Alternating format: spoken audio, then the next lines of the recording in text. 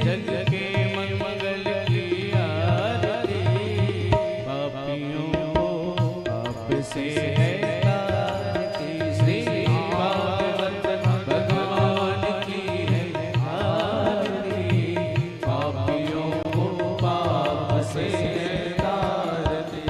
शांति गीत पावन पुनीत, पापों को मिटाने वाला, हरि दर्श कराने वाला। ये शांति गीत पावन पुनीत, पापों को मिटाने वाला, हरि दर्श कराने वाला। ये सुख कर लिए दुख हर लिए, सुख कर लिए दुख हर लिए, सुख कर लिए दुख हर लिए, सुख कर लिए दुख हर लिए। श्रीमद्सूदन की आरती, पापियों को आपसे है तारती। श्री भागवत भगवान की है आरती, पापियों को आपसे है तारती। ये मधुर बोल जगपंथ खोल, सन्मार्ग बताने वाला, बिगड़ी को बनाने वाला जी। ये मधुर बोल जगपंथ खोल, सन्मार्ग बताने वाला, बिगड़ी को बनाने वाला। श्री राम यही घनश्याम यही, श्री राम यही घनश्याम यही, प्रभु के महिमा की आरती, पापियों को पाप से है तारती।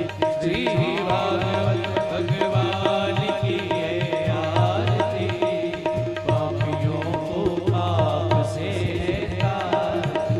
श्री भागवत भगवान की है आरती, पापियों को पाप से है तारती। श्री पापियों को पाप से है तारती, पापियों को पाप से है श्रीगणपुष्पैदेवादिवन्दनम् आरोग्यार्थयात्माय वन्दनं हस्तौ प्रक्षाल्यः मन्त्रपुष्पाञ्जलिः। हरिः ॐ नः जदनेन जनमय जन्त देवास्तानि धर्माणि प्रथमान्यासन्नातेः नागं महिमानः सजन्त जत्रपूर्वे शाद्याः सन्ति देवाः। हरिः ॐ एकदन्ताय विद्महे वक्रतुण्डाय धीमहि तन्नो दन्तिः प्रचोदयात्। ॐ नन्दनन्दनाय विद्महे यशोदानन्दनाय धीमहि तन्नो श्रीकृष्णः प्रचोदयात्। नानासुगन्धपुष्पाणि यथा कालोद्भवानि च, पुष्पाञ्जलिर्मया दत्त्वा गृहाणः परमेश्वर। श्रीमद्भागवतपुराणपुरुषोत्तमाय नमः। मन्त्रपुष्पाञ्जलिं समर्पयामि। बोलिए भागवत भगवान की जय, बांके बिहारी लाल की जय। पूज्य श्री सद्गुरुदेव जी महाराज की जय। जय जय श्री राधे श्याम। सभी भक्त शांतिपूर्वक अपने अपने आसन पर विराजमान हो जाएं। श्रीमद् भागवत भक्ति ज्ञान यज्ञ सप्ताह का आज विश्राम दिवस। जिस प्रकार हम आप सभी भक्त निरंतर 6 दिनों से भगवान की लीलाओं का श्रवण रसपान कर रहे हैं, पूज्य महाराज श्री महामंडलेश्वर श्री किशोरी शरण देवाचार्य जी महाराज जो हम आप सभी के मध्य विराजमान हैं, उनकी पावन वाणी से आज सप्तम दिवस की इन दिव्य कथाओं का श्रवण लाभ प्राप्त करने के हेतु आप सभी यहाँ पर विराजमान हैं। तो सभी अपने हृदय में श्री बांके बिहारी श्री राधा रानी सरकार के पावन छवि को अपने हृदय में विराजमान करके और शुद्ध अंतःकरण से श्रीमद् भागवत भक्ति ज्ञान यज्ञ की सप्तम दिवस की कथा का श्रवण रसपान करें। आज की जो कथा है वह मोक्ष कथा है, जहाँ पर आज की कथा का श्रवण रसपान करने से संपूर्ण कथा श्रवण रसपान का फल प्राप्त होता है। तो सभी से यही निवेदन है कि सच्चे मन से भगवान की छवि को हृदय में विराजमान करके कथा का श्रवण रसपान करें। और जो भी भक्त यूट्यूब चैनल मिथिला कुंज यूट्यूब चैनल के माध्यम से कथा श्रवण कर रहे हैं, वह भक्त भी ज़्यादा से ज़्यादा लोगों तक चैनल की लिंक को शेयर करें, जिससे सभी भक्त इस दिव्य अमृतमयी कथा का लाभ पान कर सके। अब सभी भक्त हाथ जोड़कर पूज्य महाराज जी से निवेदन करेंगे कि वह आज के दिव्य पावन कथा का श्रवण हम आप सभी भक्तों को कराएं। ओम व्यासाय विष्णुरूपाय व्यासरूपाय विष्णवे नमो वै ब्रह्मनिधये वासिष्ठाय नमो नमः। बोलिए पूज्य श्री व्यास जी महाराज की जय। जय जय श्री राधे।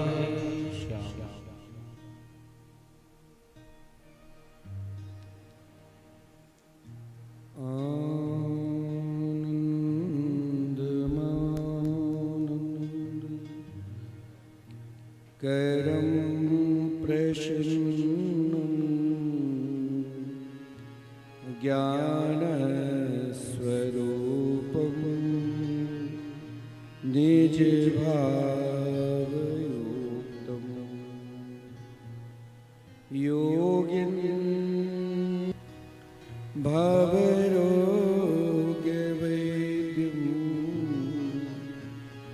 श्रीमद्गुरुं नित्यं स्मरामि। हरदत्तान्त निरासवासरमणिं विज्ञानवारानिधि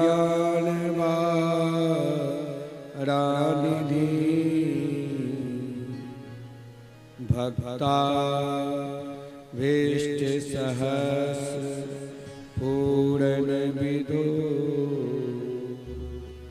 चैतन्य चेतामणि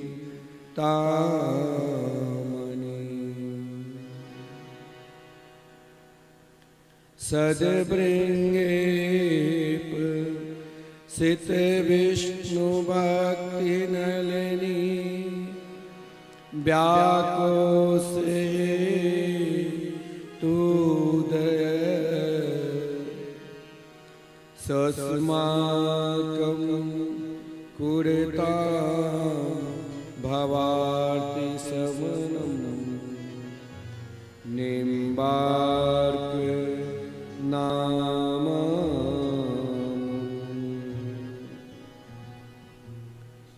राधा कृष्ण स्वरूपाम्बे कृष्णं राधारूपिणं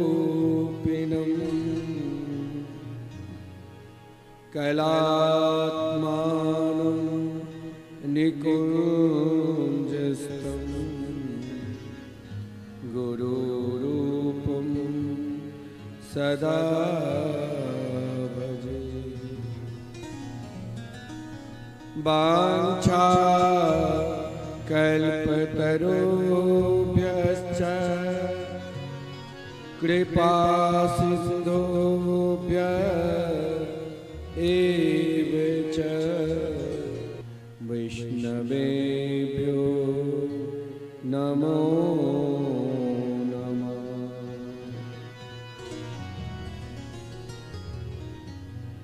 आइए हम स्वभाव भगवान की मंगल में मधुरमय आनंद में संकीर्तन के लाभ प्राप्त करें। तत्पश्चात कथा मृत के रसास्वादन करेंगे।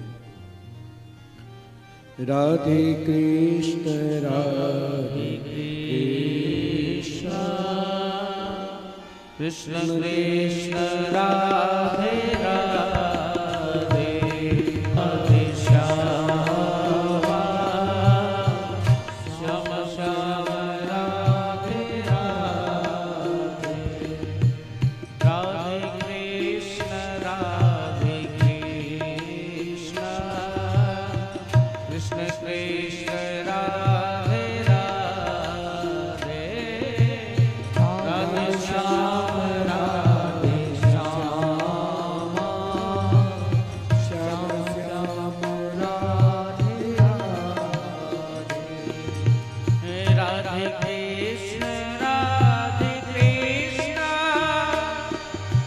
Hare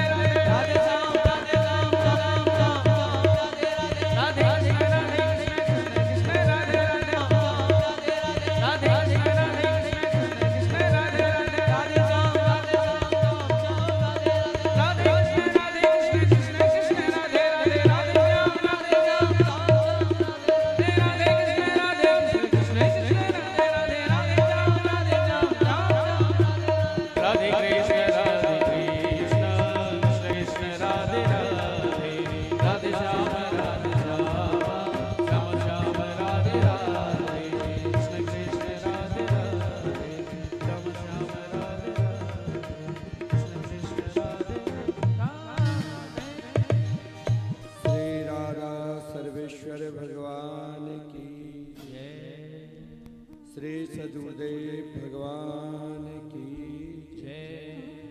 श्रीमद्भागवत महापुराण की जय। श्री सुखदेव जी महाराज की जय। श्री शंकर भगवान की जय। श्री हनुमान जी महाराज की जय। समस्त ग्राम बस्ती की जय। जय जय श्री राधे। जय जय श्री राधे।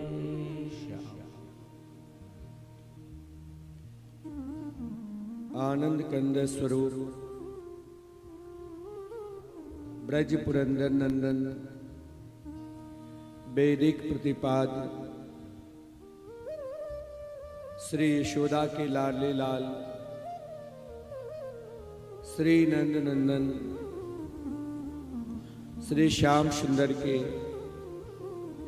बांगमयी प्रतिमूर्ति श्रीमद्भागवत सप्ताह कथा अनुष्ठान के आज हम समस्त भागवत प्रेमी अंतिम दिवस में प्रवेश करने जा रहे हैं। इस कथा के मुख्य आयोजक श्रीमती शिवतारिणी देवी, उनके पुत्र श्री ललन मिश्रा जी, श्री नवीन मिश्रा जी एवं समस्त मिश्रा परिवार, उनके सगे संबंधी, भाई बंधव, कुटुंब परिवार सहित सभी को जय श्री राधे। जिस ग्राम में हम सब बैठकर आज लगातार 7 दिन से श्रीमद्भागवत कथामृत के रसास्वादन कर रहे हैं, रामपुर उदय भगवान की रश्मि कथामृत के रसास्वादन कर रहे हैं। मिथिला कुंज यूट्यूब चैनल के जो भी भक्त इस कथामृत के रसास्वादन कर रहे हैं, सभी के जय श्री राधे। आज एक बहुत श्रेष्ठ दिन है। मैया ने जिस दिन कथा की संकल्प लिया उस दिन अक्षय नम और आज कथा के विश्राम। आज इस राष्ट्र में ऐसे दो महापुरुष प्रकट हुए हैं। एक दोनों महापुरुष निरंतर राष्ट्र के प्रति, सनातन धर्म के प्रति निरंतर समर्पित रहे। गुरु नानक जी की आज जयंती है और आज हम सब जिस निम्बार्क संप्रदाय से दीक्षित हैं, भगवान निम्बार्काचार्य जो इस धरातल पर साक्षात भगवान श्री कृष्ण के सुदर्शना अवतार है, माधुर्य लीला में स्वयं ललिता सखी के रूप में है। आज उनके अवतार दिवस भी है। साढ़े 5000 वर्ष के आज हो चुके हैं जब भगवान अपने दिव्य धाम की ओर प्रस्थान किए। तभी कलिकाल में मानो कलयुग अपना प्रभाव दिखने लग गए। संपूर्ण रसिक जन भगवान से प्रार्थना किए, प्रभु आप तो अपने दिव्य धाम चले गए, लेकिन इस संसार के प्राणी जो निरंतर आपके मंगलमय मधुरमय दिव्य भजन में लीन रहा करते हैं, उनको बहुत कलयुग निरंतर ज्यों ही भजन पर बैठते हैं तो कलयुग निरंतर सताते रहते हैं। भगवान निम्बार्काचार्य दक्षिण भारत में जितने भी आचार्य हुए हैं, विशेषकर दक्षिण भारत में ही प्रकट हुए हैं और उत्तर भारत में आकर धर्म के विस्तार किए हैं। भगवान निम्बार्काचार्य दक्षिण भारत जो वर्तमान समय में महाराष्ट्र में जहां संभा जी के जन्मभूमि है, प्रागट स्थल, वहीं पर एक सुंदर दिव्य स्थान है जिस स्थान का नाम है मुंगी पैठन। मुंगी पैठन में भगवान ने स्वयं अपने चक्र सुदर्शन को आदेश दिया, इस कलिकाल को आप ही शांत कर सकते हैं। तो स्वयं भगवान निम्बार्काचार्य जो नियमानंद के रूप में विख्यात थे, महाराज अरुण ऋषि के यहाँ श्रेष्ठ गुरुकुल, जहाँ निरंतर बालकों को सुंदर दिव्य सनातन धर्म की शिक्षा दी जाती थी, जहाँ पर भारतवर्ष के अनेक साधु संत महाराज अरुण ऋषि के आश्रम जो गोदावरी नदी के पावन तट पर विराजमान थे मुंगी पैठन में, वहाँ संपूर्ण देश के साधु संत महात्मा पहुँचते थे। भारत यात्रा के लिए जब निकलते थे, उसी क्रम में ब्रज के कुछ ब्रजवासी जब भगवान निम्बार्काचार्य से मिले तो उन ब्रजवासियों को देखकर नियमानंद ने अपनी माता और पिता से कहा कि मुझे साधु धर्म की उपदेश देने के लिए, क्योंकि 3 धर्म बहुत कठोर है। साधु धर्म जो है वो सबसे अधिक कठोर है। साधु धर्म हरि भीख ते दासन ते मन सीख, 3 बीन मिले न लोक में साधु धर्म हरि भीख। भगवान निम्बारकाचार्य उन ब्रजवासियों बालकों के साथ सीधे ब्रजभूमि में पधारे, जिस ब्रजभूमि में आकर गिरिराज गोवर्धन के पावन तलहटी में भजन करने के लिए बैठे, जिस स्थान का नाम है नीम ग्राम। नित्य गिरिराज जी की परिक्रमा लगाते, जिस गिरिराज जी के पावन तलहटी में कुसुम सरोवर के निकट पास में ही नारद कुटी है, जहां पर देवर्षि नारद जी वैसे तो श्रापित है कि 2 घड़ी से अधिक कहीं ठहर ही नहीं सकते, लेकिन श्री धाम वृंदावन में गिरिराज जी के पावन तलहटी में जहां श्राप का प्रवेश भी नहीं हुआ, जहां पर कयाधु को सुंदर दिव्य भागवत धर्म के 100 वर्ष तक उपदेश दिए, वहीं पर देवर्षि नारद जी के द्वारा श्री नियमानंद ने दीक्षा प्राप्त की। वैष्णवी दीक्षा प्राप्त कर नीम के वृक्ष के नीचे बैठकर भजन कर रहे थे, जिस क्रम में स्वयं ब्रह्मा विष्णु महेश तीनों दंडी स्वामी के रूप में महाराज निम्बारकाचार्य जी के भजन स्थली के निकट आए, जहां पर उनकी माता पिता ने देखा कि संध्या समय के बाद दंडी स्वामी भोजन नहीं करते हैं। तब तक 1 प्रहर रात्रि हो चुकी थी। जब उन तीनों ब्रह्मचारी ने कहा मुझे सूर्य को दर्शन करते हुए भोजन करना है, तो भगवान निम्बारकाचार्य जी ने नीम के वृक्ष पर अर्घ यानी सूर्य को दर्शन करा दिया, जिस कारण तीनों देव प्रकट होकर श्री निम्बारकाचार्य नाम रखे। जगतगुरु निम्बारकाचार्य की परंपरा में हम सब दीक्षित है। भगवान निम्बारकाचार्य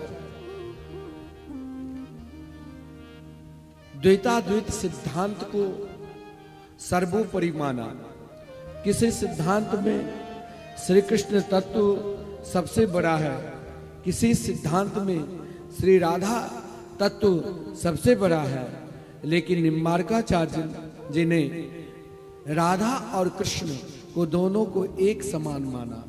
राधाम कृष्णम स्वरूपाम्बे कृष्णम राधा स्वरूपिणम कलात्मानम निकुंजस्थम गुरु रूपम सदा भजे। एक स्वरूप सदा दो नाम, आनंद की आह्लादिनी श्यामा, आह्लादिनी के आनंद श्याम।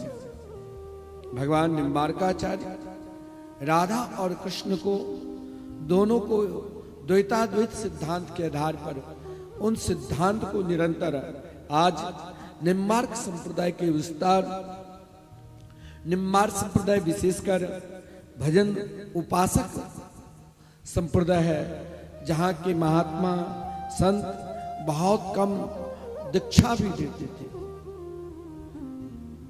अनेकों वर्ष तक जब भजन कराते थे तब दीक्षा होती थी। आज भी निम्बार्क संप्रदाय भारतवर्ष के हर राज्य में, गांव-गांव में हमारे पूज्य गुरुदेव निम्बार्क संप्रदाय के प्रचार, विशेषकर बिहार प्रांत में, मिथिलांचल भूमि में किए ऐसा कोई गांव नहीं हो जिस ग्राम में निम्बार्क संप्रदाय के महामंत्र का संकीर्तन, निम्बार्क संप्रदाय के वैष्णव न हो। आज प्रत्येक वृंदावन में भी संपूर्ण ग्रामवासी को बहुत दिव्य भंडारा किया गया। भगवान निम्बार्काचार्य जी के प्रातः काल से ही अभिषेक पूजन निरंतर चले। आज भगवान निम्बार्काचार्य जी के जयंती के उपलक्ष्य में आप सभी को बहुत बहुत धन्यवाद, शुभकामना। आप सब भी भगवान निम्बार्काचार्य जी के पद पर निरंतर युगल नाम महामंत्र राधे कृष्ण कृष्ण कृष्ण राधे राधे, राधे श्याम श्याम श्याम राधे राधे निरंतर जाप करिए। क्योंकि निम्बार संप्रदाय में केवल ये श्याम श्री जो हम लगाते हैं ना, ये श्याम श्री कोई साधारण तिलक नहीं है, बहुत कठिन से मिलते हैं। श्याम श्री लगाने से हर व्यक्ति को श्याम श्री लगाना चाहिए। कोई जरूरी नहीं है कि आप दीक्षित हो गए तभी श्याम श्री लगाने का सबका छूट है। श्याम श्री जो भी प्राणी लगाते हैं उसके ऊपर कोई भी तंत्र मंत्र किसी भी प्रकार के कुभाव का प्रयोग नहीं होता। श्याम श्री भगवान के प्रति उपासना तत्व में सर्वश्रेष्ठ बनाकर रखते हैं। आज गुरु नानक के दिन है, उनके भी जयंती है, प्रकाश के दिन।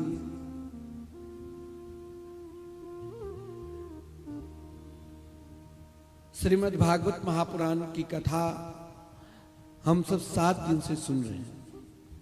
कल की कथा के प्रसंग में श्री कृष्ण रुक्मिणी मंगलमय विवाह उत्सव का हम सब दर्शन भी किए, झांकी का भी दर्शन किए।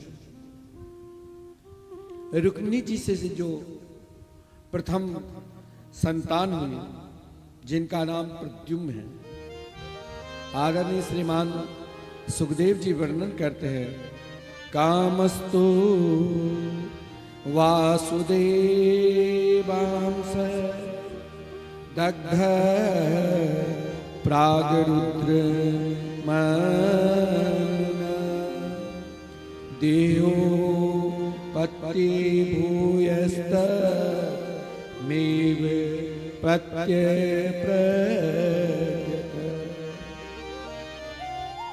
दुनिया में 2 प्रकार के काम होते हैं। एक काम आपको संसार की ओर ले जाएंगे और एक काम आपको भगवान की ओर ले जाएंगे। ऐसा नहीं है, भगवान की प्राप्ति के लिए कामना नहीं होनी चाहिए। कामना इस संसार में जो भी प्राणी जन्म लिया है, हर प्राणी के अंदर कुछ न कुछ इच्छा है, कुछ न कुछ कामना है, जिसे हम काम वासना के, जिसे हम इच्छा के, जिसे हम वासना के। वासना ऐसा नहीं है, वासना कोई गलत है, लेकिन कौन सी वासना गलत है, कौन से काम गलत है। एक काम अंत करा देते हैं, एक काम परमात्मा से मिला देते हैं। श्री कृष्ण के जो पुत्र हुआ कोई साधारण पुत्र नहीं, स्वयं कामदेव ही, जिन कामदेव को भगवान भोलेनाथ ने अपने तीसरे नेत्र खोलकर जला दिया था, वही कामदेव जब रति ने प्रार्थना की तो भोलेनाथ ने आशीर्वाद दिया कि 28वां द्वापर के अंतिम समय में ये श्री कृष्ण के पुत्र बनकर जन्म लेगा, इनका नाम प्रद्युम्न पड़ेगा। एक काम प्रकाश है, प्रद्युम्न मतलब प्रकाश, जो हर हमेशा जीवन चाहे इस संसार में रहे, इस गांव में रहे और जाने के बाद भी जीवन निरंतर प्रकाशित में रहे, मरने के बाद भी लोग निंदा न करें। और एक काम है संबरासुर के प्रति। ये कथा भी विलक्षण है। जो महाराज सिम्रासुर के नाम के असुर श्री कृष्ण की पत्नी रुक्मिणी जी की जो प्रथम संतान हुई, जिनका नाम प्रद्युम्न था, जो प्रथम पुत्र हुआ, उन पुत्र को सम्रासुर ने अपहरण कर लिया। और सम्रासुर जब मारने की कोशिश की तो देवर्षि नारद जी ने उनको प्रेरणा दी कि ये नन्हे से छोटे से शिशु है, इसे आप इस समुद्र में फेंक दो। समुद्र में फेंक दिया।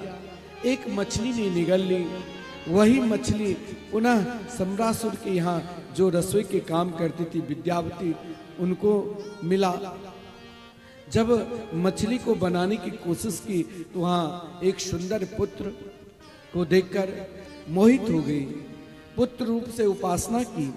बाद में जब रति ने प्रेरणा दी कि ये मेरे पति है, तुम इनको मातृभाव ही रखो, तो विद्यावती ने अपनी संपूर्ण विद्या से निपुण कर सम्रासुर को अंत किया। ये एक कथा है, लेकिन सम्रासुर एक प्रकार के अमर थे। दो व्यक्ति अपने आप को कभी नहीं चाहते हैं कि मैं मरूं। एक, यदि आपको समाज में बड़ा होना है तो अपने आप को ये मत कहो कि हम कभी मरेंगे। बहुत बड़ा व्यापार है या आपकी प्रतिष्ठा है या आप बहुत धन कमा रहे हैं, उन व्यक्ति को ये सोचना नहीं चाहिए मुझे मरना पड़े। और महाराज कहा भी गया है, अजरा मरवत प्राज्ञो विद्या मर्थम च चिंतयेत् गृहीत एव की शिशु मृत्यु ना धर्माचरे। लेकिन यह कामना हम एक दिन तो मरेंगे। सम्रासुर रूपी कामना जो सम्रासुर अपने देह को ही सर्वोपरि मानकर कि मैं कभी मरूंगा ही नहीं, कामना है। लेकिन उस कामना में अगर परमात्मा हृदय में बैठे रहते तो वाकई में कभी मरते नहीं। लेकिन वही प्रद्युम्न जिसने सम्रासुर को मारा, प्रद्युम्न ने कहा कि नहीं, हम स्वयं को प्रभावशाली नहीं, मेरे को प्रभावशाली बनाने वाले कौन है? तो सबके प्रभावशाली बनाने वाले भगवान श्री कृष्ण हैं। केवल सम्रासुर अपने आप को ही सर्वोपरि माना कि मुझसे बड़ा कुछ नहीं। कामना है, इच्छा मिलेगी, लेकिन वो इच्छा सदा नहीं रहेगी। इच्छा ऐसी बना के रखो जो संसार में समस्त सुख सुविधा मिलने के बाद भी मेरे हृदय में एक ही इच्छा बनी रहे कि हम भगवान के हैं और भगवान हमारे हैं। उनकी ही कृपा से जीवन का हर काम हो रहा है। ऐसा नहीं कि हम जो भी कुछ करते हैं, सम्रासुर को मारकर प्रद्युम्न ने उन विजयश्री का फल द्वारकाधीश के चरणार बिंद में समर्पित करने के लिए गए। जीवन में जो भी कुछ मिले, यह जरूर कहो कि उनकी ही कृपा से हमें सब कुछ मिला है। सब कुछ हमें वही दिया है।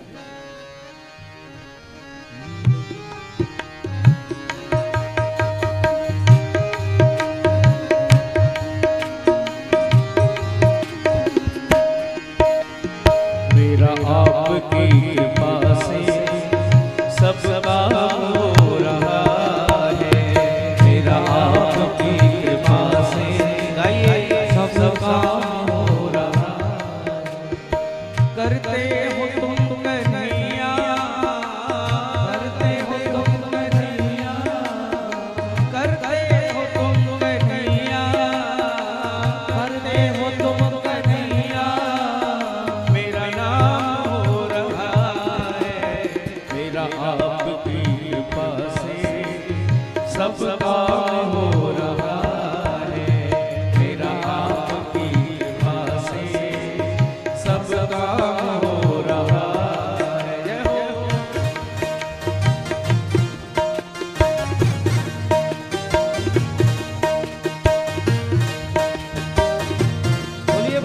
वत्सल भगवान की जय हो।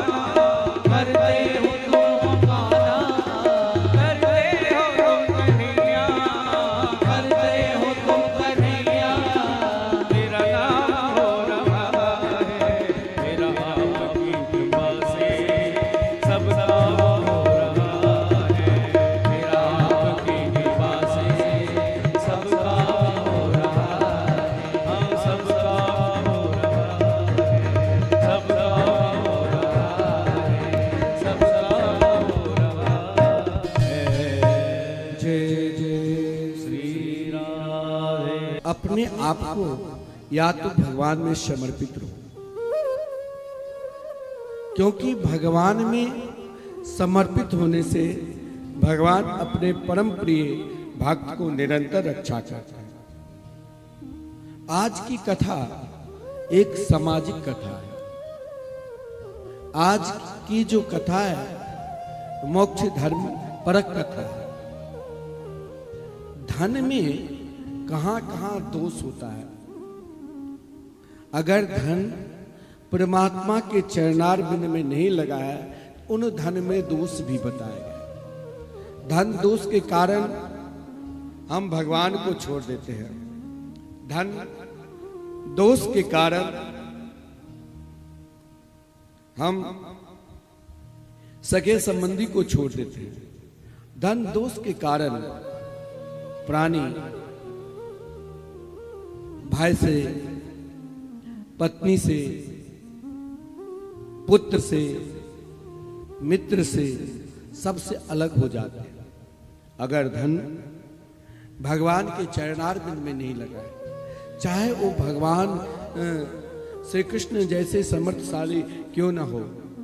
यहाँ समंतक मणि उपाख्यान में यह दिखाया गया है कि धन में कहां कहां दोष है। भगवान के निकट रहकर भी भगवान की पहचान नहीं हो पाएगा। पहला दोष, महाराज सत्राजित के विषय में कहा गया है, आसित सत्रा जित सूर्यो भक्तस्य परमो सखा प्रीतस्तस्मै मणि प्रारा सूर्यस्तुष्ट समन्तकम्। धन का पहला दोष देखिए। कोई कहेंगे कि हम, अरे भाई ऐसा नहीं है जो हम धर्म की उपासना नहीं करते हैं।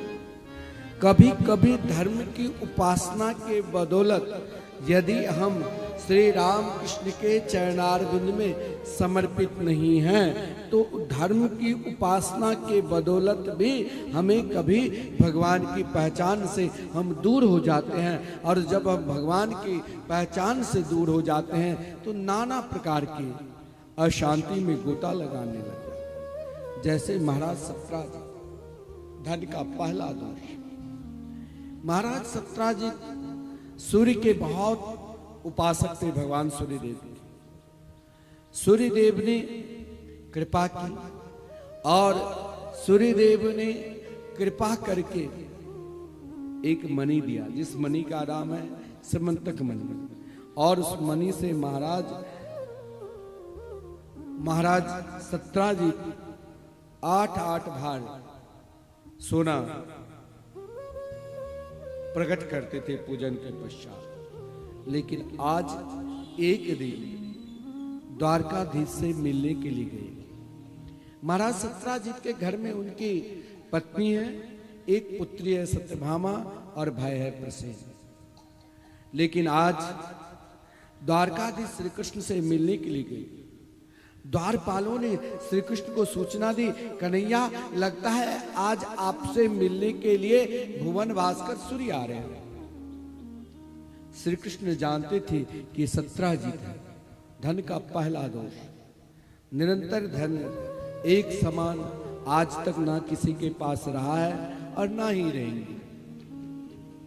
जिसके जीवन में बहुत दुख भी मिला है, उसके जीवन में एक दिन बहुत सुख भी मिलेगा। जिसके जीवन में बहुत सुख है, कभी कभी नहीं दुख भी मिलेगा। ये दोनों द्वंद्व हैं।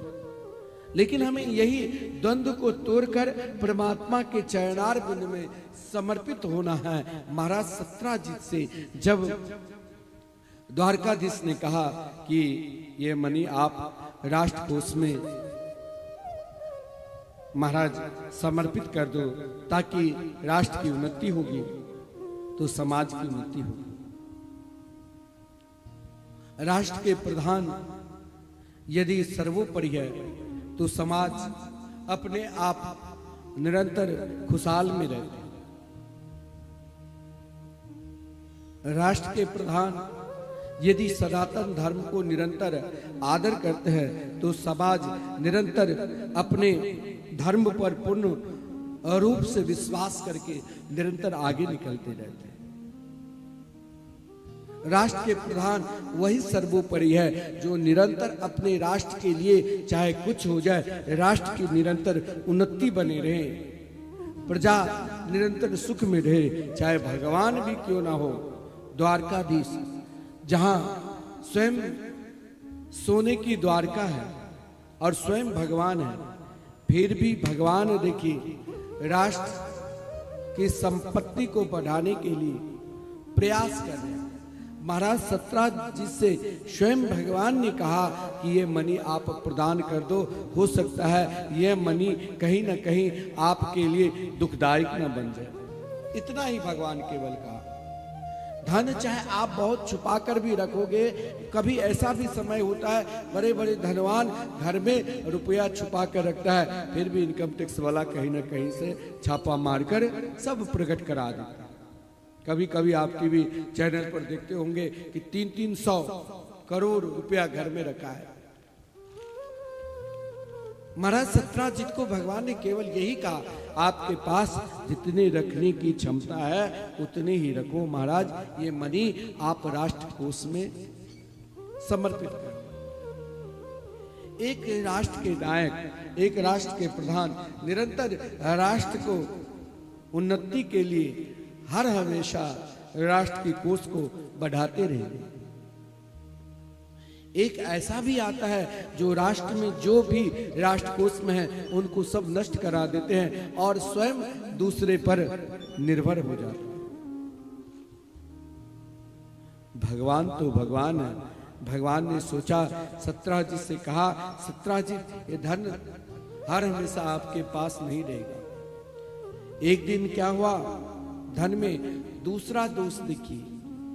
भगवान ने मांगा, जिन भगवान के पास समंतक मणि कौन के अनंत मणि के बराबर स्वयं कौस्तुभ मणि है, फिर भी आज भगवान के मांगने के बाद भी भगवान को नहीं देकर अपने भाई को दे दिया, प्रसेन को।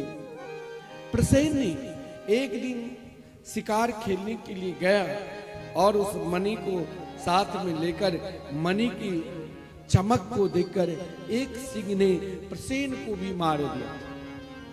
धन निरंतर कल आपके पड़ोसी या आपके पास कुछ नहीं थे और देखते ही देखते आज पड़ोसी विपन्न हो गए, यानी गरीब, आप बहुत श्रेष्ठ हो गए।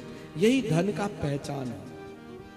धन कहां पर रुके ये स्वयं लक्ष्मी ही जानती है। यहां पर महाराज प्रसेन को सिंह ने मारा और सिंह को एक ऋक्षराज ने, जिसे जामवंत कहते हैं, जामवंत ने उन सिंह को मारकर मणि अपनी पुत्री सत्यभामा को दे दिया, अपनी पुत्री जामवती को दे दिया। जामवती ने उन मणि को लेकर बड़े आनंद के साथ खेलने लगी। देखिए, धन में वो दोष है। संपूर्ण द्वारकावासी जानते थे कि श्री कृष्ण भगवान है। हम भी जानते हैं हमारे राष्ट्र के प्रधान कैसे हैं, फिर भी एक दोष होता है, निंदा स्तुति दोनों सहन करना पड़ता है। यहां भगवान की निंदा होने लगी। चारों तरफ द्वारका में निंदा ही निंदा। ऐसे कलंक लग गया, नहीं कहते हैं कलंक तो काजल से भी अधिक काला होता है। भगवान ने सब कुछ जानते हुए कुछ द्वारकावासी को द्वारका की रक्षा के लिए छोड़कर भगवान आज उस मणि को ढूंढने के लिए कुछ द्वारकावासी को साथ में लेकर चल दिया। भगवान वहां पर पहुंचे जहां प्रसेन मरा पड़ा हुआ था, जहां एक सिंह का चरण चिन्ह देखा। अंदर गए तो एक विशाल कंदरा, वहां कंदरा को देखकर देखा इसमें जरूर कोई न कोई होगा। पत्थर को हटाए और अंदर प्रवेश किया। देखिए, भगवान के धन में दोष।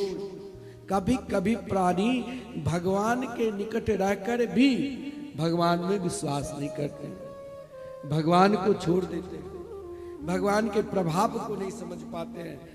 जैसे द्वारकावासी, देखा कब तक द्वारकाधीश के प्रतीक्षा करूं, वो मिलने वाले नहीं है, सब छोड़कर आ गए। यही होता है प्रेम।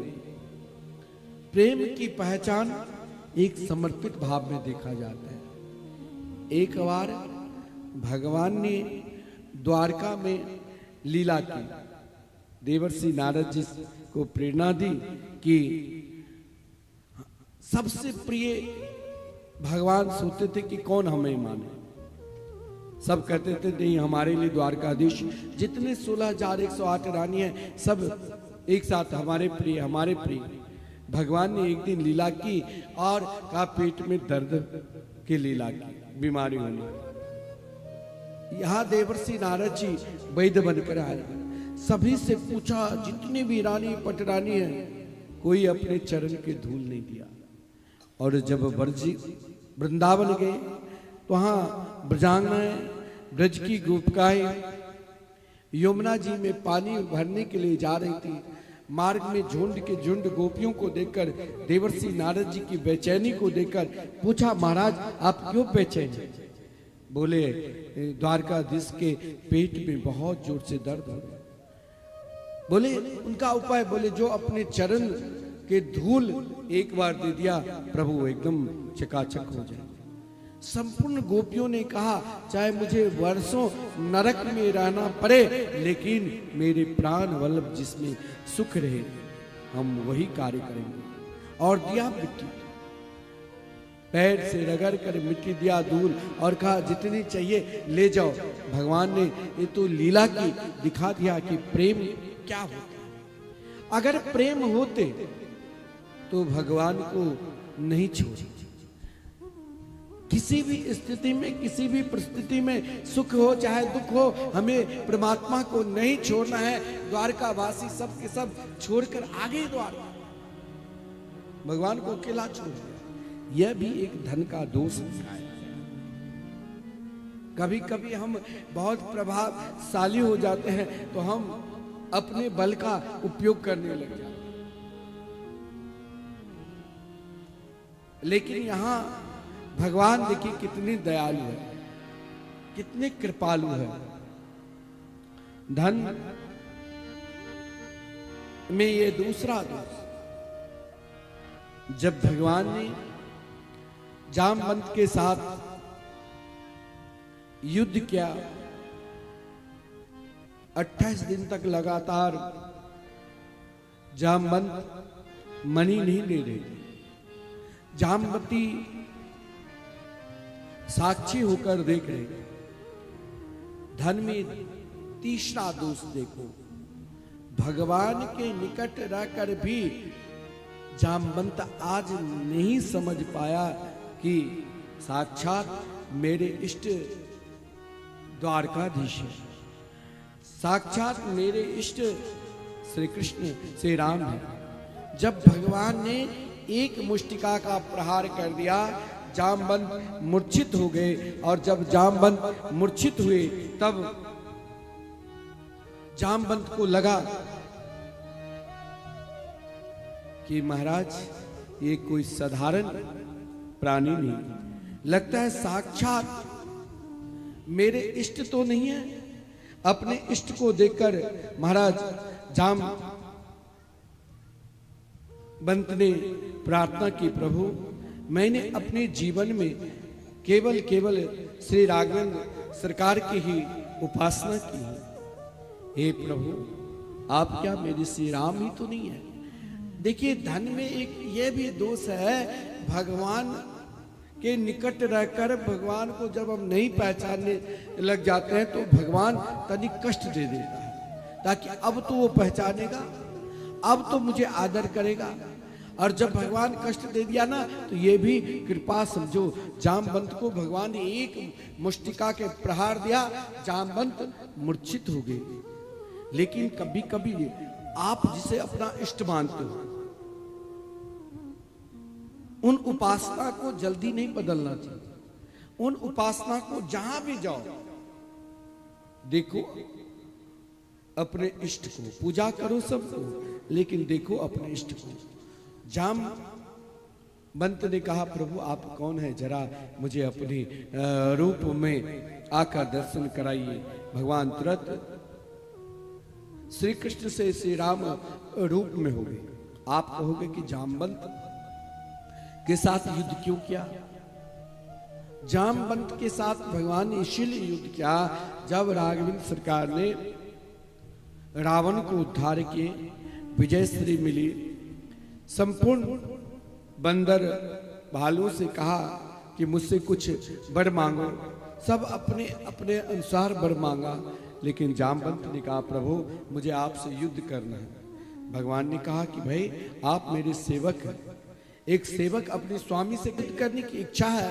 आप ब्रह्मा जी के मानस पुत्र भी है, आप ब्रह्मा जी के प्रिय पुत्र है, जिस ब्रह्मा जी ने ही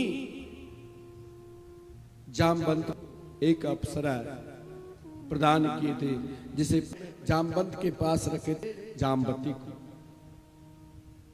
आज भगवान ने कहा कि 28वां द्वापर के अंतिम समय की प्रतीक्षा करो। आज वही समय आया। भगवान ने जामवंत की इच्छा पूर्ति की। भगवान ने तुरंत श्री कृष्ण से राम रूप में हो गए। आप कहोगे कि भगवान सही में भक्त की निष्ठा, भक्त की प्रार्थना को देखकर भगवान रूप बदलते? बोले जरूर। आप यदि जिस इष्ट के नाम निष्ठ हो, उन इष्ट की उपासना आप कर रहे हो, क्योंकि एक बार श्रीमान तुलसीदास जी महाराज वृंदावन आए। वृंदावन में जहां जहां घूमे चारों तरफ राधा कृष्ण की उपासना, राधा कृष्ण की उपासना। तो जैसे हम लोग आजकल जाते हैं तो बड़े सुंदर कोई मंदिर है, जैसे प्रेम मंदिर, उनको देखने के लिए लाखों लोग पहुंचते हैं। लेकिन कई लोग ऐसे भी आज भी है जो वृंदावन के कौन श्रेष्ठ महात्मा हैं, कौन धर्मनिष्ठ महात्मा हैं, उनको दर्शन करने के लिए भी जाते हैं। उस समय एक बहुत श्रेष्ठ महात्मा ज्ञान गुदरी में युगल सरकार के श्री राधा कृष्ण की उपासना में लगे रहते थे निरंतर, जिनका नाम था श्री परशुराम देवाचार्य। तुलसीदास जी मिलने के लिए पहुंचे। उस समय आरती हो रही थी। जैसे आरती में आप सब खड़े हो जाते हैं, उसी प्रकार सब खड़े होकर भगवान की स्तुति कर रहे थे और स्तुति गा रहे थे। अपने अपने इष्ट को नमन करे बस को, परशुराम जो इष्ट बिने नमे सुमूरख। कभी कभी निष्ठा, कभी कभी प्रेम ऐसे बढ़ाओ कि आप जहां भी रहो, जिस मंदिर में जाओ, लेकिन अपने उपासना को कदापि न बदलो। अपने उपासना को निरंतर उनमें समा कर रखो। तुलसीदास जी ने तुरंत प्रार्थना की। भगवान ने उनके प्रार्थना को देखकर तुलसीदास जी ने केवल यही प्रार्थना की, कहाँ कहूँ छवि आज की भले बने होना, तुलसी मस्तक तब नवे जब धनुष बाण। जो ही तुलसीदास जी ने प्रार्थना की, तुरंत प्रभु उनकी प्रार्थना को सुनकर श्री कृष्ण ने, देखिए भक्त की प्रार्थना, भक्त की इच्छा, भक्त की कामना और भक्त की समर्पित और भक्त की एकमात्र अपने इष्ट के प्रति अन्यता को देखकर भगवान ने तुरंत क्या किया, मुरली लकुट दुराई क्यों लियो धनुष सरहा, तुलसी लखी रुचि दास की, कृष्ण भये रघुनाथ। भक्त की प्रार्थना, भक्त की निवेदन, भक्त की इच्छा को देखकर भगवान ने तुरंत श्री कृष्ण से राम रूप में हो गए। आज भी श्री राम कृष्ण के मंदिर है ज्ञानवंत। यहाँ जामवंत ने प्रार्थना की, जानते थे आज तक मुझे कोई पराजित करेंगे एकमात्र मेरे इष्ट, लेकिन जानकर भी अपनी निष्ठा को नहीं बदला। जीवन में एक निष्ठा भी, एक अनंता भी पूजा के सर्वोपरि है। जामवंत ने कहा, प्रभु अब ब्रह्मा जी के द्वारा जो प्रदत्त मेरी पुत्री, धर्म रूपी पुत्री है, आप इसे स्वीकार कर लो और मैं भजन करूंगा। जामवती के साथ द्वारकाधीश दूसरे विवाह किए। पुनः महाराज शत्राजित को मणि दिया। शत्राजित लज्जित होकर मणि भी भगवान को दे दिया और मणि के साथ अपनी पुत्री सत्यभामा को भी समर्पित कर दिया। भगवान के तीसरे विवाह सत्यभामा के साथ बड़े धूमधाम के साथ हुआ। भगवान इधर हस्तिनापुर गए। धन में अब दोष देखते हैं। धन में कितने दोष है जो सबसे प्रिय से प्रिय, जिसे आप निरंतर अपना सबसे प्रिय माना, वो भी धन दोष के कारण आपसे जुदा अलग हो जाएंगे। जैसे महाराज अक्रूर जी, जिन अक्रूर जी को भगवान ने अपनी वास्तविक रूप को भी दर्शन कराया और ऐश्वर्य रूप को भी। एक अक्रूर ही द्वारका में जानते थे कि श्री कृष्ण साक्षात ब्रह्म परमात्मा है। भगवान को जानकर भी अक्रूर जी, कृतवर्मा और सद्धर्मा, इन तीनों मिलकर मणि को चोरी कर लिया। किसे? तो सत्राजित को मारकर, जो तीनों प्रिय थे। और महाराज इधर सत्यभामा जब विलाप करने लग गई तो स्वयं भगवान आकर सांत्वना दी। अक्रूर जी महाराज दूसरे जगह काशी में रहने लग गए। बहुत बड़े दानी बनकर महाराज वहां चारों तरफ उनकी प्रशंसा हो रही है, लेकिन धन किस मार्ग से आया ये अक्रूर जी को पता नहीं। ये धन का दूसरा दोष, जो भगवान के निकट रहकर भी भगवान को नहीं पहचाना। इधर भगवान, किसी ने कहा कि मणि को लेकर सद्धर्मा के पास है, जिस क्रम में भगवान ने उनके पीछे करते करते मिथिलाए जहां उनका महाराज उद्धार किया। बलदेव भैया ने कहा, जरा कन्या मुझे मणि दिखाओ। भगवान ने कहा, मेरे पास तो है ही नहीं।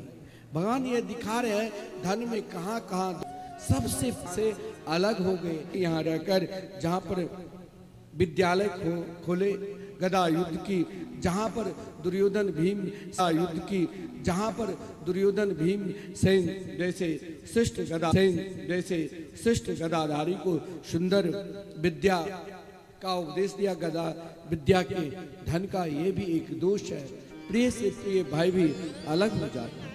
जब श्री कृष्ण द्वारका आए तो रुक्मिणी जी ने कही, जरा मणि दिखाओ। बोले मेरे पास नहीं। रुक्मिणी जी बात करना छोड़ दिया। सत्यभामा बोली, मणि जरा दिखाओ। बोले भगवान बोले कि मेरे पास नहीं। बोले रुक्मिणी जी को दी होगी। रुक्मिणी जी भी बात करनी छोड़ दिया। जामवती भी बात करनी छोड़ दिया। धन का दूसरा दोष, जो स्वयं भगवान की पटरानी, आज रानी भी भगवान से जुदा हो गए। बोले ये झूठ बोल रहे। ये सब धन का दोष है। पुत्र प्रद्युम्न ने कहा, जरा हमें भी तो दिखाओ कैसे मणि है। भगवान ने कहा, मेरे पास है ही नहीं। पुत्र भी अलग हो गए। धन में ये दोष है। अगर धन भगवत कार्य में नहीं लगा है तो उन धन में नाना प्रकार के दोष उत्पन्न हो जाते हैं, सब अलग हो जाते हैं। भगवान ने देखा जब सब अलग हो गए, तब अक्रूर जी को बुलाकर सभा में कहा कि अक्रूर जी, आपके कारण सब हमसे अलग हो गए। अक्रूर जी क्षमा मांगने लगे कि हे प्रभु, मुझसे गलती हो गई, मुझसे क्षमा कर दो। अक्रूर जी ने क्षमा मांगे। भगवान ने कहा, मणि दिखाकर कहा, अब आप रखो। भगवान के द्वारा जो प्राप्त धन होता है वो धन कभी नष्ट नहीं होते। इसलिए सज्जनों, जीवन में निरंतर भगवान के चरणारविंद में समर्पित रहो। जीवन में हर पल हर क्षण अपने आप को भगवान में निरंतर समर्पित हो गए। भव से पार लेकर नाम तेरा हम हो गए भव से पार लेकर नाम तेरा, हो लेकर नाम तेरा, हो लेकर नाम तेरा, हो लेकर नाम तेरा, लेकर नाम तेरा। हम हो गए, हम हो गए, हम हो गए भव से पार लेकर नाम तेरा, हम हो गए भव से पार लेकर नाम तेरा। जय हो।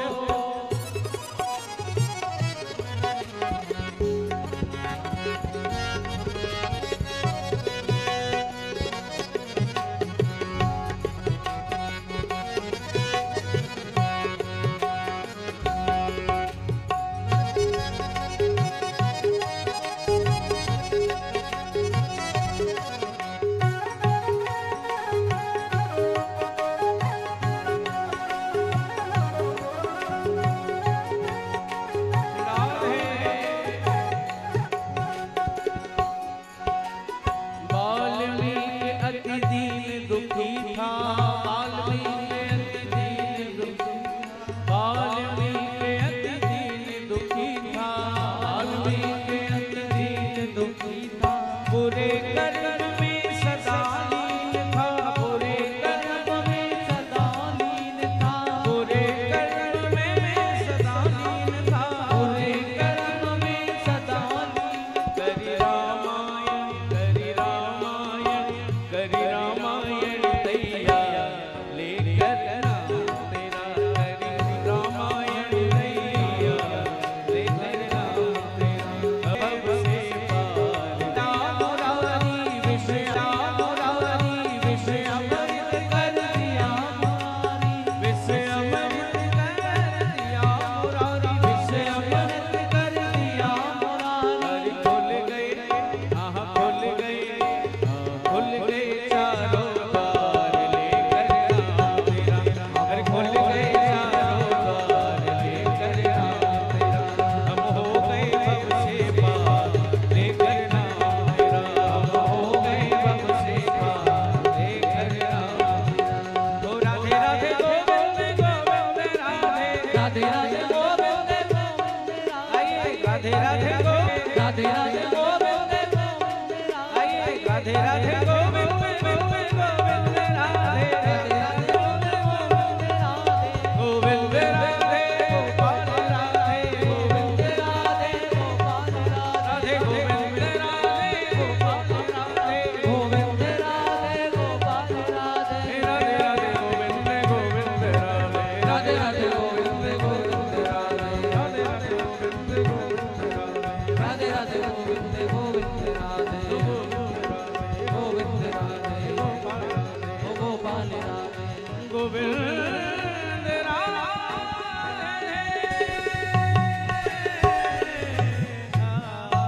जय जय श्री प्राप्ति के विश्वास होना चाहिए। परमात्मा की प्राप्ति में कैसे विश्वास रखना चाहिए, ये भगवान के चौथे पटरानी कालिंदी की कथा है। बड़ा विलक्षण, जो कालिंदी ने करोड़ों वर्ष तक श्री कृष्ण के चाहत रखकर तप की, देवता ने वरदान दिया और कहा एक दिन जरूर श्री कृष्ण मिलेंगे। आज हस्तिनापुर के पावन दिव्य क्षेत्र पर यमुना किनारे अर्जुन विचरण कर रहे थे। अर्जुन को देखकर कालिंदी ने कही, हे अर्जुन, हम केवल श्री कृष्ण के हैं। यह एक निष्ठा कैसी होनी चाहिए, समर्पित कैसी होनी चाहिए, ये कालिंदी की भाव है। कालिंदी ने कही, अहम देवस्य सवितु द्वैतापति में छति विष्णु वरेण्यम वर्द तप परममा स्थिता। हमने जीवन का एक ही तप किया है, वो तप एकमात्र श्री कृष्ण की प्राप्ति के लिए।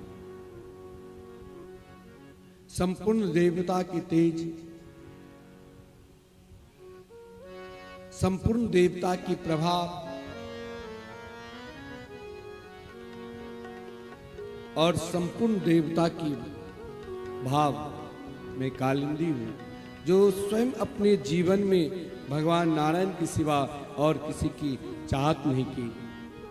कालिंदी के विवाह होते हुए महाराज नग्नजित के पुत्री सत्या के साथ विवाह हुए, महाराज भद्रा के साथ विवाह हुए, महाराज मित्र बिंदा के साथ विवाह हुए और लक्ष्मणा के साथ विवाह हुए। इस प्रकार श्री कृष्ण के अष्ट पटरानी हैं। और महाराज स्वयं भौमासुर, जिन भौमासुर ने अपने जीवन की इच्छा को अनंत रखकर जीने की कोशिश की। जीवन की इच्छा भी अनंत नहीं होनी चाहिए, जीवन की एक ही इच्छा होनी चाहिए, परमात्मा की प्राप्ति। जीवन की अनंत इच्छा लेकर अगर हम जिंदा रहेंगे तो वही इच्छा एक दिन हमें मार भी सकता है। जैसे महाराज भौमासुर ने सोचा 21,000 देवांगनाओं के साथ एक साथ विवाह करूंगा। 21,000 देवांगनाओं के साथ एक साथ विवाह करने का संकल्प लिया था, लेकिन अभिमान के कारण जीवन में इच्छा को वहीं तक ले जाना चाहिए जहां तक अधिकार मिला है। भौमासुर ने देवराज इंद्र के छत्र और कुंडल एक बार लेकर चला गया, जिस कारण स्वयं भगवान द्वारकाधीश के निकट देवराज इंद्र ने प्रार्थना की। देवराज इंद्र जब प्रार्थना की तो द्वारकाधीश सत्यभामा को साथ में लेकर भौमासुर के राजधानी पर आक्रमण की। भौमासुर की राजधानी पर जब भगवान ने आक्रमण किया तो भौमासुर को देखते ही देखते मारने की कोशिश कर रहे थे, लेकिन भौमासुर नहीं मर रहा था। फिर सत्यभामा ने कहा, या तो आप इसे मारो या हमें मारने दो। भगवान ने तुरंत जो ही सत्यभामा ने कही, भगवान ने भौमासुर को उद्धार किया। भौमासुर का उद्धार करने का अभिप्राय यही है, एक भाव से भगवान के पुत्र ही था। कब पुत्र बना?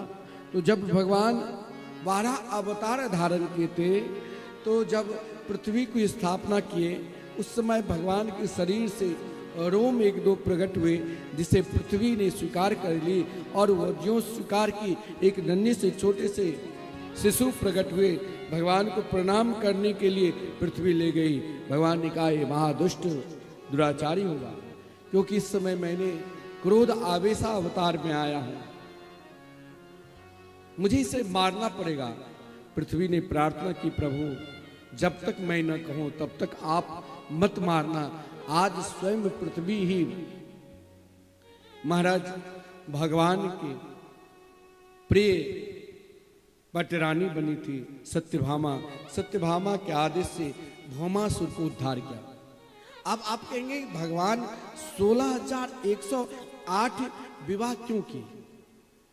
देखिए, भगवान केवल 16,108 विवाह ही नहीं किए, इस संपूर्ण जगत के जितने भी जीव मात्र है सबको भगवान स्वीकार करते हैं। ये जो द्वारका लीला है ना, इन लीला में भगवान ये विशेषकर 16,108 विवाह का वर्णन है।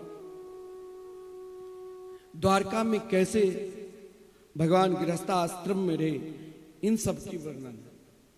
16,108 कोई और नहीं है, वेद के ऋचाएं। हर व्यक्ति संसार में जो भी व्यक्ति है सब चाहते हैं कि एक बार भगवान से मिले। तो वेद में 1,00,000 मंत्र है, 80,000 कर्मकांड में, 4,000 ज्ञान कांड में और 16,000 उपासना में। हम भगवान को प्राप्त करने के लिए नाना प्रकार के कर्म कांड में रत रहते हैं। तब भी भगवान नहीं मिलते। हम भगवान को प्राप्त करने के लिए नाना प्रकार के ज्ञान के द्वारा अस्तुत नहीं मिलते हैं। फिर हम भगवान की उपासना के लिए नाना प्रकार के उद्यम करते रहते हैं, तब भी भगवान नहीं मिलते हैं। तो स्वयं उपासना ही अपने आप को कैद समझा और सब देवी का रूप धारण की। देवी कहां बनकर थी? तो भौमासुर के जेल में बंद, बड़े बड़े घरों की देवताओं की पुत्री, बड़े घरों की राजकुमारी। आज उन उपासना ने जीवन में अगर आपकी एक निष्ठा, एक उपासना रहेंगे, चाहे आप कुछ भी कर रहे हो, लेकिन चाहे आप कहीं भी हो, चाहे आप विषम से विषम परिस्थिति में क्यों ना हो, लेकिन आपकी उपासना सही है तो भगवान जरूर आपको स्वीकार करेंगे। उन 16,000 जो रानी है ना, वो उपासना के प्रतीक है।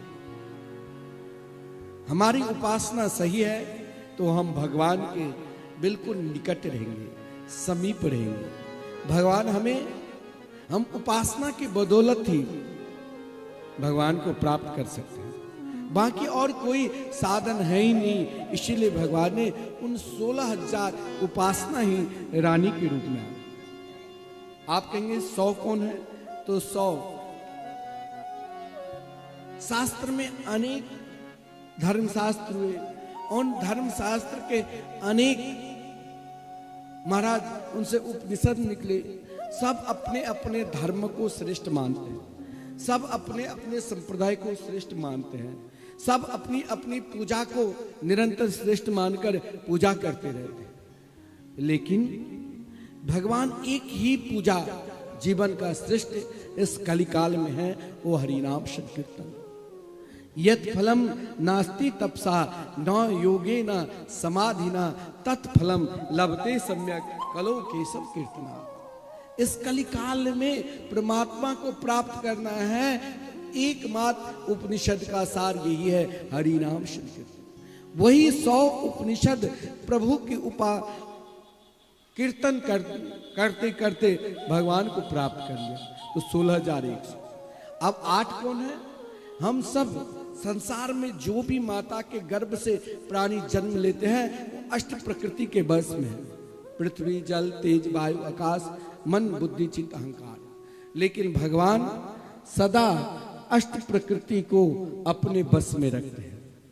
इस प्रकार 16,108 रानियों के विषय में कहा गया, क्योंकि एकमात्र संपूर्ण जगत मात्र के पुरुष स्वरूप भगवान ही है। एक बार मीराबाई वृंदावन आई, और जब वृंदावन आई तो उस समय बहुत श्रेष्ठ कोई भजनानंदी संत सनातन गोस्वामी, जिनके नाम चल रहे थे जीव गोस्वामी, तो वहां पर मीराबाई दर्शन करने के लिए गई सनातन गोस्वामी के पास।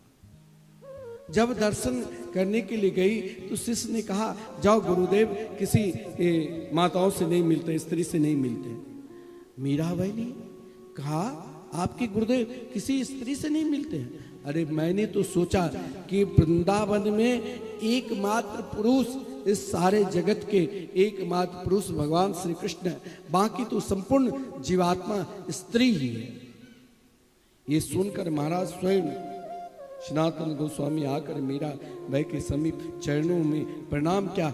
आज आपने हमारी आंख खोल दिया, धन्य है देवी। यानी हम सब जीव मात्र भगवान के हैं।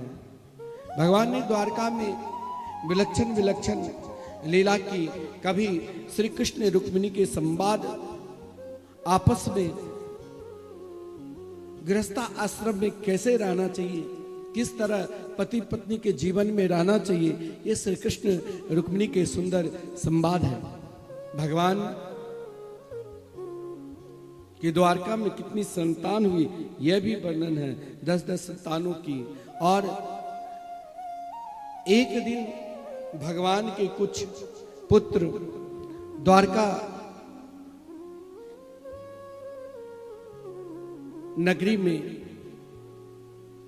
गेंद खेल रहे थे, जिस क्रम में गेंद खेलते खेलते एक कुआं में गिरा और जिस कुआं में गिरा वहां एक विशाल गिरगिट छिपकली पड़ा हुआ था।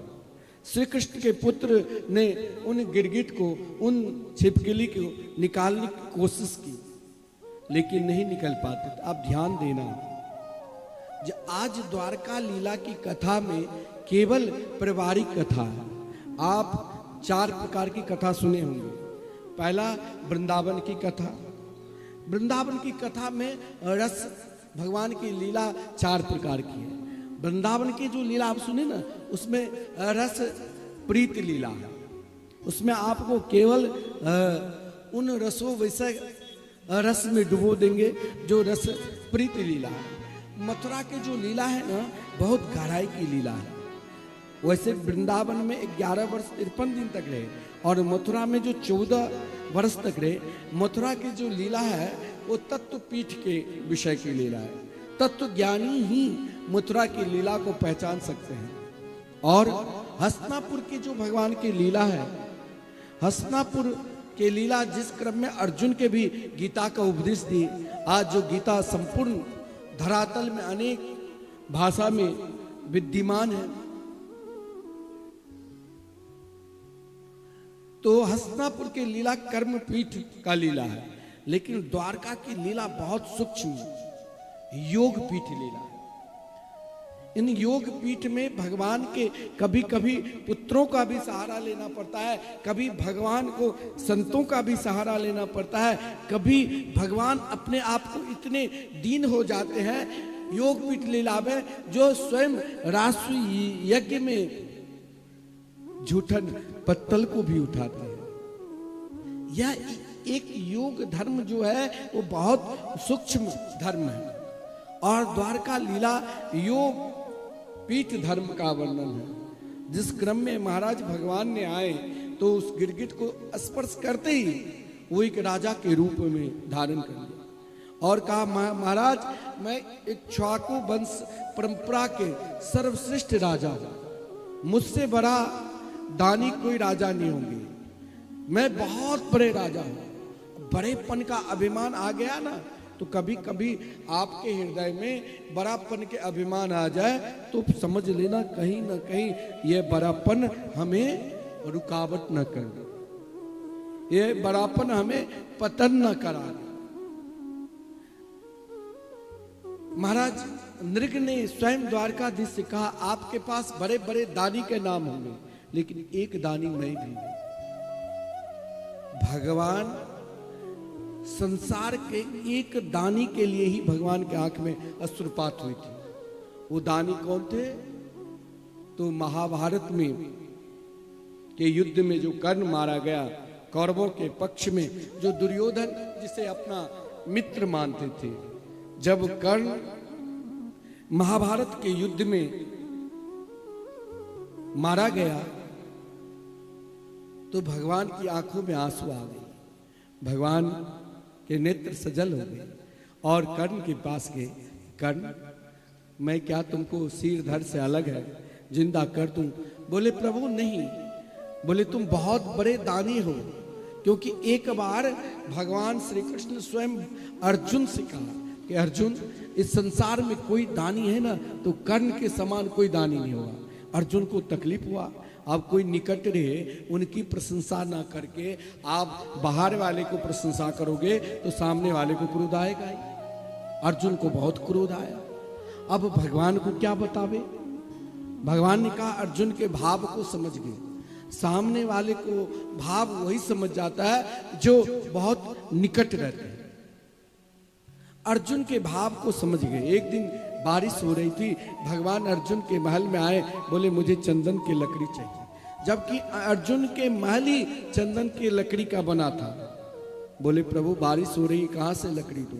भगवान बगल में ही कर्ण के महल थे, कर्ण के महल के पास गए तो कहा मुझे चंदन की लकड़ी चाहिए। कर्ण ने उठाया कुल्हाड़ी और स्वयं अपने ही घर को दरवाजा को काटने लगे कि प्रभु जितने ही लकड़ी चाहिए वो लो, आप मेरे घर ही चंदन की लकड़ी के बना हुआ है। भगवान ने अर्जुन से कहा देखा मैं बार बार कर्ण को इसीलिए दानी शब्द बोलता था।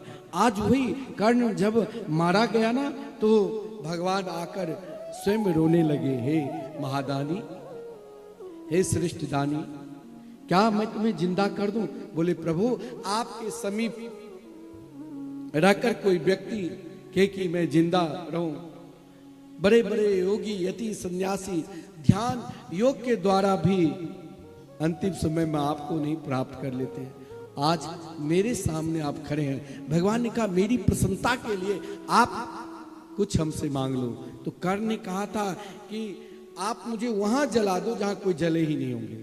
भगवान ने संपूर्ण धरातल पर देख लिया, ऐसा कोई भी जगह नहीं है जहां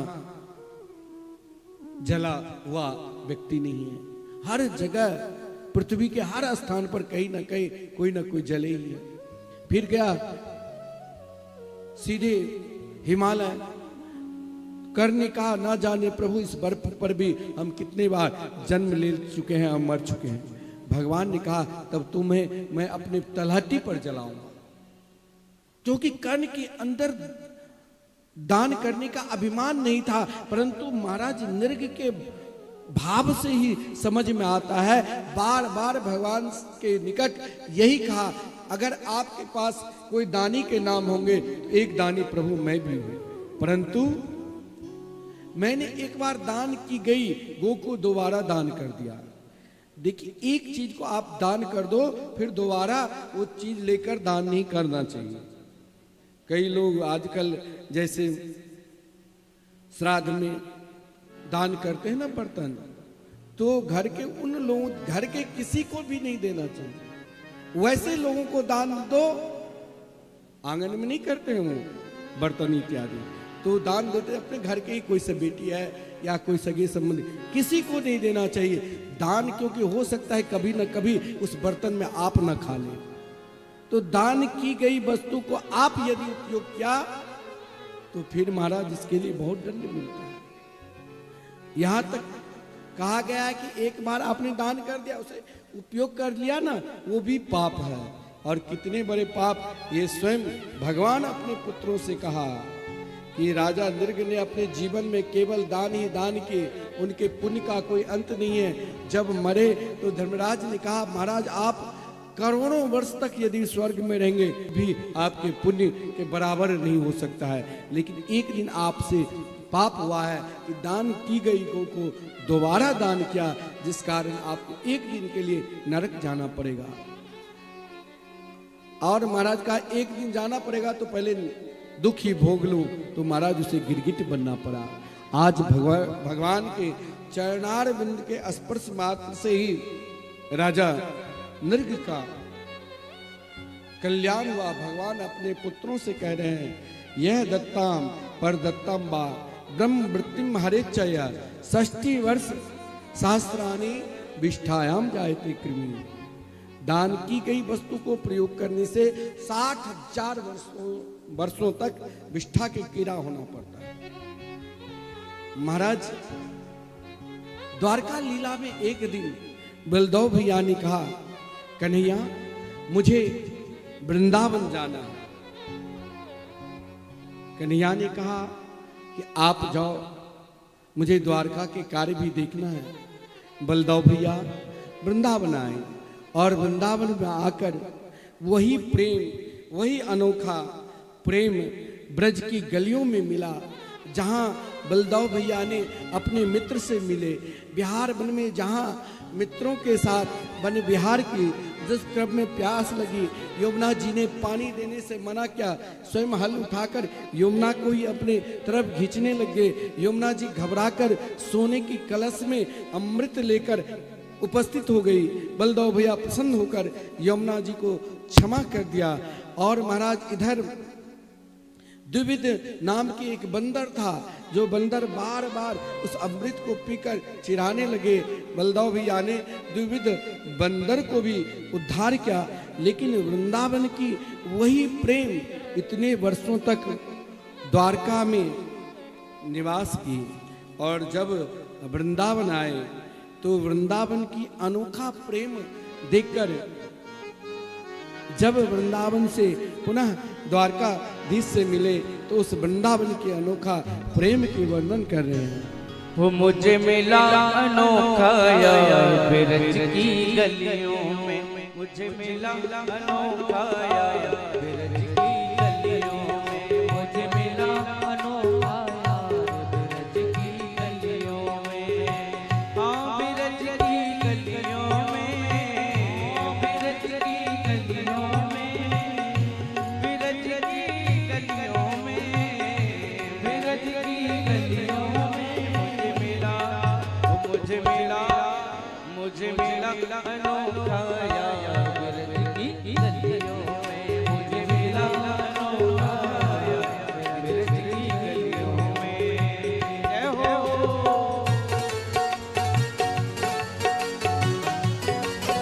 सावरे सरकार की जय हो।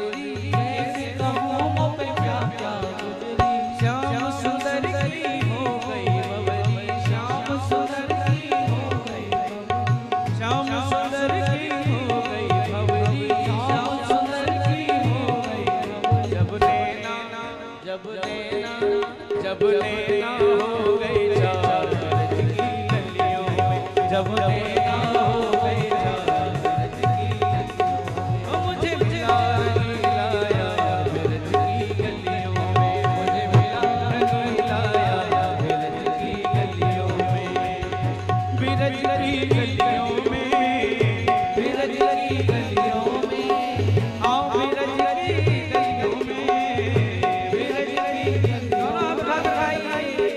मुझे मिला रंगीलाया ब्रज की गलियों में, मुझे मिला रंगीलाया ब्रज की गलियों में,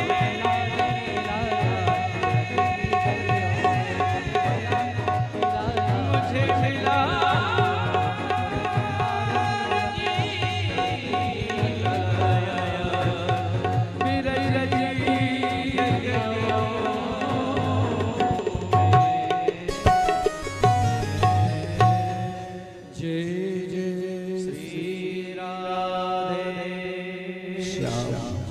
रासु यज्ञ की सुंदर कथा है।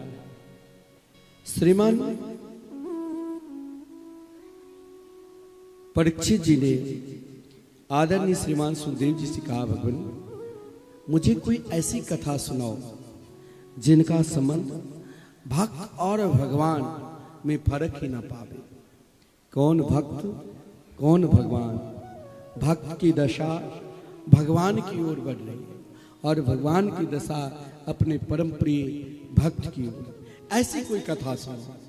ये सुनकर एक क्षण के लिए श्रीमान सुखदेव जी मौन हो गए। सर्वश्रेष्ठ भक्त सुदामा के चरित्र श्रवण करा रहे हैं। सुदामा के विषय में लोगों को भ्रमित कर चुके हैं कि सुदामा बहुत बड़े गरीब थे, उनके पास कुछ नहीं था, रोज दूसरे के घर में मांगने के लिए जाते थे। ऐसा कहीं भागवत में नहीं लिखा।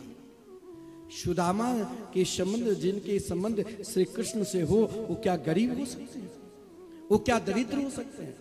देखिए, दरिद्र कोई जरूरी नहीं है। दरिद्र किसे कहते हैं? जिसके पास बहुत धन है लेकिन संतोष नहीं है।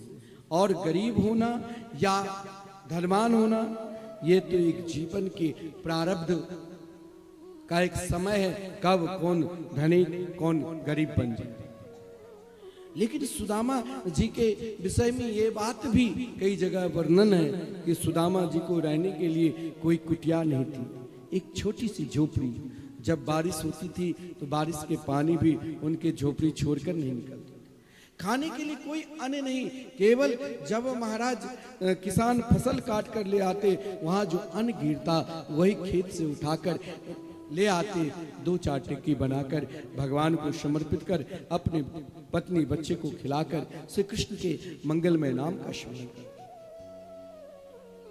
सुदामा जी के विषय में कहते हैं, ना पहनने के लिए कोई वस्त्र, सही है पहनने के लिए कोई वस्त्र नहीं थे, फटी हुई धोती थी, बहुत दुबले पतले थे। लेकिन सुदामा की दिनचर्या के विषय में अगर आप श्रवण करोगे तो सुदामा इन सब से उठे हुए थे। उनके पास समय कहाँ जो वस्त्र के ख्याल रखे, समय कहाँ जो अपने देह के ख्याल रखे। वो तो निरंतर देव के ख्याल रखने वाले थे। उनके रोम रोम से कृष्ण नाम निकलते थे। हर घड़ी एक ही नाम, कृष्ण नाम। सुदामा के संबंध भगवान से कोई नए नहीं हुए। एक बाल्यावस्था का संबंध है। बाल्यावस्था में गुरुकुल में दोनों साथ पढ़ने वाले। बच्चे को शांत कर दीजिए। सुदामा के जो संबंध है भगवान से आज से नहीं है, बाल्यावस्था से ही। आप ध्यान देना।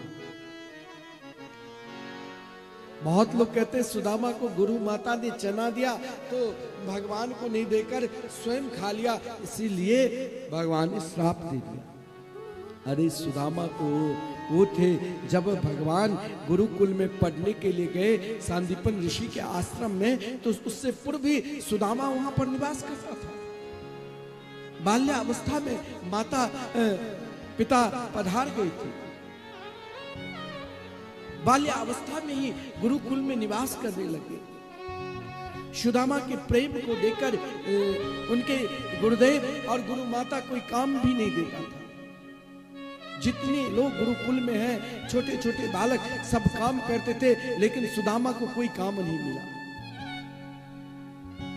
लेकिन गुरुकुल में रहकर काम करना ही पड़ता है, इससे उसे हम लोग काम नहीं सेवा करते। आज सुदामा एक दिन रूठ गए, अन्न जल को त्याग दिया, और अन्न जल को त्याग दिए तो गुरुदेव और गुरु माता दोनों आकर कहा, सुदामा लो बेटा भोजन कर लो। सुदामा कुछ नहीं बोल रहे।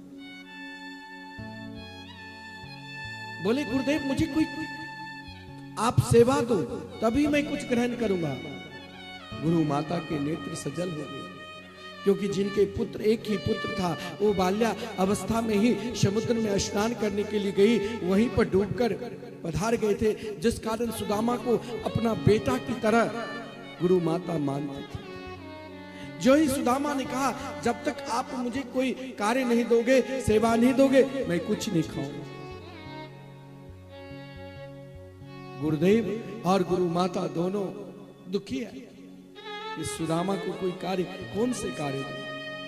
सुदामा को कहा, बेटा एक काम करो, तुम रोज जंगल में जाकर संधा लाना, यानी लकड़ी, उतना ही लकड़ी लाना जितना गुरुकुल में गुरु माता स्वयं बाकी है, उतना ही लकड़ी लाना। सुदामा बहुत हर्षित हुए। सुदामा ने कहा कि गुरुदेव, आपने मुझे लकड़ी के लिए, संधा के लिए कार्य दिया है, मेरे जीवन का ये गुरु मंत्र है।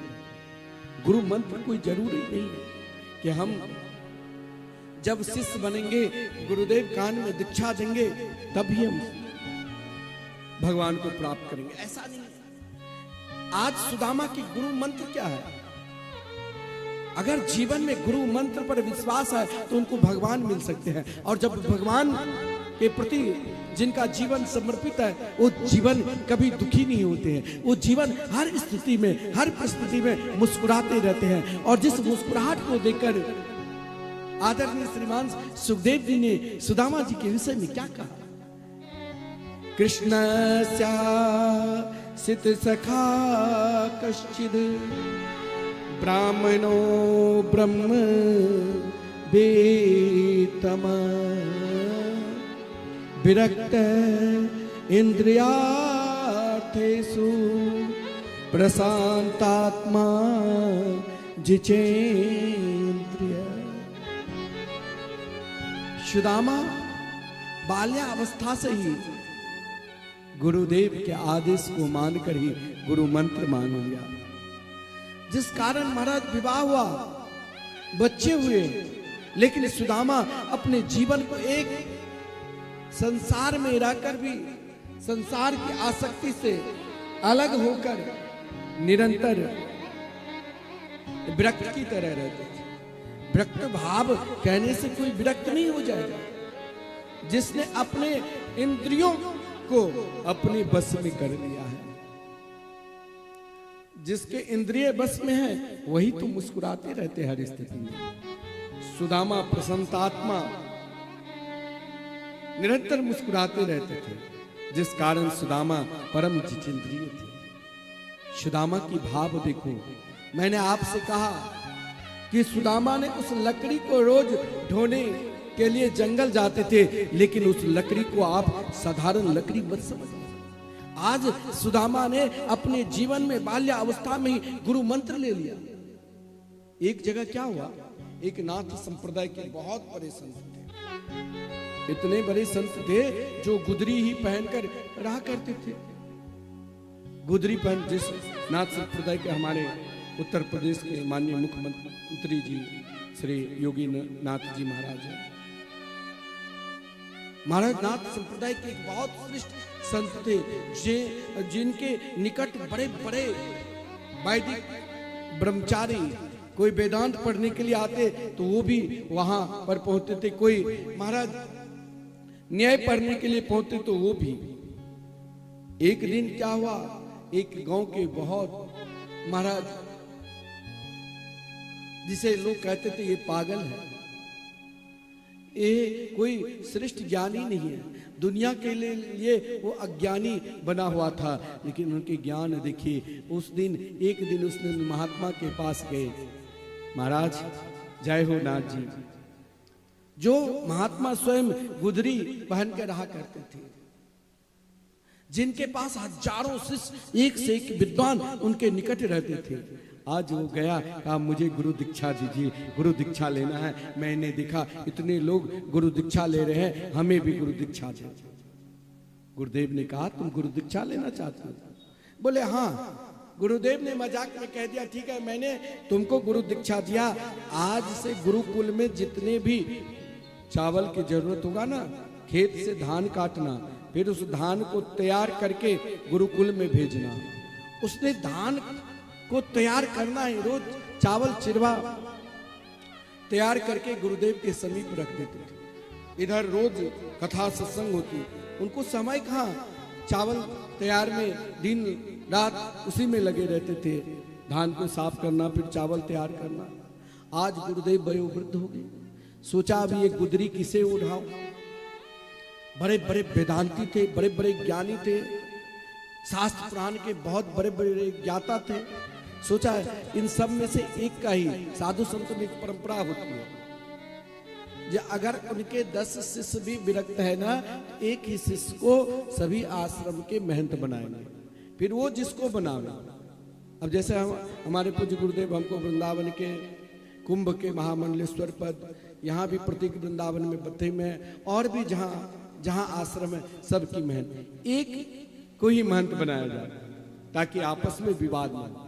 तो यहाँ पर महाराज आज गुरुदेव ने सोचा इनको, इनमें से किसी को महंत बनाना है, और जो महंत बनेगा उन्हीं को मैं गुदरी उठाऊंगा।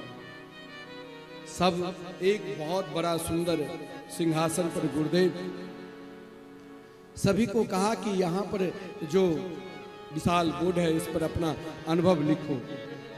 बड़े बड़े वेदांती आया, अपना अनुभव दिया, बड़े बड़े ज्ञानी आया, अपना अनुभव दिया, लेकिन रोज जो आश्रम में धान कूटते थे सब उनको पागल जानते थे, अज्ञानी जानते थे।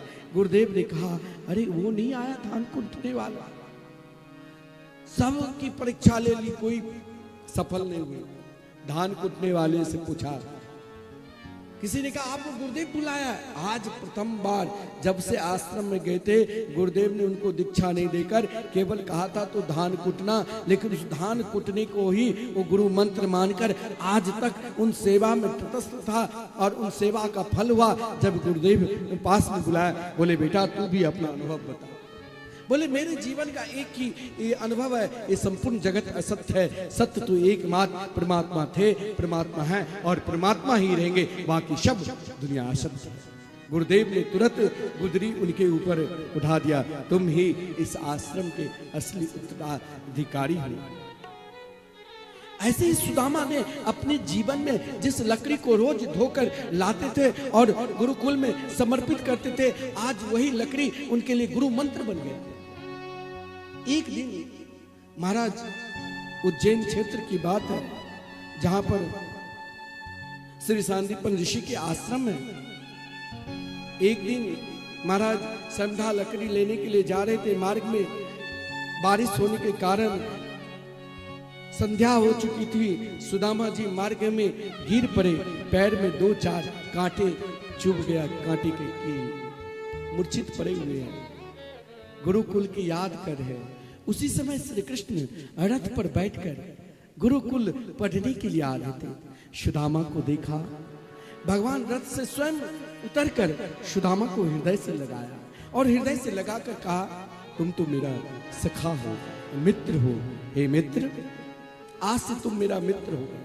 सुदामा ने मना किया, महाराज आप एक राजकुमार, हम एक छोटे से बालक, ना मेरी माता की पता ना मेरे पिता की पता, आप हमें अपना सखा बना रहे हो, क्या आप सखा बनाओगे? मैंने सुना जो बड़े बड़े हम गुरुकुल में या हम स्कूल में एक साथ पढ़ते हैं, कोई भिखारी बन जाते हैं, कोई बहुत बड़े बन जाते हैं, वही भिखारी उनके पास कभी जाएंगे तो वो पहचानने से भी मना कर देते।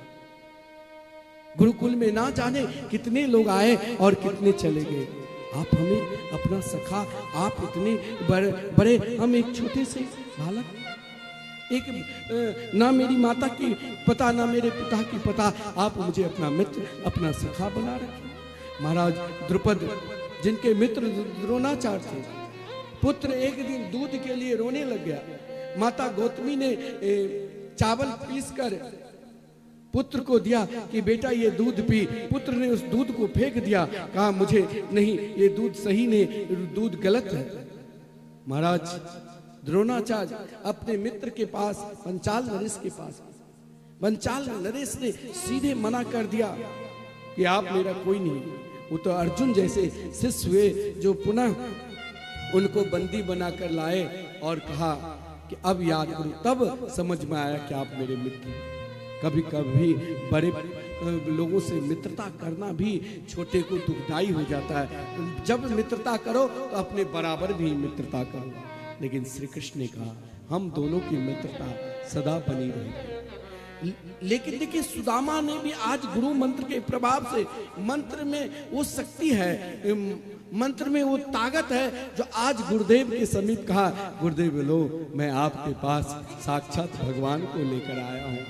आपकी निष्ठा, आपकी सेवा सत्य है तो जरूर एक दिन न एक दिन भगवान आपको दर्शन देंगे। गुरुदेव को भगवान के दर्शन करा दिया और कहा हमसे अधिक आप मेरे मित्र को विद्या अध्ययन कराओ।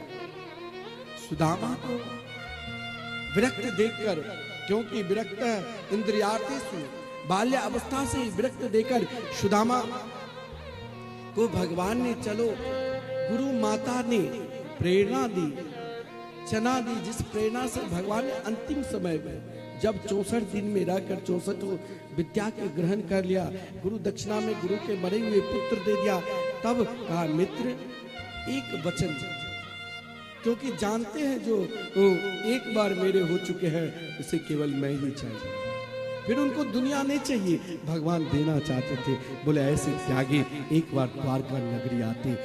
क्योंकि सुदामा जब गुरुकुल से पढ़कर गए तो वहां भी सुदामा के विषय में आदरणीय श्रीमान सुखदेव जी ने केवल यही शब्द बार बार दोहराए, कृष्णस्या सित सखा कश्चिद ब्राह्मणो ब्रह्म वेतम विरक्त इंद्रियार्थेषु प्रशांतात्मा जिचेन्द्रिय। सुदामा तो परम विरक्त थे, जिनकी इंद्रियां एकमात्र भगवान के चरणारविंद में लगी, जो हर स्थिति में 15-15 दिन तक भूखे रहकर भी मुस्कुराते रहते थे। सुदामा के लिए एक ही भाव, हमने तो दुनिया को बनकर देख लिया, लेकिन एक बार उस मार्ग पर जाना है जहां प्रिया प्रीतम विराजमान है। बार बार एक ही कीर्तन करते थे, क्या दुनिया को बनकर देख लिया, श्यामा का बन कर देख जरा, दुनिया का बन कर देख लिया, श्यामा का बन कर देख जरा, राधा नाम में कितनी शक्ति है, राधा नाम में इतनी शक्ति है, इस राह पे चल गए देख जरा, दुनिया का बन कर देख लिया, श्यामा का बन कर देख जरा।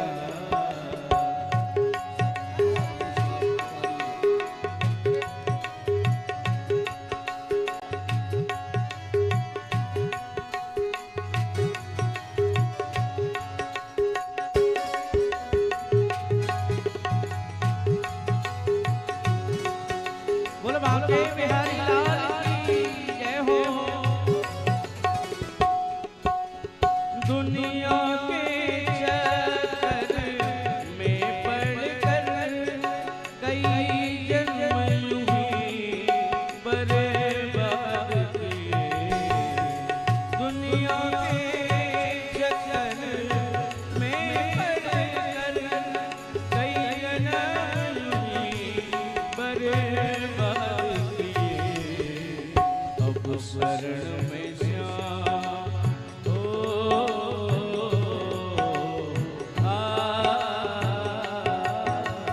अब शरण में श्यामा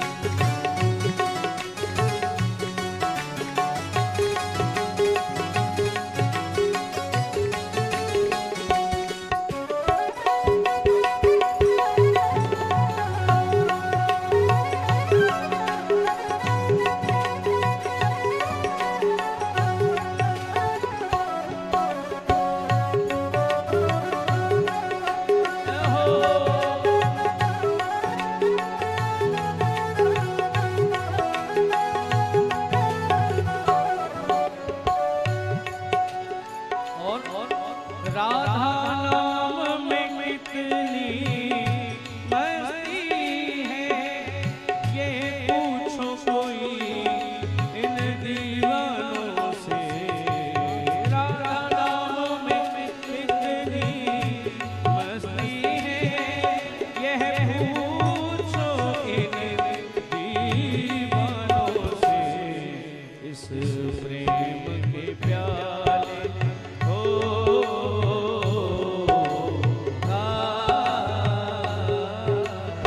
इस प्रेम के प्याले को प्राणी, इस प्रेम के प्याले को प्राणी एक बार तो पी कर देख जरा।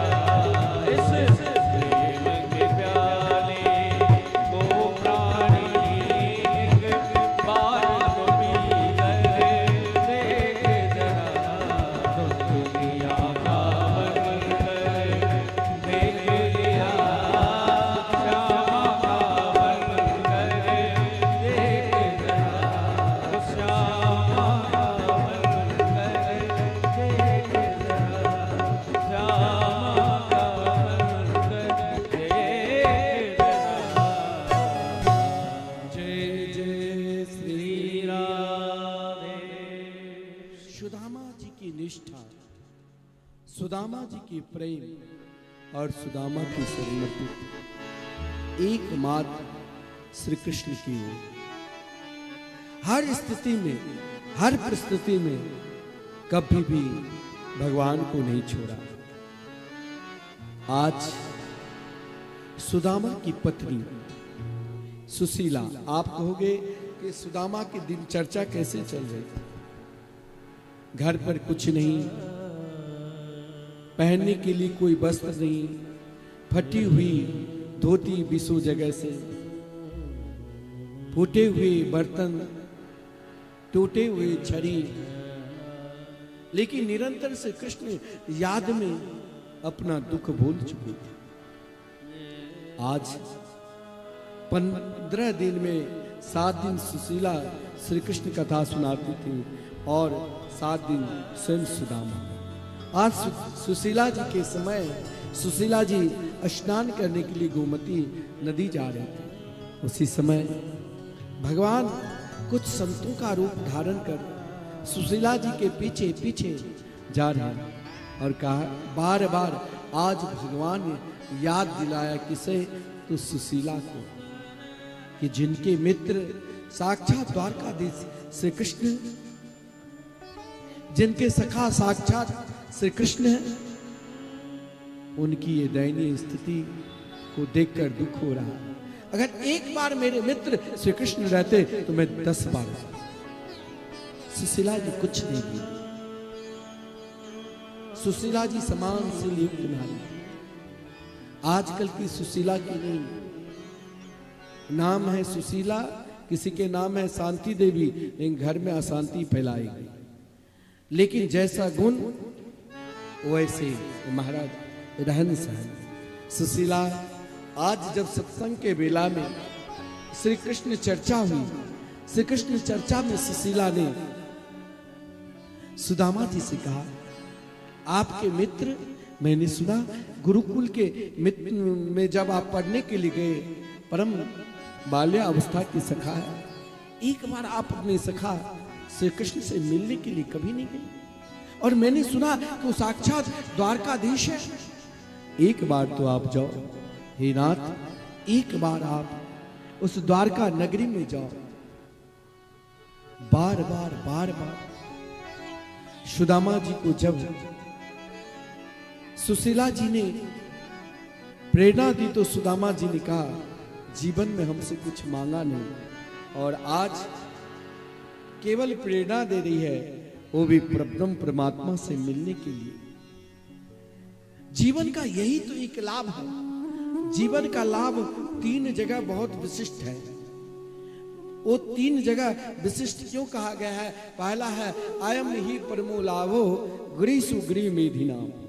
जिस गृहस्था आश्रम में, घर में पति पत्नी में प्रेम है, चाहे लड़ ले चाहे झगड़ ले, फिर भी दोनों एक साथ रहे, एक शरीर दो रहे लेकिन भाव और मन एक भाव में रहे, तो घर निरंतर उस घर में लक्ष्मी रहेगी। वो घर कभी कलह प्रिय नहीं होगा। वो घर भी समझो एक भगवान के मंदिर है। जिस घर में, जिस गृहस्थ के घर में पति पत्नी में आपस में प्रेम है, वो घर मंदिर है। ये स्वयं भगवान के वचन है कि जब भगवान श्री कृष्ण ने, रुक्मिणी जी जब उदास हो गई थी, तो कभी कभी भगवान जब रूठ जाते तो रुक्मिणी जी मनाती, और कभी रुक्मिणी जी रूठ जाती तो भगवान मनाते। यही पति पत्नी का एक धर्म है, और यह धर्म पर हम चल रहे हैं, तो ये जीवन का एक बहुत श्रेष्ठ लाभ है। अयम ही परमो लाभो गृहीसु गृहमेधिना। एक जीवन का ये भी लाभ है, घर और परिवार में रहकर कभी भगवान की कथा सुन लो, कभी भगवान के कीर्तन गा लो, कभी भगवान के मंदिर दर्शन करने के लिए चले जाओ। यह भी एक जीवन का उत्तम लाभ है। अयम ही परमो लाभो। सुदामा ने सुशीला जी से कहा, आप अगर हमें जहां बार बार प्रेरणा दे रही हो, ये तो जीवन का एक श्रेष्ठ लाभ है। अयम ही परमो लाभो उत्तम श्लोक दर्शनम। घर परिवार में रहकर कभी वो भी समय निकालो जो मंदिर जाकर कुछ क्षण भगवान के निकट बैठकर उनकी स्तुति कर लो, कुछ क्षण उनकी कथा सुन लो, कुछ क्षण उनके लिए कीर्तन गा लो। यह भी जीवन का एक उत्तम लाभ है। जीवन का एक तीसरा लाभ भी है, अयम ही परमो लाभो नृणाम साधु दर्शनम। जीवन का यह भी एक श्रेष्ठ लाभ है। भजनानंदी महापुरुषों का जो कभी कभी मिलते हैं, उनके पास भी खाली हाथ नहीं जाना चाहिए, और सदगुरु के द्वार पर भी खाली हाथ नहीं तो एक पुष्प लेकर भी जाओ, लेकिन खाली हाथ नहीं। सुदामा ने सुशीला से कहे, हे सुशीला, मैं कैसे जाऊं? मेरे मित्र श्री कृष्ण हैं, वो द्वारका नगरी के राजा है। मित्र के पास आप भेज रही हो, लेकिन खाली हाथ से मैं नहीं जाऊंगा। सुशीला जी ने बोली, आप जाओ, स्नान करके आओ, पूजा करो, मैं व्यवस्था कर लूंगी। आज जीवन में किसी के घर यदि मांगने के लिए गई तो 4 घर में ही केवल मांगा, 4 रंग के चावल मिला, कोई मोटा पतला टूटा हुआ, या चिरवा मिला, चूरा। उन चावल को सुशीला जी ले आई। अब आप कहोगे कि भगवान जो माखन खाने वाले हैं, सुशीला जी के चावल, क्या भगवान उन कठोर और रूपी चावल को खाया? नहीं। सुशीला जी जानती थी कि मेरे प्रभु कैसे हैं, वो तो माखन मिश्री खाने वाले हैं। इसीलिए जब वो चावल तो लेकर आई, लेकिन उन चावल में से एक मुट्ठी भी रखी नहीं। मानो 4 घर की चावल आज उनके जीवन के धर्म, अर्थ, काम, मोक्ष चारों पुरुषार्थ को गांठ बांध दिया। किसमें? तो अपनी फटी हुई वस्त्र को 4-5 लड़ी में बनाकर उसमें चावल डाल दिया। और महाराज जब चावल डाला तो सुशीला जी ने सोची, एक कठोर रूपी चावल मैं कैसे दूं? तो कभी कभी प्रसन्नता में जो आंख से अश्रुपात होती है, वो ठंडे ठंडे अश्रुपात गिरेगा, और जब कोई दुख विरह में जो आंख से अश्रुपात होती है, वो बिल्कुल गरम गरम। तो सुशीला जी के आंख से अश्रुपात होने लगी, गरम गरम। जिस अश्रुपात होने के कारण वो कठोर रूपी चावल ऐसे खिल गया भात की तरह, जिसमें कोई गांठ ही नहीं था। सुदामा जी को वो चावल की पुटली बांध कर कहा, जाओ ले जाओ। मानो आज अपने जीवन के चारों पुरुषार्थ श्री कृष्ण के समर्पित कर दिया कि आप कन्हैया जैसे आपको रखना है, अब आप ही रखो। सुदामा जी मार्ग में जा रहे हैं। मार्ग में जब जा रहे हैं, कभी भूख लगती थी, कभी प्यास लगती थी, कभी जिंदगी से उदास होकर सोते थे, क्योंकि पैर में बमिया फटी हुई, शरीर दुबले पतले हैं। मन में एक आस था कि भगवान कन्हैया मेरे मित्र है तो जरूर दर्शन देंगे। कभी कभी मार्ग भूल जाते, जब मार्ग भूलते तो मार्ग में आकर स्वयं श्री कृष्ण मार्ग दिखा देते, इस मार्ग से आप कन्हैया के पास जाओ। और जब मार्ग दिखाते तो सुदामा चलने लग जाते, कभी चलते चलते फिर गिर पड़ते, गिरते जब तो भगवान उनको उठाकर पुनः मार्ग पर खड़े कर देते। ऐसे चलते चलते रात्रि हो गई, संध्या की बेला, और संध्या की बेला में अब कैसे जाए, सामने नदी की धारा को देखा। उस नदी को धारा को देखकर सुदामा ने सोचा अब कैसे पल्ली पार जाओ, कौन हमें उस पार कर देंगे, कौन हमें उस पार ले जाएंगे। महाराज इधर मार्ग में सुदामा जा रहे हैं, लेकिन महाराज जीवन में यदि यह आस है कि हमें भगवान मिलेंगे, चाहे आज मिलेंगे, चाहे 10 वर्ष के बाद मिलेंगे, चाहे 10 जन्म के बाद मिलेंगे, लेकिन अपना जीवन की संबंध कभी हमें उनसे अलग नहीं करना है। हमें उनके द्वार पर पहुंचना है, चाहे नाना प्रकार के विघ्न आ जाए, चाहे नाना प्रकार की बाधा आ जाए, लेकिन हमें परमात्मा को प्राप्त करना है। इस भाव से जब हम आगे बढ़ेंगे तो स्वयं भगवान ही किसी न किसी रूप में आकर अपने परम प्रिय भक्त को आश्रय देते हैं।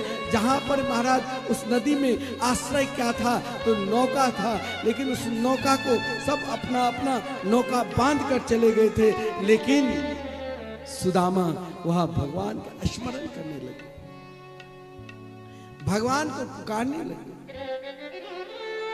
जो ही भगवान को पुकारे, हे मेरे गोविंद, हे मेरे गोपाल, अब मैं उस पार कैसे जाऊं, बीच मझधार में ना कोई केवट है, सब अपने अपने घर चले गए। जीवन में जब आप थक जाओगे ना, थकने के बाद भी जीवन की एक आस निरंतर रखो, वो आस है परमात्मा, वो आस है आपकी आत्मा, जो आस आपको भगवान से मिला देंगे। सुदामा एक आस से पुकार रहे, श्याम सुंदर सदा हमको प्यारे रहे, हम उन्हीं के रहे, ओ हमारे रहे, हम उन्हीं के रहे, ओ हमारे रहे। मोह माया की नदियां बही जा रही, मन की ममता को खींचे चली जा रही। हम भ्रमर में रहे या किनारे रहे, हम उन्हीं के रहे, ओ हमारे। श्याम सुंदर सदा हमको प्यारे रहे, हम उन्हीं के रहे, ओ हमारे रहे। जिस डगर पे मुरलिया की धुन आएगी, उस डगर पे उमरिया इकट जाएगी, उस डगर पे उमरिया इकट जाएगी।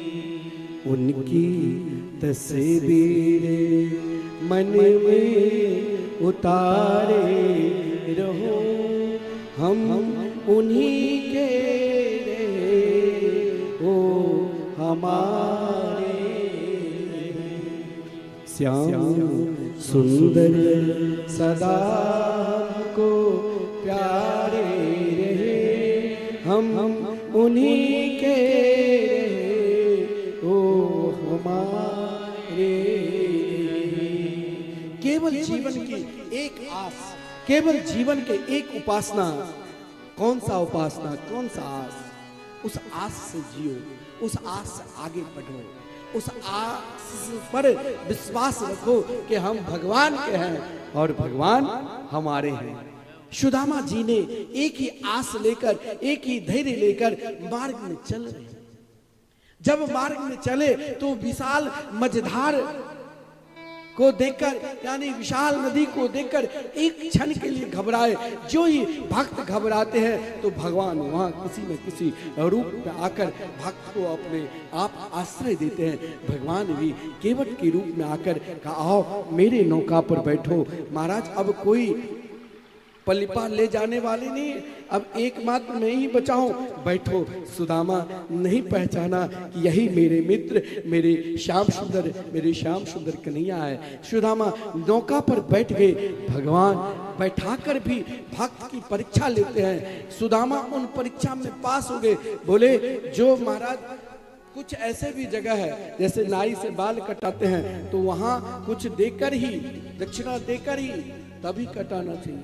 जैसे नौका में आप पार होते हैं तो वहां केवट को कुछ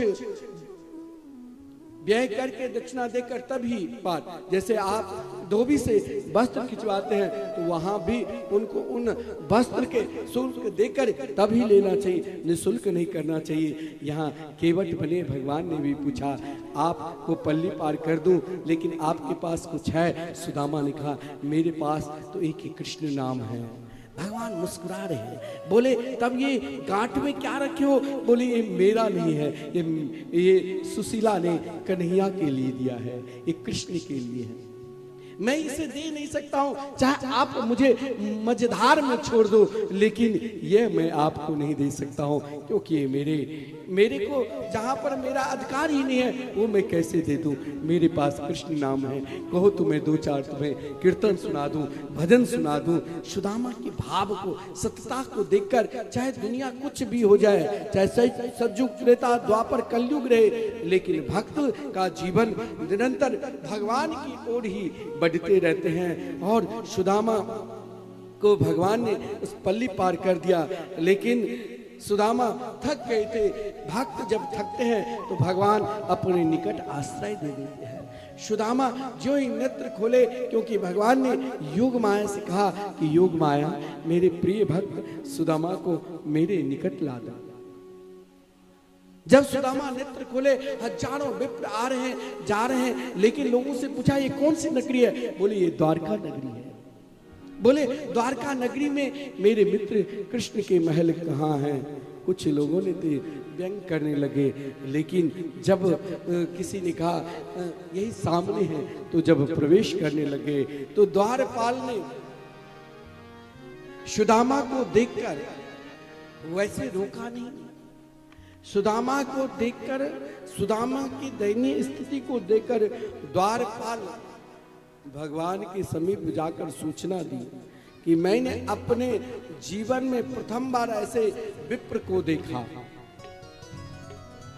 इस भाव को हम भजन के माध्यम से आनंद ले, ताकि लोक प्रचलित भजन है, हम भी इस भजन को आनंद लें।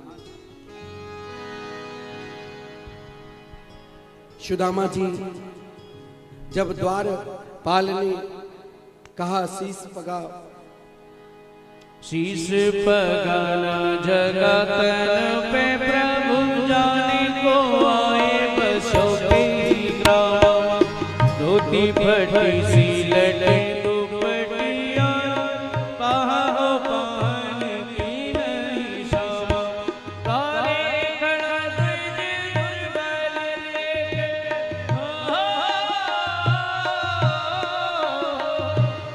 खड़ा तुझ दुर्बल लेके, रहो जग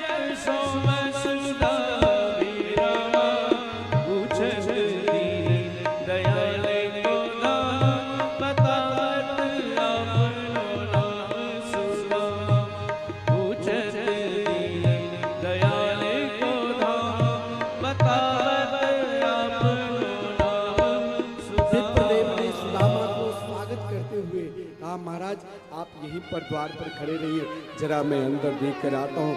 भगवान को जो ही सूचना दी और महाराज कहा, जीवन में प्रथम बार ऐसे विप्रदेव को देखा। केवल 100 अक्षर सुनते ही श्री कृष्ण दौड़ते हुए अपने परम प्रिय भक्त सुदामा को हृदय से लगाया। आइए हम इस भाव को भजन के माध्यम से श्रवण करें। कि सुनते ही दौड़े चले आए मोहन, लगाया गले से सुदामा को मोहन लगाओ। अरे द्वार वालों कन्हैया से कह दो, मिलने सुदामा अब आ गया है। मिलने सुदामा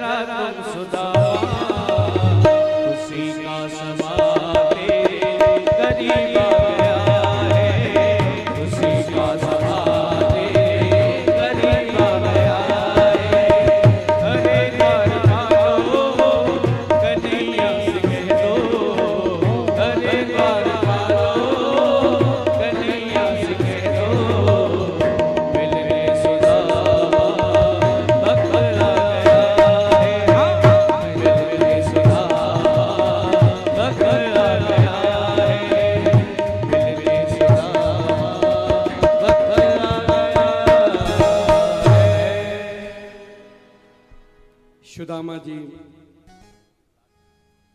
आज अपने आप को धन्य मानने लगे। आप कहेंगे कैसे? जो जिस स्थान पर रुक्मिणी जी बैठती थी, भगवान ने अपने बराबर बैठाया, और केवल बराबर बैठाया नहीं, भगवान ने अपने समान सुदामा को जब स्थान दिए, भगवान के संपूर्ण 16,108 रानी पटरानी ने पूजा की, आशीर्वाद लिया सुदामा जी से। और महाराज सुदामा को भगवान ने अपने ही गले से माला निकालकर सुदामा के गले में डाल दिया।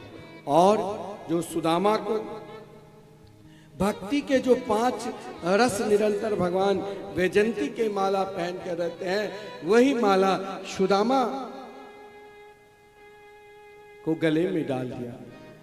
और भगवान सुदामा के पैर में जो बेमैया फटी हुई थी, स्वयं भगवान अपने अश्रुपात के द्वारा पूर्ण रूप से अपने समान बना दिया।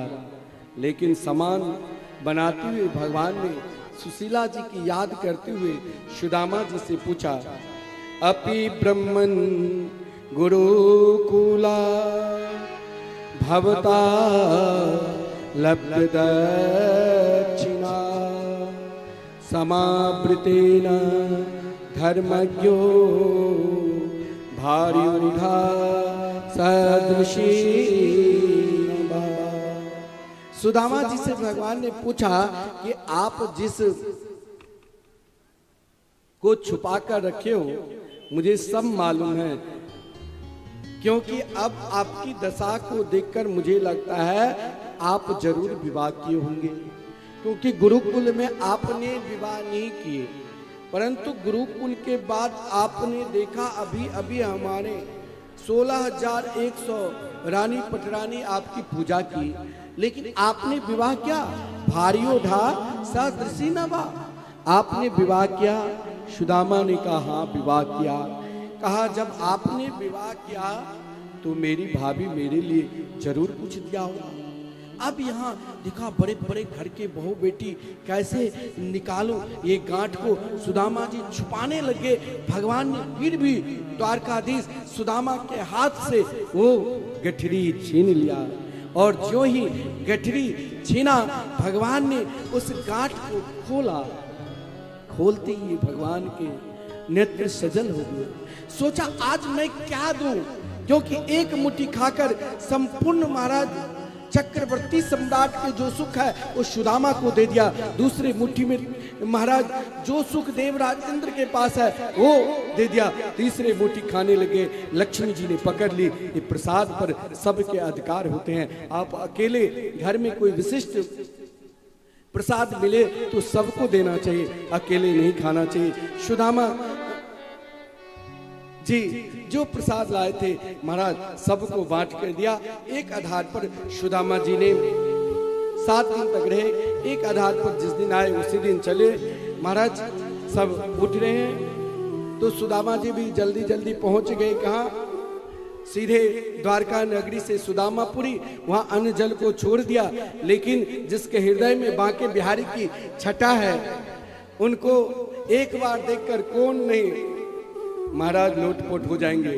तो आप लोग उठिए और हम लोग बांके बिहारी की छटा को एक बार निहारें। बोल बांके बिहारी लाल की जय।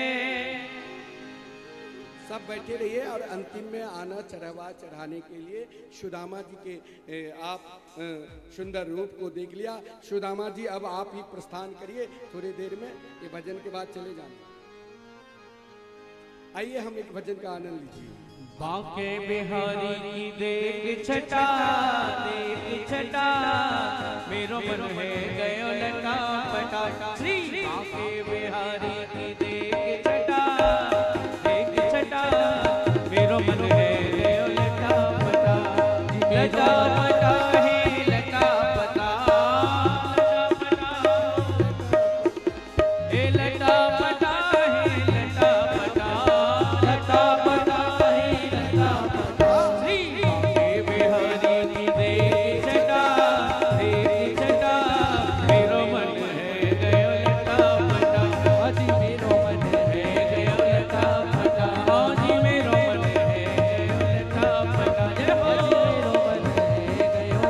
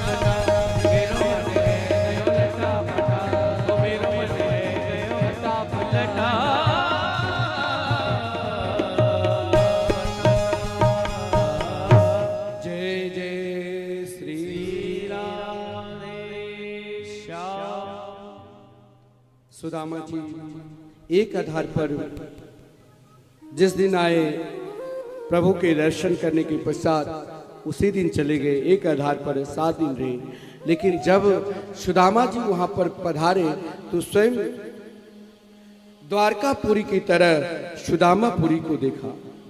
सुशीला जी ने सुदामा जी को बहुत आदर के साथ महल के अंदर ले गए, लेकिन सुदामा जी अन्न जल छोड़ दिया। सुदामा जी के हृदय में तो एक ही भाव कि मेरे हृदय में निरंतर बांके बिहारी मेरे हृदय काश की हीरे बनकर है। सुदामा को लगा कहीं ये धन प्राप्त कर प्रभु को ना भूल जाऊं। भगवान ने दर्शन दिया, भगवान से यही कहा मेरे लिए तो विपदो नहीं विपदा संपदो नहीं संपदा विपद नारायण विस्मृति संपन्न नारायण स्मृति। हे प्रभु, मैं हर स्थिति में कभी भी आपको न भूलूं, निरंतर आपके चरणार बिंद में मेरा मन लगे रहे। भगवान ने सुदामा पर कृपा की। सूर्य ग्रहण जब हुआ, सूर्य ग्रहण के क्रम में संपूर्ण ब्रजवासी ब्रजांगनाएं और द्वारकावासी भी कुरुक्षेत्र आए, जहां श्री कृष्ण ने गोपियों को सुंदर भागवत धर्म के दिव्य उपदेश देकर भगवत तत्व को प्राप्त करा दिया। महाराज वसुदेव जी ने यज्ञ किए, जिस क्रम में भगवान ने वसुदेव जी की इच्छा को देखकर उनके मरे हुए 6 पुत्र को सुतल लोक से लाकर समर्पित कर दिया। वेदों के ऋचाएं ने श्री कृष्ण के सुंदर दिव्य गीत गाए।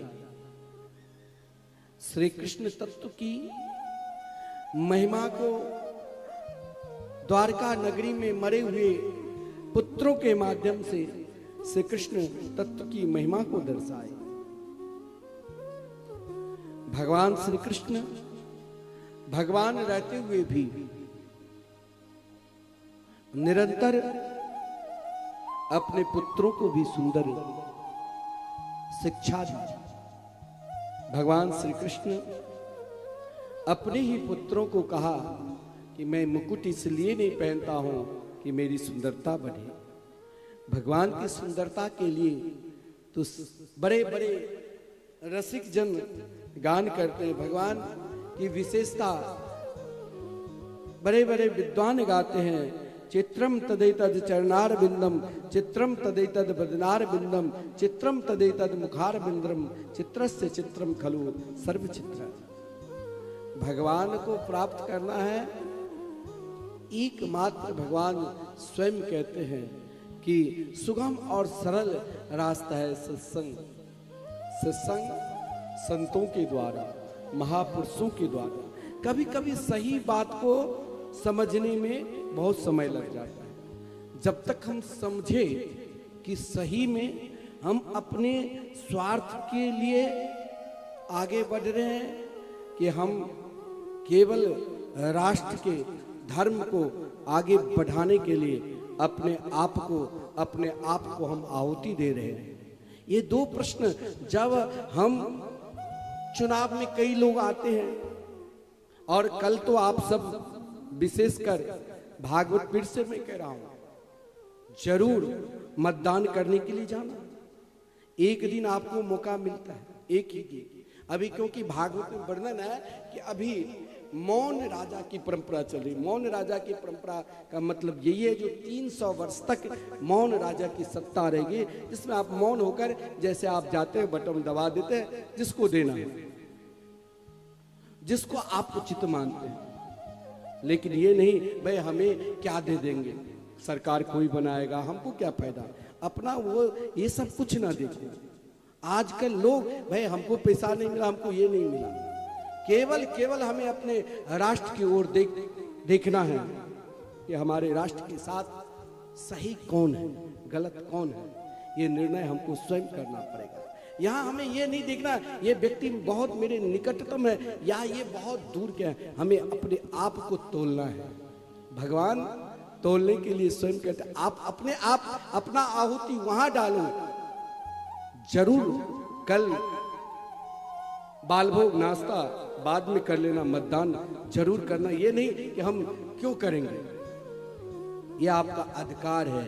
भगवान कहते हैं अपना अधिकार को, देवराज इंद्र को यह भी समझा दिया था कि गम्यताम शक्र भद्रम्बो क्रेताम मेनु शासनम अस्त्येताम स्वाधिकारेषु युक्तेर्वः स्तंभ वर्जिते। अपना अधिकार को कभी छोड़ो नहीं और अपना अधिकार से कभी बाहर मत तो चले जाओ। अधिकार को छोड़ने पर भी दंड मिलता है और अधिकार से बाहर होने पर भी दंड मिलता है, चाहे भगवान के पुत्र भी क्यों ना हो। भगवान अपने पुत्र को भी सुंदर शिक्षा देते हैं कि हमें समाज में कैसे रहना है, हमें समाज में कैसे आदर देना है, हमें समाज में अपने आप को कैसे ढालना है और हमें समाज में किस तरह जीना है। इन सभी को शिक्षा भगवान अपने पुत्रों के माध्यम से देते हैं। हर माता पिता को अपनी संतान को शिक्षा देना चाहिए। भगवान ने भी कहा साधु मेरे हृदय है और मैं साधु के हृदय हूं। लेकिन कभी कभी क्या होता है, मद व्यक्ति के अंदर जब आ जाता है ना, तो चाहे बड़े बुजुर्ग भी आपको समझावे समझ में नहीं आते हैं, भगवान भी समझा दे तो समझ में नहीं आते। ये 6 मद के कारण है, विद्या रूप महत्कुल धन यौवन अभिमान सदकंटक देखे जहां रहत न भक्ति निदान। और 6 मद में चूर्ण भगवान के पुत्र, आज भगवान ने पहले परीक्षा अपने पुत्र को ही ले लिया। आज द्वारका के समीप एक सुंदर क्षेत्र है जिस क्षेत्र का नाम है प्रभास क्षेत्र। भगवान अपने पुत्र को समझाया लेकिन वो ना समझ उन संतों को अपमान करने के लिए चले गए जो अपने जीवन में ना जाने कितने ही बार सतयुग त्रेता द्वापर कलयुग देख चुके हैं, फिर भी श्री कृष्ण के चरणार बिंदु को नहीं छोड़ा। कौन संत थे? तो विश्वामित्र सितः कनवो दुर्वासा भृगुरंगिरा कश्यपो वामदेवोत्री वसिष्ठो नारदादय। संत की पहचान केवल वस्त्र के द्वारा नहीं होता। आजकल तो महाराज इतने सुलभ हो गए संत मार्ग, आपको पता ही नहीं कौन संत है कौन असंत है।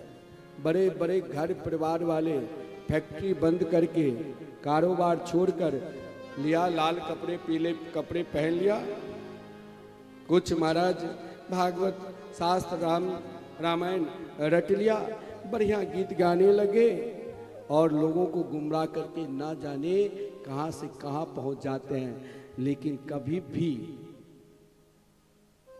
भगवान के सहारा लेकर और फिर भी वो गलत मार्ग में ना जाने अपना पंथ चलाने लग जाते हैं, 2-4 लाख चेला बनाकर, और उनके अंदर वही फैक्ट्री, वही लड़के बच्चे परिवार, उनके लिए वो महाराज ऐसे वेश धारण कर रखे हैं जो असली को कभी कभी भ्रमित करके नकली पर ही विश्वास करना पड़ता है। ना उसके गुरु परंपरा, ना उसके आचार्य परंपरा, और ना ही उसे कोई धर्म से मतलब, वो स्वयंभू अपने आप को बन जाते हैं। और जब इस मार्ग पर चलने लग जाते हैं तो एक दिन न एक दिन, चाहे वो श्री कृष्ण के पुत्र की तरह भी समर्थशाली है, तो उनका पतन होता है। वो व्यक्ति इस रूप में आकर समाज को बांट देते हैं, वो व्यक्ति इस रूप में आकर लोगों को अलग करा देते हैं। लेकिन भगवान की कथा तो जीवन को जोड़ने की कला सिखाते हैं, जीवन की तोड़ने की कला भगवान की कथा नहीं है। भगवान हर सनातनी को एक वृक्ष के नीचे रखना चाहते हैं, आप भगवान की लीला कथा, जब भगवान अपने दिव्य धाम जाने लग जाएंगे तो भगवान ने कहा इस संसार रूपी वृक्ष में हमें बांटना नहीं चाहिए, हमें एक मार्ग पर रहना चाहिए, एक मार्ग पर तटस्थ रहना चाहिए और अपने धर्म पर सदा विश्वास करना चाहिए। धर्म से च्युत होकर व्यक्ति का पतन होता है। श्री कृष्ण के पुत्रों ने जब महाराज प्रभास क्षेत्र में बड़े बड़े ऋषि मुनि अपने आप को भजन में लीन थे, जहां विश्वामित्र, अस्ति, कणव, दुर्वासा, भृगु, अंगरा, वामदेव, वशिष्ठ, देवर्षि नारद जी जैसे महामुनि श्री कृष्ण के पुत्र ने मजाक करने के लिए पहुंच गए। स्वयं शांभु को स्त्री का रूप धारण करा दिया और संतों के झुंड में वो लोग भी झुंड बनाकर कहा कि बताओ ये अभी अभी जो मेरी भाभी है वो गर्भवती है, लड़का है कि लड़की? देखिए इतना ही मजाक किया। कुछ संत सोचा बालक है, लेकिन बालापन से ही आचरण सही रखना पड़ेगा। कौमार आचरित प्राज्ञो, बालापन में आचरण यदि भगवत कार्य में है तो जवानी में अपने आप उस पथ को आदर देने लग जाएंगे और बुढ़ापा में तो उस पथ पर बिल्कुल समर्पित हो जाएंगे। वहां दुर्वासा ऋषि भी थे। देश में संतों की भी परंपरा, दो प्रकार की परंपरा होती है। एक संत अपने आश्रम में बैठकर भजन करते रहते हैं। महाराज उनके निकट जब जाते हैं तो आपको भगवान के भजन करने के लिए कहेंगे। एक संत ऐसे हैं जो राष्ट्र को, सनातन धर्म को, चाहे कुछ हो जाए, मैं निरंतर अपने धर्म को निरंतर आगे बढ़ाते हुए एक सूत्र में बांधूंगा। इसके लिए मुझे कोई गाली दे, कोई निंदा करे, कोई कुछ बोले, लेकिन मैं अपने धर्म को कदापि नहीं छोड़ूंगा। मैं उस धर्म को एक यात्रा में के रूप में निकालूं, चाहे उस धर्म को मैं एक समाज के अंदर फैलाऊं, लेकिन मुझे अपने धर्म पर, अपने सनातन धर्म पर निरंतर विश्वास करना है। संत की दो परंपरा में एक संत राष्ट्र निरंतर धर्म के आचरण करे, इसके लिए प्रिय से प्रिय व्यक्ति को भी त्यागना कोई पाप नहीं है। यहां पर स्वयं श्री कृष्ण के पुत्र को जानकर भी संतों ने श्राप दे दिया, ये ना तुम्हारी कोई भाभी है बल्कि तेरे भाई सांब है, और इसके पेट में जो तुम वस्त्र लगाकर गर्भवती की तरह लाए हो, अब यही वस्त्र एक लोहे की कील हो जाएगा जिससे तेरे वंश का भी अंत हो सकता है। संभल जाओ, चेत जाओ। जहां अपने आप को कभी एकांत में हमें स्वयं अपने आप को भी संभलना है, हमें अपने आप को भी चेतना है, हमें अपने आप को भी समझना है कि हम अपने राष्ट्र के लिए सही में सही मार्ग को अपनाते हैं कि हम अपने स्वार्थ के लिए कोई हमें कुछ याचना दे देते हैं। जैसे कुत्ता बहुत भूखते हैं ना, कहीं गांव में आओ, गाड़ी को देखकर 4-4, 5-5 कुत्ते गाड़ी के पीछे पीछे दौड़ने लग जाएंगे। कोई उनको रोटी रख दिया, वो रोटी खाने लग जाते, वाह वो चुप हो गया, वो आसानी से। ऐसा रोटी नहीं खाना है। रोटी खाना है अपने राष्ट्र को निरंतर आगे बढ़ाकर और अपने आप को स्वावलंबी बनकर, किसी पर निर्भर नहीं रहना है। हमारे पूज्य गुरुदेव ने हमको एक बार कहा, मैं 2003 से श्रीमद् भागवत कथा करता हूँ, उससे पूर्व आश्रम की उतनी व्यवस्था नहीं थी, गुरुदेव किसी से मांगते नहीं थे, तो मुझसे कहा कि आप कभी हमसे नहीं कुछ कहना कि आश्रम की ये विस्तार करो। मैंने कहा ठीक है, आज आप कभी भी वृंदावन मिथिला कुंज जाओगे ना, तो मिथिला कुंज आश्रम में आज देश विदेश के अनेक लोग आते हैं, ठहरने के लिए भी व्यवस्था है। और मिथिला कुंज आश्रम में आज भारतवर्ष के अनेक ऐसे कथावाचक आए जहां 1000 लोगों के बैठने की व्यवस्था है। और महाराज वहां पर आज विश्वविख्यात वो कथावाचक है, चाहे कितने बड़े कथावाचक, अनुदाचार्य 2 साल तक वही आश्रम पर। कई ऐसे आए हैं जो आज पूरे भारतवर्ष में नाम कर रहे हैं। वो सिद्ध पीठ है जहां 24 घंटे अखंड संकीर्तन चल रहे हैं, और जहां पर लाखों भागवत के पाठ हो चुके हैं। आज वही भागवत के फलस्वरूप श्री धाम वृंदावन में मिथिला कुंज अपने आप में नाम है। वहां वृंदावन कुंज नहीं रखा हमारे गुरुदेव, मिथिला कुंज, ताकि हर व्यक्ति को लगे कि ये अपना है।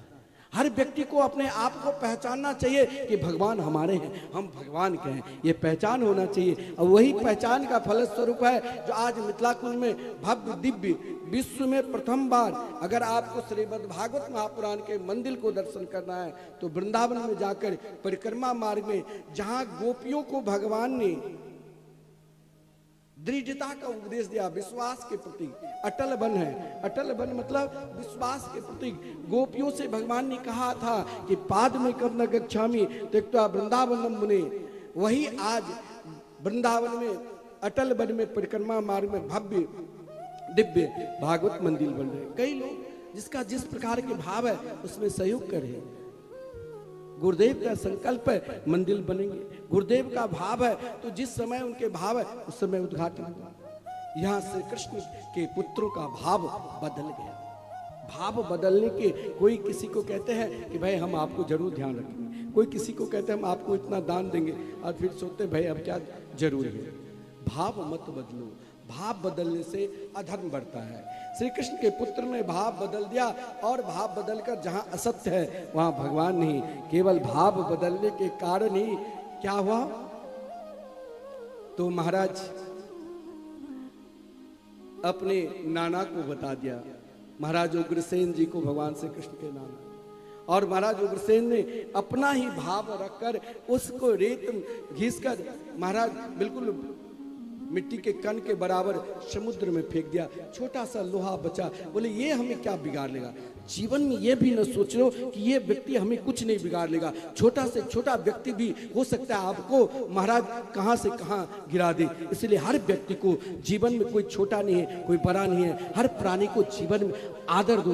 यही छोटा समझकर उसको समुद्र में फेंक दिया। एक मछली ने निगल ली और जब वो मछली ने निगला जिसको महाराज कोई व्याधा ने संभाल कर रखा कि वही छोटा पर एक दिन भगवान के चरणारविंद में भी लगा देंगे बाण बनकर। यहाँ जहाँ छल है असत्य है वहाँ भगवान नहीं, और जहाँ प्रेम है वही भगवान। हमें अपने आप को प्रेम को पहचानना है, हमें अपने आप को भगवान को पहचानना है। तो भगवान को पहचानने के लिए चाहे भगवान की माता भी हो तो भी परमात्मा को पहचानना पड़ेगा। आज श्री कृष्ण और बलदेव भैया की माता देवकी और महाराज वसुदेव रो रहे हैं कि मेरा जीवन क्या ऐसा ही चलता रहेगा। श्री कृष्ण की माता पिता रो रहे हैं। कब तो महाराज एक बार द्वारका में अंतरिक्ष में विचरण करने वाले, जैसे पृथ्वी लोक पर संत है ना वैसे आकाश में भी अंतरिक्ष में भी संत है। और दोनों प्रकार के संत इस मिथिला भूमि में आते हैं। कभी हरि अंतरिक्ष प्रबुद्ध पिपलायन अविरहोत द्रुमेश चमस करभाजन इत्यादि। तो महाराज वसुदेव जी ने कहा महाराज मेरे जीवन का सफल कैसे हो। बोले जो प्रश्न आपने किया वही प्रश्न एक बार महाराज जनक जी के पास कभी हरि अंतरिक्ष प्रबुद्ध पिपलायन नव योगेश्वर के आगमन हुए। महाराज जनक जी ने उनके चरणों में महाराज विदेह ने प्रणाम किया और प्रणाम करते हुए यही कहा दुर्लभो मानसो देहो देहिना क्षण भंगुर तत्रापि दुर्लभम मन्ये वैकुंठम प्रिय दर्शनम। ये मानव शरीर बहुत दुर्लभ है और इस मानव शरीर में भी कोई सही बाकी में साधु संत महात्मा जो भगवान के हो चुके हैं उनके दर्शन और अति दुर्लभ है, जो सीधे महाराज भगवान को प्राप्त करा दे। जीवन में यह भी सोचना ये 84 लाख योनि में 2 अरब 98 करोड़ के बाद ये मनुष्य तन मिला है। और ये मनुष्य तन कैसा है जानते हो, एक दिन मिट्टी में जरूर मिलेगा। ये जीवन एक पानी के बुलबुले की तरह है। ये जीवन को बहुत संभल कर हमें रखना पड़ता है और संभल कर हमें चलना पड़ता है। किसी महापुरुष ने गाया, चेतावनी दी, क्या? मनुष्य जन्म अनमोल रे मिट्टी में ना रोल रे, अब तो मिला है फिर न मिलेगा कभी नहीं, कभी नहीं, कभी नहीं रे। मनुष्य जन्म अनमोल रे, मिट्टी में ना रोल रे, अब तो मिला है फिर न मिलेगा कभी नहीं, कभी नहीं, कभी नहीं रे। मनुष्य जन्म अनमोल रे, मिट्टी में ना रोल रे, अब तो मिला है फिर न मिलेगा कभी नहीं, कभी नहीं, कभी नहीं। सब पुकारो आप।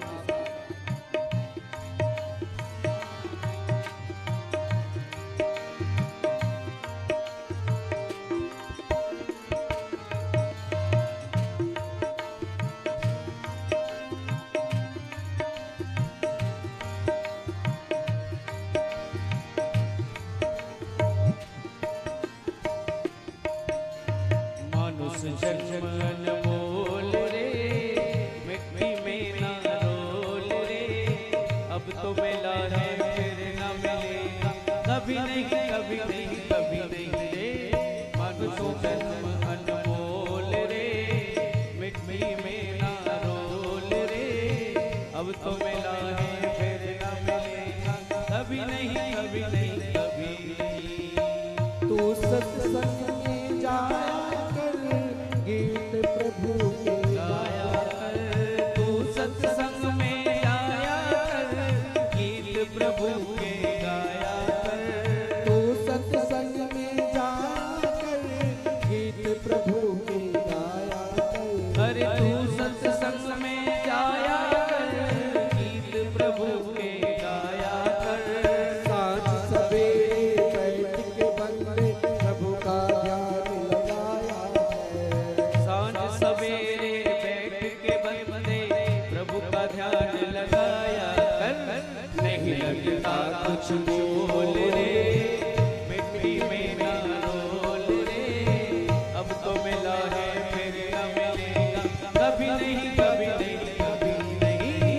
मनुष्य जन्म अनमोल रे, मिट्टी में ना रोल रे, अब तो मिला है फिर न मिलेगा कभी नहीं, कभी नहीं, कभी नहीं। तू है बूंद बूंद पानी का, तू है बुलबुला पानी का, है बुलबुला पानी का।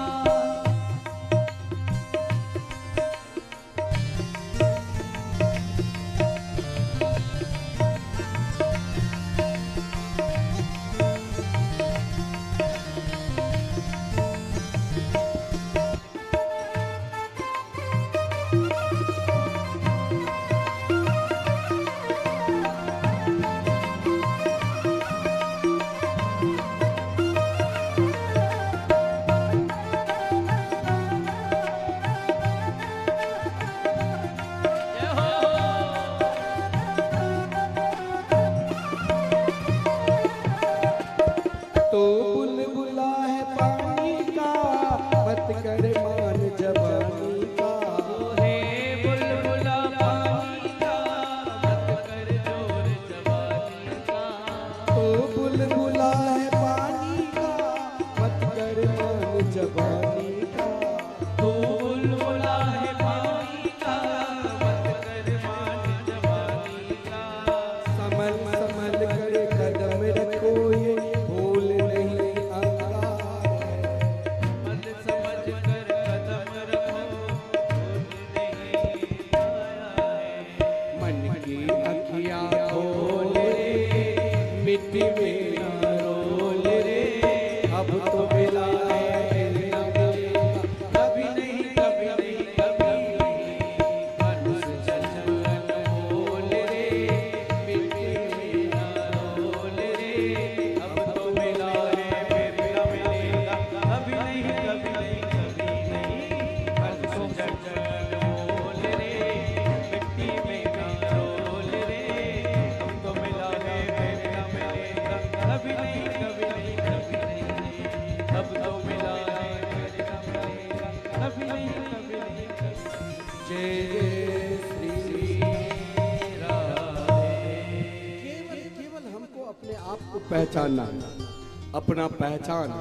जीवन में कोई आपको परिचय पूछते हैं, जैसे आप बेटी की शादी कराते हैं, बेटे की शादी तो बायोडाटा भेजते हैं, अपना परिचय बताते हैं। हमें स्वयं को, हम दूसरे को परिचय बताते हैं, कभी हमें अपने आप को अपना परिचय भी ढूंढना है। अपना परिचय ढूंढने के लिए महाराज विदेह ने नवयोगेश्वर से प्रश्न किया। नवयोगेश्वर संवाद में हमें अपना परिचय भी ढूंढना है। अपना परिचय ढूंढने के लिए हमें एक अपने आप को पहचानना है। कैसे पहचाना?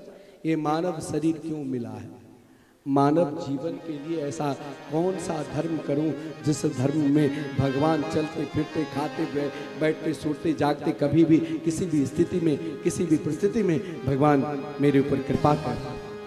इसके लिए कवि ने यही कहा, हमें अपना परिचय ढूंढने के लिए स्वयं अपने आप को पहचान करना है, तो जीवन को इस धारा पर लाना है। किस धारा पर? तो कायेन वाचा मनसेन्द्रियैर्वा बुद्ध्यात्मना नुसृतः स्वभावा करोति यत् सकलं परस्मै नारायणायेति समर्पयेत्।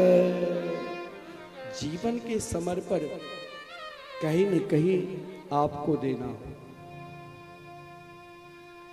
एक पिता बेटी की जब शादी कराते हैं तो कन्यादान में लक्ष्मी स्वरूपा मानकर नारायण स्वरूपा वर को अपनी कन्या को समर्पित कराते।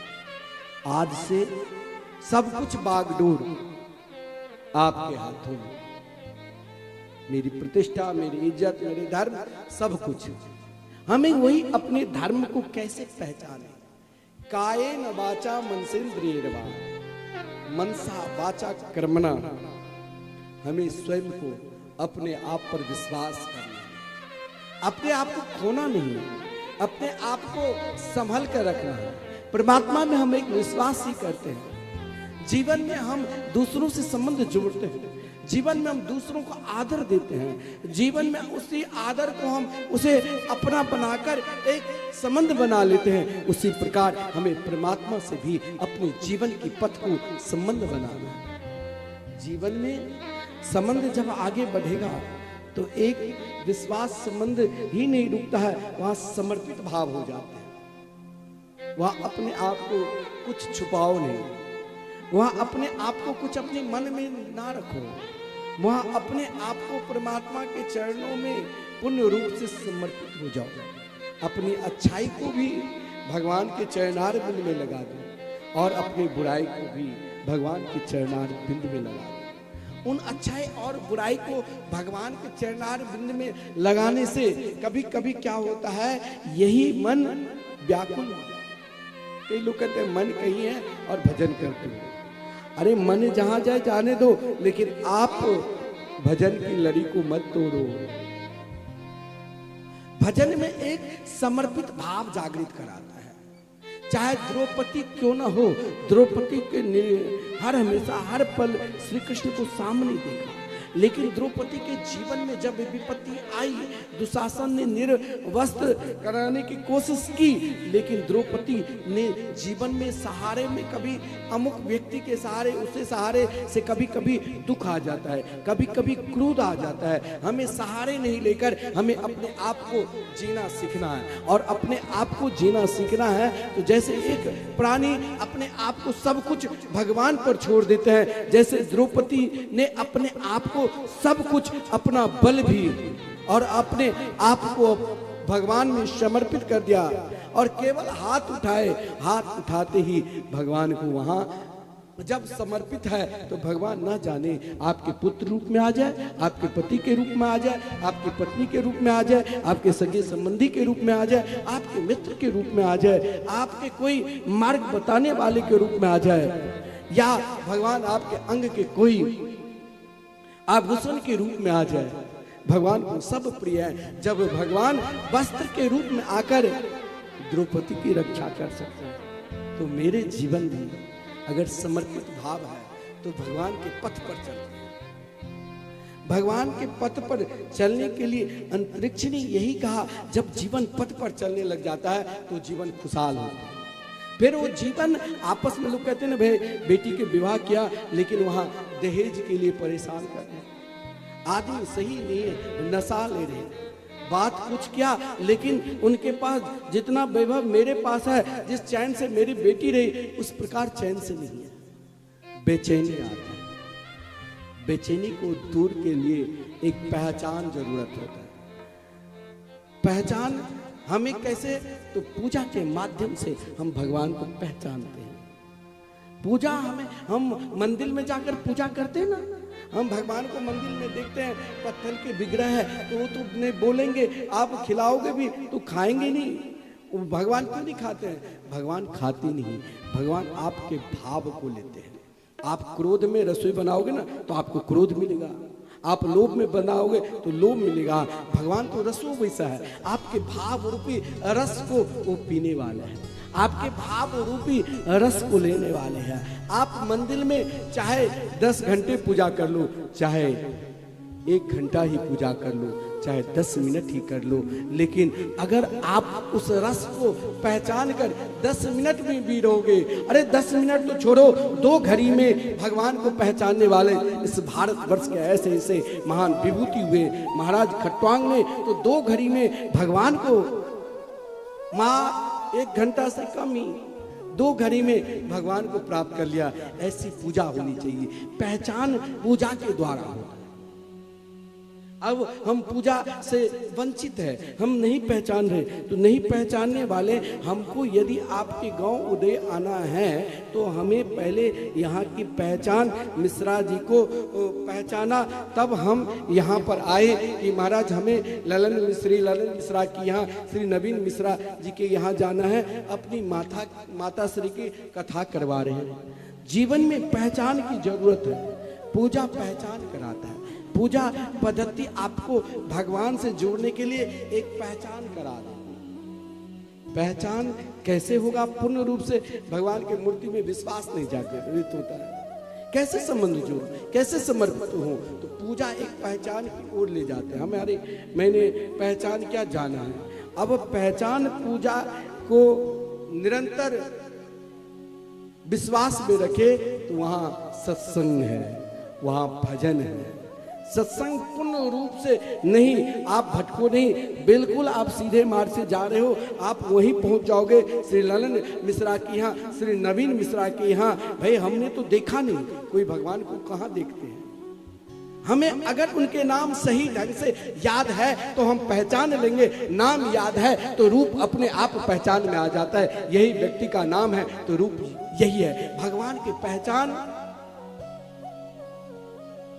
उनके सत्संग के द्वारा, उनकी कथा के द्वारा, और पहचान होकर भी हम छोड़ देते हैं तो फिर संबंध बनाकर पहचान कर फिर दूर हो जाते हैं तो वहां विवाद रहता है, वहां भय रहता है, वहां शंका होती है। भय, शंका, विवाद होने के कारण अशांति होती है। अशांति ही एक नरक लोक की प्रतीक है।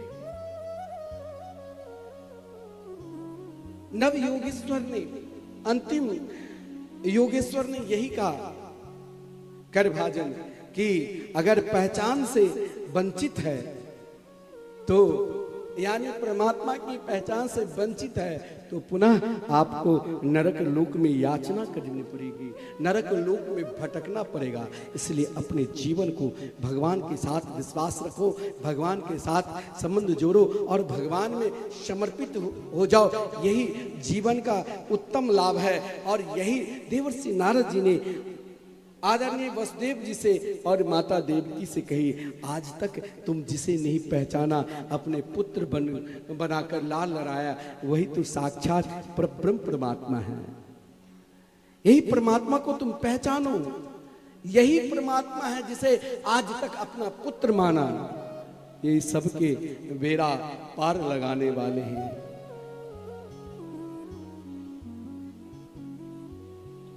देवताओं ने भगवान के स्तुति की कि प्रभु अब आप शीघ्राति से पधारो। उद्धव जी ने भी भगवान के पास आए कि प्रभु अब आप जा रहे हो तो आप मुझे कभी छोड़े नहीं। जीवन में आप चाहे सबसे प्रिय जिसको मानते हो, सबसे प्रिय, वो भी आप चाहोगे कि हम दोनों एक साथ रहेंगे, एक साथ मरेंगे, हो ही नहीं सकता। क्योंकि सब अलग अलग मार्ग से आए हैं, एक जगह एकत्रित हुए हैं। यहाँ उद्धव जी ने भी कहा प्रभु हमें आप अपने साथ ले चलो। भगवान ने कहा न कोई किसी के साथ आए हैं उद्धव, न कोई किसी के साथ जाएंगे। साथ जाने के लिए उद्धव ने कहा प्रभु जीवन की कोई शिक्षा दो, तो योग धर्म की शिक्षा दी, संन्यास धर्म की शिक्षा दी, वैराग्य धर्म की शिक्षा दी।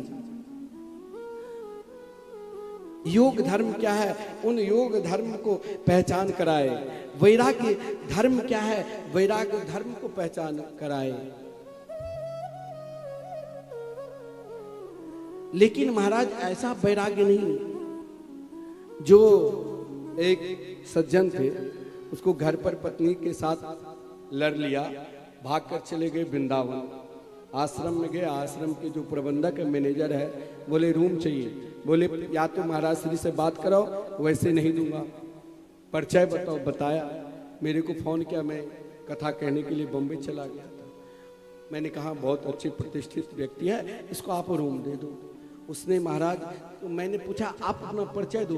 बोले कोई परिचय नहीं, दुनिया असत्य है, मैं ब्रह्म को प्राप्त करने के लिए आया हूं, मेरे लिए ब्रह्म ही सर्वोपरि है। मैं कहा ये एक नंबर के धूर्त है, बनावटी है।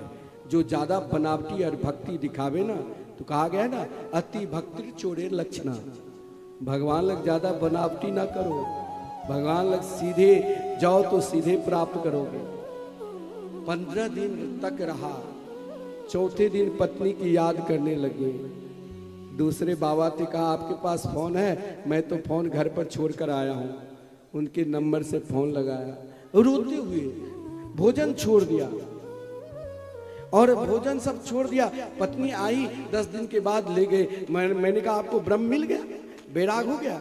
ये ऐसा बरकट बैरागी काम नहीं चलेगा।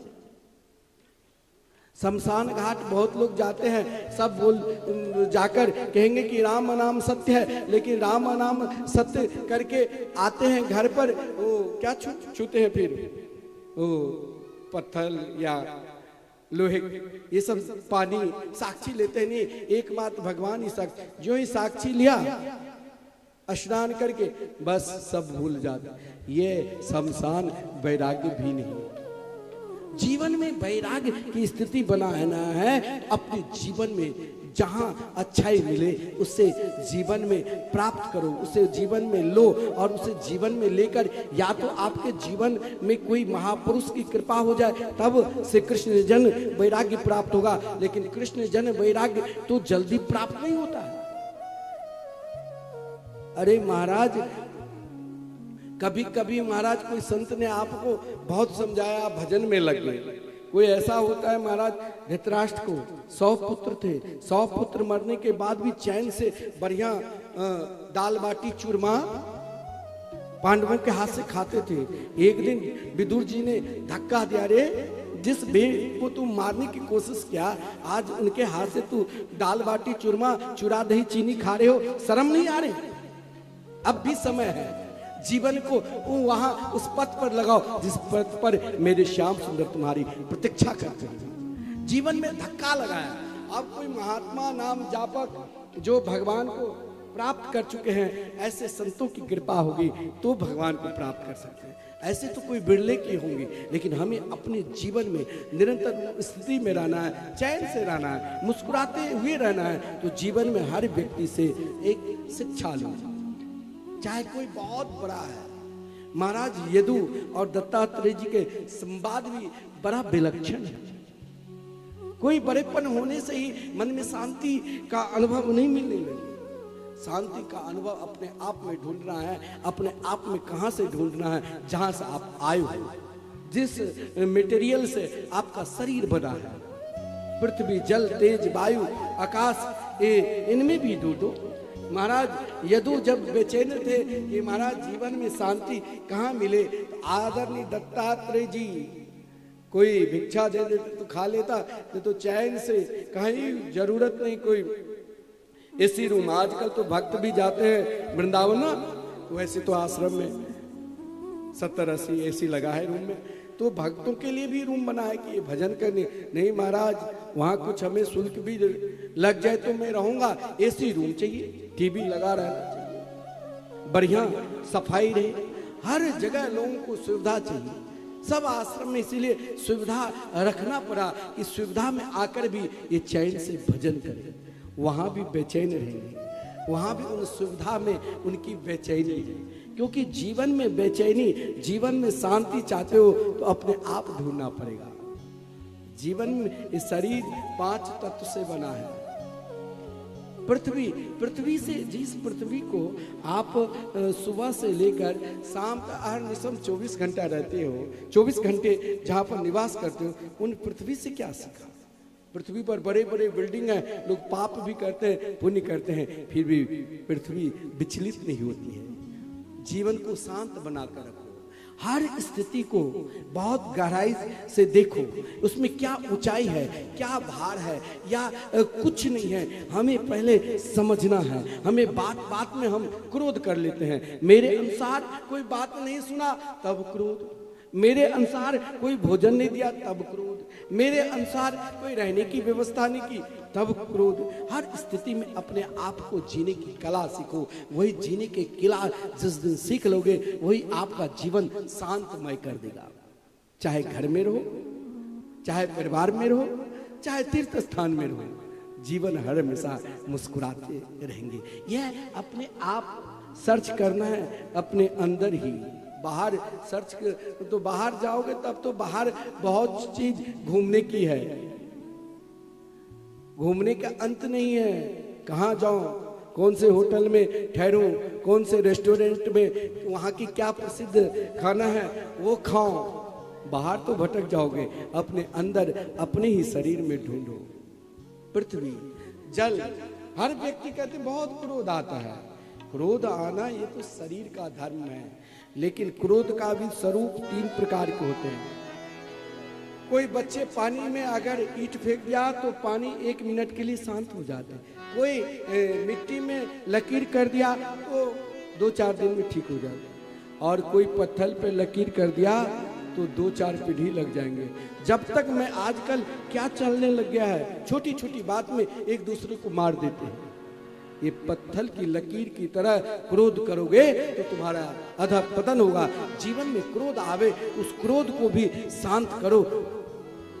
किसी बात लेकर गाना भजन सुनने लग जाओ, भगवान के चिंतन करने लग जाओ, पानी पी लो। मैंने जल का भी गुरु बनाया, जल से भी शिक्षा प्राप्त की। मैंने अग्नि का गुरु बनाया। जीवन में कभी कभी बड़प्पन होने के कारण जीवन अशांति कर देते हैं, तो जीवन में उतना ही बड़प्पन रखो जो हर व्यक्ति मुझे आदर करे और मैं उनको आदर करूं। जैसे अग्नि, अग्नि का क्या स्वभाव है, अग्नि को आप कल पंडित जी हवन करेंगे तो वहां भी जल जाएंगे, और कहीं कचरा पड़ा हुआ है वहां भी आप माचिस खरीद कर माचिस लगा दो तो जल जाएगा। जीवन में हर स्थिति में, हर परिस्थिति में अपने आप को संभलो, अपने आप को पहचानो कि मैं कौन हूं। हमें अग्नि से यही शिक्षा जीवन का एक पहचान शिक्षा दिला। जीवन की पहचान शिक्षा हो जाए तो आजकल महाराज देखो, स्कूल में पढ़ने के लिए जाते हैं, छोटी सी बात में आकर मार भी देते हैं। माता पिता सोचते बच्चे हॉस्टल में पढ़ रहे हैं और वहां कुछ और करने लग जाते हैं। मैंने तो ऐसे जानकारी है, बड़े बड़े यूनिवर्सिटी में, हमारे वृंदावन में भी है महाराज, वहाँ छात्र कई रहते हैं, कोई सब पढ़ने के लिए थोड़े जाते हैं, कोई नशा करने लग जाते हैं, कोई उदंड हो जाते हैं, क्योंकि उनका जीवन उस पथ पर स्थिर ही नहीं है। अपने आप को, अपने जीवन को अग्नि की तरह पहचानो, जो अग्नि बुराई में भी जलता है और अच्छाई में भी अपने आप को जलता है। अग्नि कभी रुकता नहीं। हमें हर स्थिति में, हर परिस्थिति में अपने आप को रुकना नहीं चाहिए। अपने लक्ष्य को, अपने सिद्धांत को निरंतर आगे बढ़ाना चाहिए। मैंने वायु से भी शिक्षा लीजिए। जीवन में हर को, जैसे हवा, हवा सबके पास रहती है ना, आप घर में भी हो वहां भी ऑक्सीजन की जरूरत है, लेकिन जाओ हर जगह, हवा एक जगह स्थिर नहीं रहती है। जीवन में हर जगह जाओ, हर व्यक्ति को पहचानो, हर व्यक्ति को पहचान कर, हर व्यक्ति के जीवन में कुछ ना कुछ अच्छाई है, उनके जीवन से अच्छाई लो और बुराई को फेंक दो, बुराई ना रखो। जीवन, आपके घर में दो चीज हमेशा रहते हैं ना, एक सूप और एक चलनी। सूप क्या करता है जानते हो? सूप अच्छाई को अपने अंदर रखेगा और बुराई को बाहर फेंक देगा।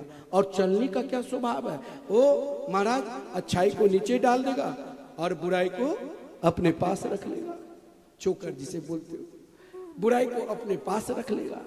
जीवन में हमें अपने आप को वायु की तरह, ये नहीं अमुक व्यक्ति कुछ बोल दिया, छोटी सी बात लेकर हम महाराज बेचैन रहते हैं। उन छोटी सी बात को नहीं रखकर हमें स्वयं को वायु की तरह, ठीक है कोई आपको गाली भी दिया तो कोई स्तुति करने वाले भी आपके पास है, कोई आपकी निंदा भी की तो कोई आपकी प्रशंसा करने वाले भी आपके साथ है। आप दोनों को पहचानो, दोनों का आदर करो, तो आपको जीवन जीने की कला आ जाएगी।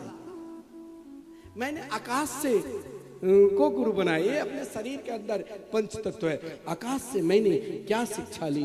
आकाश यानी परमात्मा हर जगह व्याप्त है।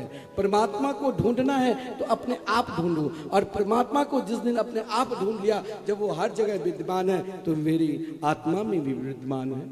मेरी आत्मा में विद्यमान है तो फिर हम एक दूसरे से बैर क्यों करते हैं, एक दूसरे से शत्रुता क्यों करते हैं? जब सब में भगवान है तो अपने भगवान को सब में देखो।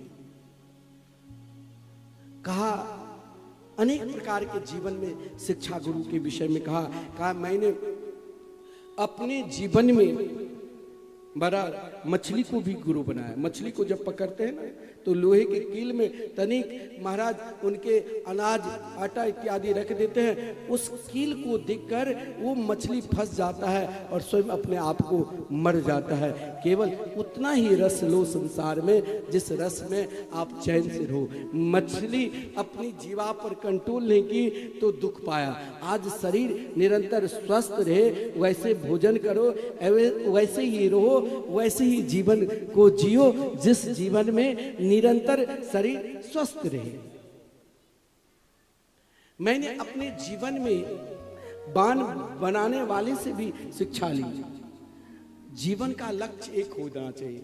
एक बाण बनाने वाले बाण बना रहा था, सामने कुछ व्यक्ति निकल रहे थे, बोले भैया अभी अभी चुनाव प्रचार, आज तो चलो बंद है, कल चुनाव है, चुनाव प्रचार वाले की गाड़ी निकला है, आप देखे हो? वो कहा बाण बनाने वाले, भाई मेरी दृष्टि अपने कार्य पर है कि मैं उनके पीछे पीछे भागूं। जीवन में दृष्टि अपने आप में रखो। जिस लक्ष्य लेकर, धन को लक्ष्य लेकर, विद्या को लक्ष्य लेकर, पुरुषार्थ की लक्ष्य लेकर, जिस लक्ष्य पर आप तटस्थ हो उस लक्ष्य पर ही ध्यान दो। उस लक्ष्य पर ध्यान है तो आपके लिए वही श्रेष्ठ है, वही आपके लिए आदरणीय है। मैंने मधुमक्खी को भी गुरु बनाया। जीवन में चाहे आप खूब संग्रह कर लो, जैसे मधुमक्खी शहद की बहुत संग्रह करता है और शहद को संग्रह करके एक जगह रख लेता है, और फिर जब पीने का समय आया तो कोई आता है व्याधा छुड़ाकर वो लेकर चला जाता है। जीवन में ये संपत्ति, ये धन जो है, भगवत कार्य में, सत्कार में, राष्ट्र के सेवा में लग रहे हैं भगवत कार्य में, तो ये धन मानो परमात्मा ने दिया तो ये धन और बढ़ेगा। नहीं तो चाहे कितना भी संग्रह कर लो, एक दिन यह आपको ही छोड़कर जाना पड़ेगा। मैंने कुमारी कन्या को भी गुरु बनाया। पहले कुमारी कन्या से क्या शिक्षा प्राप्त की? बोले उससे एक ही शिक्षा प्राप्त की, जो उसने बहुत सारे कंगन पहनकर महाराज अतिथि की सेवा कर रही थी, लेकिन उसकी आवाज से सोचा कि घर पर तो कोई अनाज है ना, धान कूट रही थी, सब कंगन निकालकर एक ही कंगन बनाकर धान कूटकर चावल तैयार कर अतिथि को भात बनाकर सेवा की। जीवन में साधना पथ पर जाओ तो या शिक्षा प्राप्त करो, विद्या प्राप्त करो, तो ये नहीं कि हम अगर अपने लक्ष्य पर आगे बढ़ रहे हैं तो वहाँ साधक को निरंतर अपने आप में अकेलापन में रहकर ही भगवान को कभी कभी प्राप्त कर सकते हैं, जैसे उस कुमारी कन्या ने। मैंने पिंगला नाम की वेश्या को भी गुरु बनाया। आदरणीय दत्तात्रेय जी कहते हैं उन पिंगला नाम की वेश्या से क्या कहा, एक वेश्या थी पिंगला नाम की, जिनके पास जैसे लोग आते थे वैसे व्यवस्था करते। एक दिन महाराज स्वयं एक व्यवस्था थी कि कितने बार घंटी बजाओगे वैसे व्यवस्था। दत्तात्रेय जी महाराज कहते हैं मैं स्वयं परीक्षा ली, सब कुछ उनके घर पर जाकर, और महाराज घंटी बजाने लगे हजारों बार। उसने अपनी सारी संपत्ति को झोंक दिया, लेकिन कोई आए नहीं। जीवन में उतना ही रहो जहाँ चैन से रहे। जब तक कहा गया आशा ही परमो दुखम निराश्यम परमम सुखम। जीवन में आशा कभी कभी दुख के कारण कर देते हैं और निराशा ही परम सुख के कारण कर देते हैं। सत्संग की महिमा सुनाए। अंत में कहा मैंने अपने शरीर को गुरु बनाया। ये शरीर हर क्षण हर पल मरते हैं। कोई ये नहीं कह सकता ये शरीर निरंतर मेरे पास रहेंगे। शरीर हर पल हर क्षण मरते हैं, इसीलिए हमें निरंतर भगवान की उपासना करना चाहिए। सत्संग की सुंदर महिमा को सुनाएं। भगवान अपनी दिव्य धाम को, भगवान के रहते हुए 99 लाख यदुवंशी को किस प्रकार भगवत धाम को प्राप्ति करा दिया, यह भी वर्णन है। भगवान अपने दिव्य धाम कैसे गए। भगवान के दिव्य धाम जिस समय गए तो अपने ही स्वरूप को जब चिंतन कर रहे थे, उस स्वरूप के चिंतन वक्त कोई भी आया, चाहे महाराज अर्जुन आए, अर्जुन को भी समझाया। आज के 7वें दिन यही द्वारका पुनः समुद्र में लीन हो जाएंगे।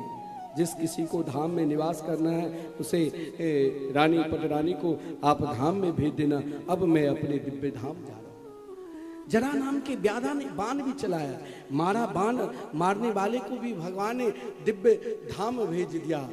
भगवान किस मार्ग से जाते हैं, ब्रह्मा शंकर इंद्रादि संपूर्ण देवता अपने अपने स्थान पर बैठकर नान्यागति कृष्ण पदार बिंदात समदृश्यते ब्रह्म शिवादि वंदितात प्रार्थना कर रहे थे।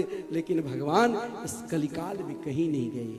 भगवान इस कलिकाल में साक्षात श्रीमद् भागवत महापुराण में समा गए। श्रीमद् भागवत महापुराण साक्षात भगवान की ही स्वरूप है। इस कलिकाल में भागवत कथा श्रवण करने मात्र से ही तेन अंबांगमयी मूर्ति प्रत्यक्षा वर्तते हरि। भागवत साक्षात भगवान के स्वरूप ही है। भागवत को चाहे लाखों करोड़ों वक्ता बोले, लेकिन भागवत एक व्याप्त है, परमात्मा को अव्यय है। अव्यय व्याकरण में एक सूत्र है जिसका कभी नाश ही न हो। अव्यय है, भागवत अव्यय है। यद्यपि कहे बहुविध कभी महिमा उदार, तदपि नित्य नूतन रहे कृष्ण चरित्र उदार। भगवान की चरित्र हर हमेशा जितने बार आप जहां श्रवण करोगे कुछ न कुछ नए मिलेंगे ही। सज्जनों,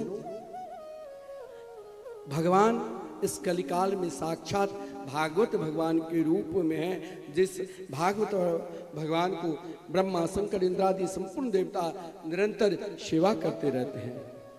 कलयुग में कैसे राजा थे, कैसे वर्तमान समय में राजा की परिस्थिति चल रही है और कैसे आगे दुर्दांत राजा सब होंगे, उन संपूर्ण राजाओं का भी वर्णन कभी एकांत में बैठकर आप भागवत के 12वें स्कंद के 1 से 3 तक अध्याय पढ़ना कि कैसे राजा दुर्दांत हुए और कैसे अभी राजा की परिस्थिति है। अभी तो कुछ नहीं है, कोई कहते ये घोटालाबाज है, कोई कहते ये घोटालाबाज है, अभी तो ये चलता रहेगा। लेकिन हमें अपने आप में स्थिर रहना है, क्योंकि आगे और भी बहुत दुर्दांत राजा सब होगा। उन राजाओं को कौन वर्णन करे, लेकिन इस कलयुग में एक ही प्रधान है, क्या? राधा रमन के मंगलमय नाम। चाहे जिस स्थिति में रहो, चाहे जिस परिस्थिति में रहो, चाहे जहां भी रहो, निरंतर उनको पुकारो। उनको जितने बार पुकारोगे, उनसे जितने दिल लगाओगे, उतने ही बार कल्याण होगा। क्योंकि इस कलिकाल में जो सतयुग त्रेता द्वापर में प्रभाव नहीं था, वो एकमात्र हरिनाम कीर्तन में है। महाराज परीक्षित को आदरणीय श्रीमान सुखदेव जी ने पूछा कि आपके अंदर पशु बुद्धि है कि मैं मरूंगा? बोले शरीर जन्म लेता है, शरीर मरता है, आत्मा नहीं जन्म लेती है, आत्मा नहीं मरती है। भगवान आपने भागवत कथा सुनाकर हमें बिल्कुल सिद्धोस्मी नो गृतोस्मी भवता करुणात्मना, आपने मेरे ऊपर कृपा करके भागवत कथा सुनाए, आप मुझे बिल्कुल सिद्ध कर दिए। अब मुझे भय नहीं है कि काल मुझे काट खाएगा, अब वो चाहे मुझे काटे, अब हम धन्य धन्य हो गए। आदरणीय श्रीमान सुखदेव जी को महाराज परीक्षित ने पूजन की और पूजा करते हुए प्रार्थना की, हरि की कथा सुनाने वाले हो, प्रभु की कथा सुनाने वाले, तुमको लाखों प्रणाम, तुमको लाखों प्रणाम, तुमको लाखों प्रणाम, तुमको लाखों प्रणाम। हरि की कथा सुनाने वाले, हरि की कथा सुनाने वाले, ओ हरि नाम बताने वाले, ओ हरि नाम बताने वाले, तुमको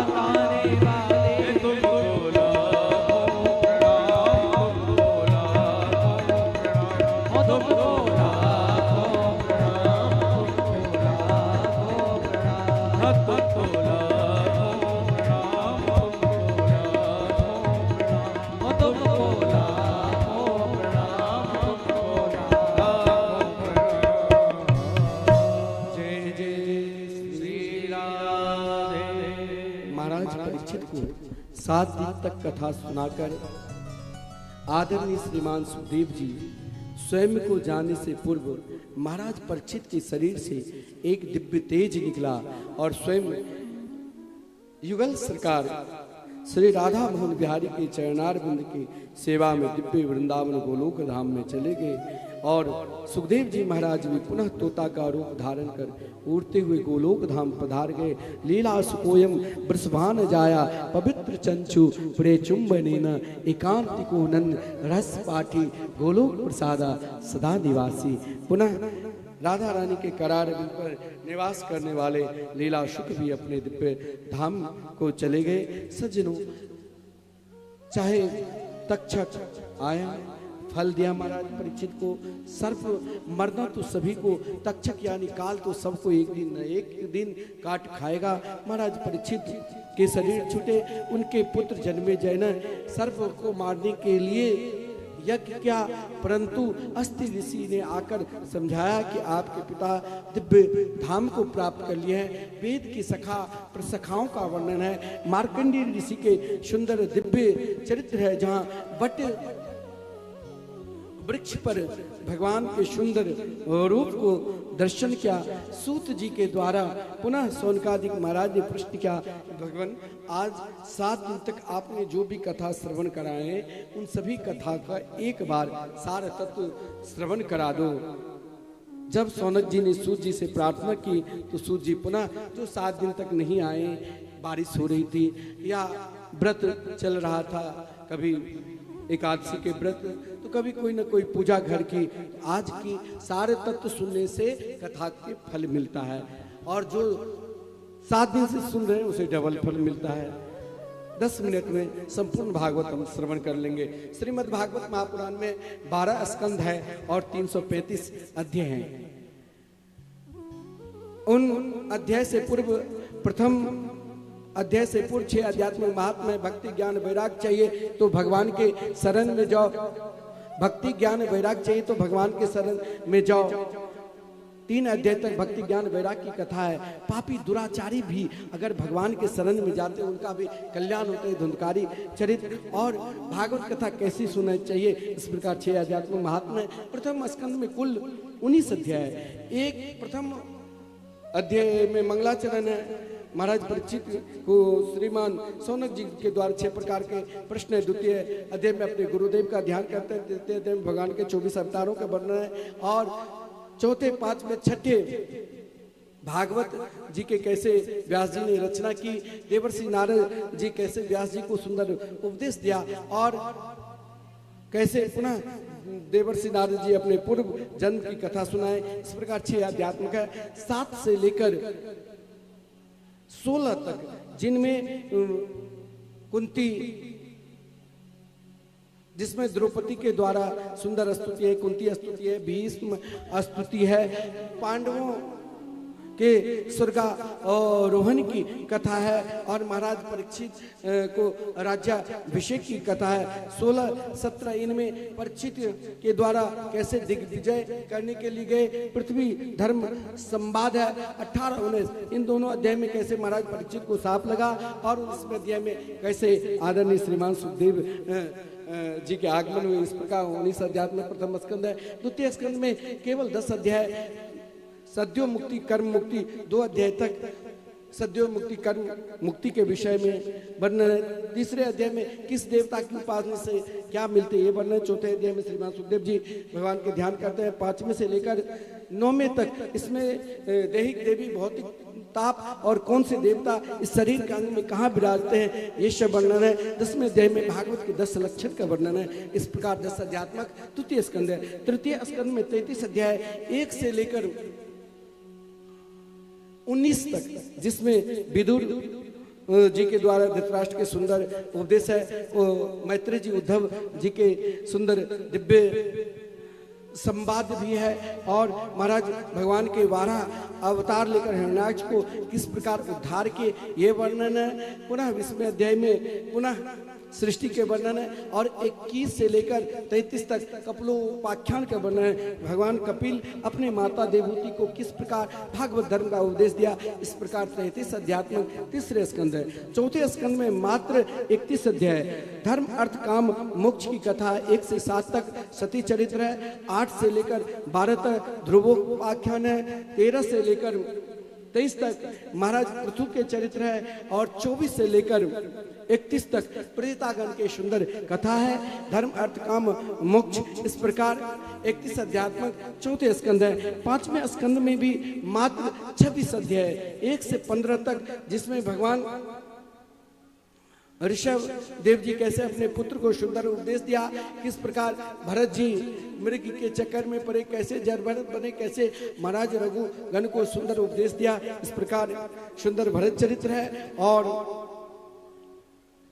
14 से लेकर पुनः 25 तक अतल बितल सुतल संपूर्ण लोक लोकांतरों का वर्णन है। और 26 अध्याय में 28 प्रकार के नरकों के वर्णन है, जो जिस प्रकार पाप करते हैं उस प्रकार नरक में जाते हैं। इस प्रकार 26 अध्यात्म 5वें स्कंद समाप्त होते हैं। 6वें स्कंद में भी कुल 19 अध्याय 1 से 3 तक, जिसमें महाराज विशुद्ध नाम के चरित्र अजामिल उपाख्यान।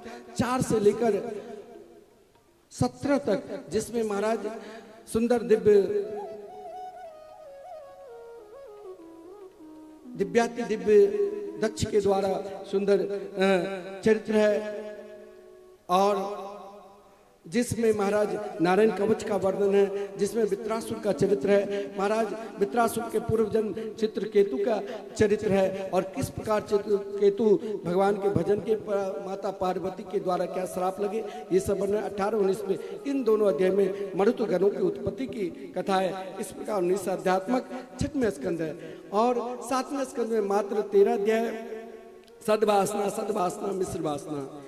1 से 5 तक बिल्कुल हिरण्यकश्यपु की चरित्र है। और फिर 6 से लेकर 10 तक जहाँ प्रहलाद जी के सुंदर दिव्य चरित्र है, जिसमें भगवान कैसे नरसिंह अवतार लिए। और 11 से लेकर 15 तक चारों वर्ण आश्रमों का वर्णन, किस धर्म में कैसे रहना चाहिए, कैसे उपासना करना चाहिए, ये सब वर्णन है। इस प्रकार 15 अध्यात्मक 7वें स्कंद है।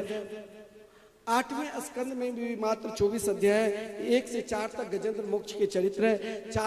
5 से लेकर 16 तक, जिसमें समुद्र मंथन की चरित्र है। और 17 से लेकर 23 तक भगवान कैसे वामन के रूप में अवतार लिए, कैसे राजा बलि के ऊपर कृपा की। 24 अध्याय में मत्स्य अवतार का वर्णन है, भगवान कैसे मत्स्य का अवतार लेकर महाराज सत्य व्रत को सुंदर भागवत धर्म का उपदेश दिया। इस प्रकार 24 अध्याय 8वें स्कंद है। 9वें स्कंद में भी मात्र 24 अध्याय 1 से 5 तक सूर्यवंश के चरित्र का वर्णन है। 1 से 15 तक, जिसमें महाराज इक्ष्वाकु से लेकर नृग, सरियाती, अम्बरीश और महाराज सगर और मर्यादा पुरुषोत्तम भगवान श्री राम कैसे अवतार लिए सूर्यवंश में, इस प्रकार वर्णन है। और 15 से लेकर 24 तक सूर्यवंश के बड़े बड़े प्रतापी महाराज पूर्ववा से लेकर महाराज याति से लेकर महाराज अरंती देव से लेकर महाराज यदु से लेकर बड़े बड़े राजाओं के वर्णन है।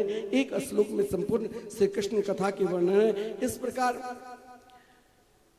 24 अध्यात्मक 9वें स्कंद समाप्त होते हैं। 10वें स्कंद में 90 अध्याय है, जिसमें 5 अध्याय तक भगवान के जन्म कर्म का विषय का वर्णन है, कैसे जन्मोत्सव हम लोग बनाए। 6 से लेकर 28 तक, जिसमें तमोगुण के जितने भी राक्षस हुए उनको उद्धार किया। कभी जिस क्रम में भगवान ने बाल लीला की, माखन चोरी लीला की और गिरिराज पर्वत को उठाए। 29 से लेकर 33 तक विशुद्ध रास का वर्णन है। निष्ठा एक में रहना चाहिए। 34 अध्याय में वर्णन है। 35 अध्याय में युगल गीत का वर्णन है। 36 अध्याय से लेकर 60 अध्याय तक रजोगुण के राजा के उद्धार का वर्णन है, जिस क्रम में कैसे भगवान कंस के उद्धार के उद्धव गोपी संवाद है। श्री कृष्ण 16,108 विवाह के श्री कृष्ण रुक्मिणी संवाद है। और 61 से लेकर 85 तक जिसमें भगवान के विभिन्न लीलाओं को वर्णन है। कैसे बलदेव भैया वृंदावन आए, राजा नृ के चरित्र है। पौंड्रक जो पाखंड के प्रतीक थे, पौंड्रक को कैसे उद्धार के राष्ट्र यज्ञ का वर्णन है।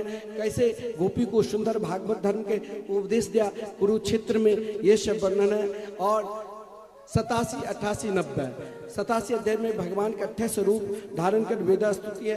88, 89, 90 इनमें से कृष्ण की महिमा के वर्णन है। इस प्रकार 90 अध्यात्मक 10वें स्कंद है। 11वें स्कंद में भी मात्र 31 अध्याय 1 से 5 तक नव योगेश्वर के संवाद है। 6वें अध्याय में समस्त देवता स्तुति करते हैं 7 से लेकर 29 तक, जिसमें महाराज विलक्षण विलक्षण कथा है। कैसे दत्तात्रेय जी ने 24 प्रकार के गुरुओं का वर्णन किया और भगवान की साधना कैसे करनी चाहिए, उपासना कैसे करना चाहिए। सत्संग की महिमा का वर्णन है और महाराज हंसोपाख्यान का वर्णन है। भगवान की विभूति का वर्णन है। भिक्षुक गीत का वर्णन है कि जीवन की इच्छा परमात्मा में कैसे लगाना चाहिए। भिक्षुक गीत का वर्णन है। एल गीत का वर्णन है। और 29, 30, 31 इनमें भगवान कैसे अपने दिव्य धाम को जाते हैं, ये सब वर्णन है। 31 अध्यात्मक 11वें स्कंद है। 12वें स्कंद में कुल 13 अध्याय 1 से 3 तक कलयुग में कैसे राजा थे, कैसे राजा हैं और कैसे राजा होंगे। 4थे अध्याय में पुनः सृष्टि का वर्णन है। 5वें अध्याय में श्रीमान सुखदेव जी के द्वारा महाराज परीक्षित का प्रश्न है कि तुम्हारे अंदर पशु बुद्धि है, ये निकालो। 6ठे अध्याय में परीक्षित कैसे दिव्य धाम जाते हैं, ये वर्णन है। 7वें अध्याय में वेद की शाखा प्रशाखाओं के वर्णन है। 8, 9, 10 इन अध्यायों में मार्कंडे की चरित्र है। 11वें अध्याय में भागवत के सार के तत्व का वर्णन है। और 12वें अध्याय में भगवान कब किस रथ पर कैसे बैठे, ये सब वर्णन है। 13वें अध्याय में किस पुराण में कितने श्लोक है, ये सब वर्णन है। श्रीमान सूत जी सौनकादिक से एक ही शब्द कहा। संपूर्ण भागवत के सार तत्व सुनाने के बाद यही कहा, निम्नानाम यथा गंगा, देवानाम अच्युतो यथा, वैष्णवानाम यथा शंभु, पुराणानाम मिदम यथा। जैसे समस्त नदियों में सर्वश्रेष्ठ नदी गंगा है, जैसे हमारे अंदर 3.5 करोड़ बाल है रोम है शरीर में, उतने तीर्थ में स्नान करना चाहिए, उतने नदियों में। लेकिन गंगा जी में स्नान करने से संपूर्ण नदियों का फल मिल जाते हैं। और उसी प्रकार संपूर्ण देवता में सर्वश्रेष्ठ देव श्री रामकृष्ण है। उसी प्रकार संपूर्ण वैष्णवों के आचार्य स्वयं वैष्णवा नाम यथा शंभु भगवान शंकर जी है। उसी प्रकार संपूर्ण इतिहास पुराण धर्म शास्त्र में सर्वश्रेष्ठ श्रीमद् भागवत पुराण है।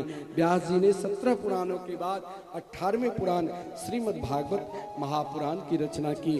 श्रीमान सूत जी सौनकादिक से कहते हैं, यथादितम तथा मति। मैंने अपने गुरुदेव से जैसे पढ़ा और मेरी बुद्धि जैसे ग्रहण की, वैसे मैं आपको सुनाया।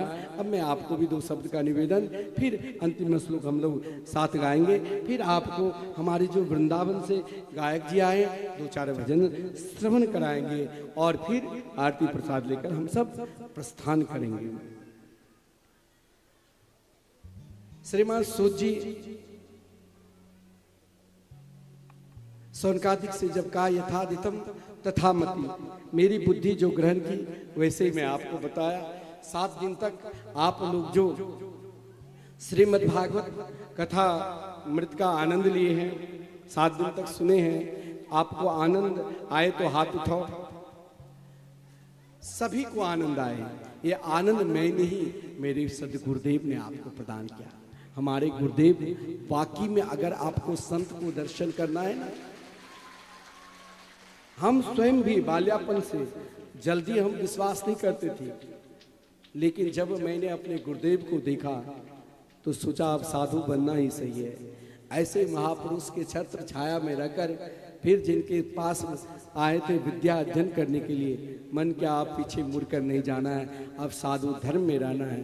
क्योंकि जिनके रोम रोम से केवल नाम निकलते हैं। और महाराज आजकल सब संग्रह वृत्ति में रखते हैं, लेकिन हमारे पूज्य गुरुदेव अपने गुरुदेव के जन्म स्थान में भव्य दिव्य से सीताराम सरकार मिथिला की जो उपासना है वो मंदिर बना है।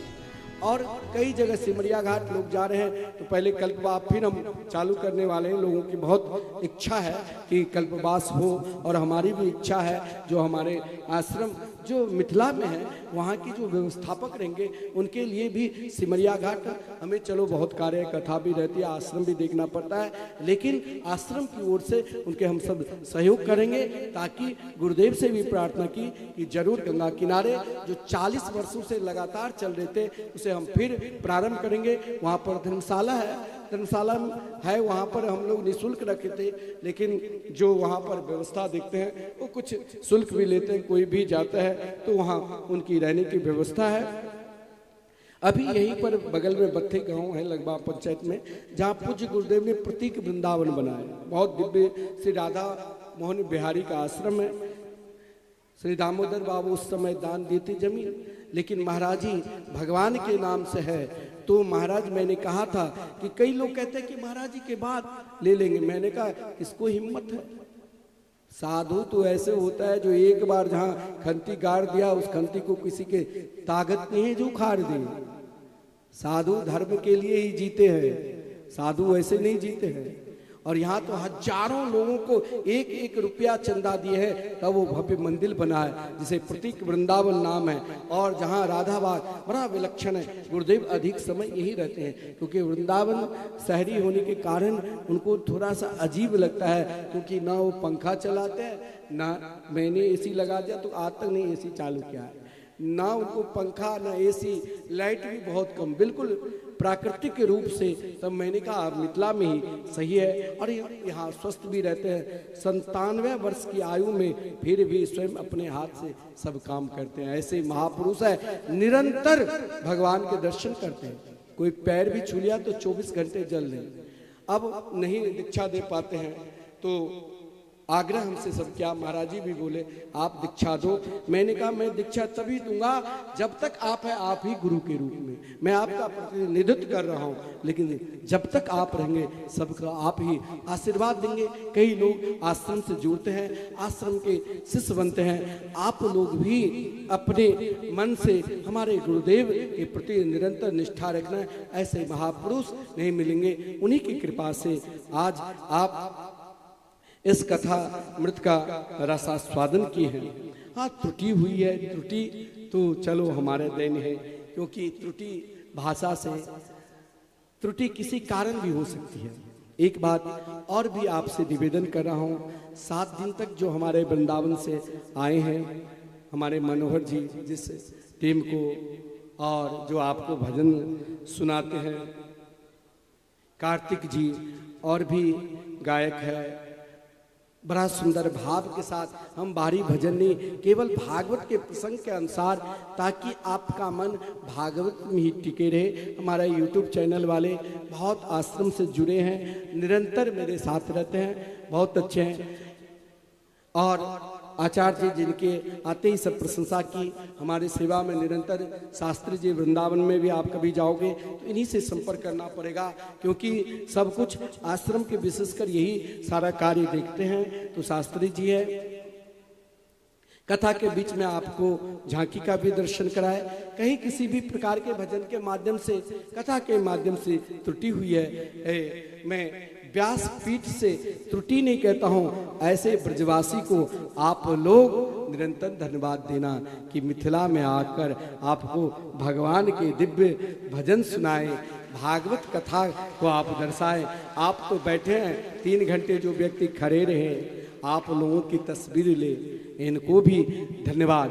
और विशेषकर अब मुझे जो रामपुर उदय ग्राम के इस कथा के आयोजक श्री ललन मिश्रा जी और श्री नवीन मिश्रा जी, जो अपनी माता शिव तारणी देवी के लिए भागवत का संकल्प अपने गांव, चाहते तो कलकत्ता में भी करा सकते, सब प्रकार की सामर्थ्य है, फिर भी गांव के लोग भगवान से जुड़े, भागवत सुने और इस प्रकार उत्साह पूर्वक। महाराज हमारे जितने भी टीम आए ना, सब बहुत खुश है, बहुत आपके हृदय में उत्साह है, बहुत प्रेम है, आपके समस्त परिवार, पुत्र, पुत्र वधू, रिश्तेदार, घर परिवार, जितने भी सज्जन आपके आए हैं, सभी को व्यासपीठ से बहुत बहुत धन्यवाद, साधुवाद देता हूं। और विशेषकर श्री ललन मिश्रा, श्री नवीन मिश्रा को आप सब आशीर्वाद दीजिए। इसी प्रकार धर्म पथ पर निरंतर समाज को एक सूत्र में बांध कर रखिए। और एक बात कहूं, सबसे अधिक उदय ग्राम के एक ग्रामवासी श्रोता समाज है। आज आप कितने आनंद पूर्वक शांत चित्त होकर यहाँ आप इतने शांत चित्त होकर कथा सुने हैं। मुझे भी आश्चर्य लगा आपके भाव को देखकर। गांव में तो कोई कहते हैं अगे चल चल चल चल क्यों एलो हन पाहुन, उठ ना बहुत लेट हो गए, चल चल भोजन करो। गांव में नहीं बोलते हैं, अरे अखने वो तो डांट तो जल्दी चल। लेकिन सब कुछ छोड़कर एक निष्ठा से, एक भाव से इस भागवत पंडाल में बैठकर आप सब 7 दिन तक कथा मृत का रसास्वादन किए हैं। आप सबको बहुत बहुत संपूर्ण ग्रामवासी श्रोता समाज को बहुत बहुत धन्यवाद, साधुवाद। इसी प्रकार सत्कर्म से, धर्म से और सनातन धर्म के प्रति निरंतर लगे रहिए। एक बात और बहुत जरूरी है, कथा सुने हो ना तो चढ़ावा चढ़ाना चाहिए। चढ़ावा नहीं चढ़ाओगे तो दोष लगेगा। आप कहोगे कौन सा चढ़ावा? चढ़ावा चढ़ाओ, लेकिन चढ़ावा क्या चढ़ाना? रुपया पैसा वो तो आप देते ही हो, देते हो तभी ना आश्रम चलता है। लेकिन चढ़ावा भागवत सुनकर, कोई भी धर्म कार्य का अनुष्ठान में बैठो तो चढ़ावा चढ़ाओ। चढ़ावा क्या? जो आपकी कमी है, जो मैं भगवान नहीं हूँ, जो मैं जानता हूँ, जिससे लगता है इस बात के कारण महाराज हमसे घर के लोग दूर हो रहे, ये कारण से दूर हो रहे, कोई नशा करते या कुछ भी, जो आपकी कमी है वो भागवत पर चढ़ावा के रूप में चढ़ाओ। और आपने राजा नृग के चरित्र सुने हैं, जो एक बार चढ़ाकर दोबारा प्रयोग करोगे, जगन्नाथपुरी जाते हैं ना तो जो कभी नहीं फल मिलेगा वो फल छोड़ कर आते हैं। अब अनार नहीं खाऊंगा, अरे आपको अनार रोज कहाँ मिलने वाले हैं? ऐसा चीज छूटते हैं, ऐसा चीज चढ़ा कर आते हैं जो मिले नहीं। जीवन का ऐसा चीज चढ़ाओ जिसमें आपकी कमी है, उसे चढ़ावा के रूप में। और कुछ मत चढ़ाओ, एक जरूर चढ़ाओ कि आज के बाद जब हम सोने बैठे, हम क्या खाते हैं, क्या पहनते हैं, कैसे रहते हैं, किसी के दिन चर्चा पर हम कुछ ना कटाक्ष करेंगे और ना कुछ प्रशंसा। लेकिन हमें एक चीज ध्यान रखना है, सबसे बड़ा चढ़ावा है कम से कम 108 बार हमें नित्य भगवान के मंगल में नाम संकीर्तन करना है। घर के संपूर्ण सदस्य मिलकर यदि नाम संकीर्तन करेंगे, जिसे आप इष्ट मानते हो, वो घर में कभी कलह नहीं होगा। वो घर निरंतर शांति में रहेंगे, निरंतर सुख में रहेंगे। निरंतर हमें जो भजन नहीं करते हैं वो भजन करो थोड़ा थोड़ा, ज्यादा मैं नहीं कहता हूँ कि आप 16 माला 21,600 बार श्वास निकलते तो उतना प्रारंभ से ही लो, थोड़ा थोड़ा भजन करोगे, एक दिन अपने वहां पहुंच जाओगे। धीरे धीरे प्रयास करो, एकाएक वहां पहुंचने की जरूरत नहीं है। ये जरूर सबसे बड़ा चढ़ावा के रूप में है और यही चढ़ावा हमें चढ़ाना है और यही हमको भागवत भगवान को देना है, सबसे बड़ा जो चढ़ावा है। एक बात कल हम सभी को याद है ना, मैंने कहा था ना, मतदान करने के लिए जरूर जाना, चाहे कोई भी कार्य रहे, सब कार्य को छोड़कर। जैसे आप कथा सुनने के लिए आए हैं ना, तो कल आप जरूर मतदान करना। लेकिन उस समय आपके साथ कोई नहीं रहेंगे, आपको स्वयं सोचना होगा, आपको स्वयं पहचानना होगा और पहचान कर आपको अपने आप में मंथन करना होगा कि मेरे राष्ट्र के लिए, मेरे सनातन धर्म के लिए कौन आगे बढ़ रहे हैं, या मैं तनिक लोभ के कारण इधर उधर भटक रहे हैं। हमें अपने सिद्धांत को कभी नहीं छोड़ना है, हमें इस पर निरंतर आगे बढ़ना है। वो मैं भगवान नहीं हूँ जो मैं जानता हूँ, वो तो आप वोट गिराने मौन रूप में जाएंगे और आप पहचानेंगे कि हमें किस व्यक्ति को वाकई में पहचानना है। सो उसे आपको पहचानना है। जैसे आप पहचान करके कि चलिए श्री ललन मिश्रा जी, श्री नवीन मिश्रा जी अपनी माता को भागवत कथा करवा रहे हैं, तो हमें भी भागवत पंडाल में वृंदावन से व्यास जी आए तो कथा सुनना है। उसी प्रकार हमें, जैसे हम अपने आप को, घर के कोई सदस्य आए ना आए, हम आए भागवत पंडाल में बैठे, वैसे ही घर के सदस्य जहां आपको कहे कि इसी को दो, वैसे नहीं, आपको अपने आप स्वयं सोचना है और कल मतदान करने के लिए जरूर जाना है। कोई जरूरत नहीं बोए हैं तो घूंघट डाल कर जाओ, लेकिन मतदान जरूर करना है। जय जय श्री राधे। आइए हम सब भागवत के अंतिम श्लोक गान करते हैं, फिर भजन के आनंद लेंगे, फिर विदाई का भी एक भजन आप सुना देना, आयोजक की इच्छा है, और फिर आरती के दर्शन करेंगे, फिर प्रसाद लेकर सब प्रस्थान करेंगे। आइए हम सब श्लोक अंतिम एक साथ मिलकर गान करते हैं।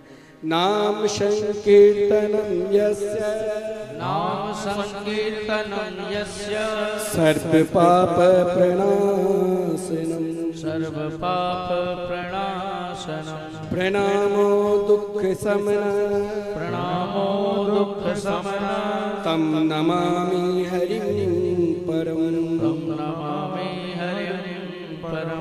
नाम संकीर्तनम यस्य, नाम संकीर्तनम यस्य, सर्व पाप प्रणाशनम, सर्व पाप प्रणाशनम, प्रणामो दुख शमन, प्रणामो दुख शमन, तम नमामि हरिं परम, तम नमामि हरिं परम। श्री वृंदावन बिहारी लाल की जय, श्री सच्चिदानंद भगवान की जय, श्रीमद्भागवत महापुराण की जय, श्री परीक्षित जी महाराज की जय, श्री शंकर भगवान की जय, श्री हनुमान जी महाराज की जय, श्री मिथिला धाम की जय, समस्त ग्राम बस्ती की जय, जय जय श्री राधे, जय जय श्री राधे। आइए दो बार हम सब महामंत्र के संकीर्तन करें। कैसे? अपने आप को समर्पित होकर सब हाथ उठाइए पहले और पुकारिए, भगवान को पुकारिए। कैसे?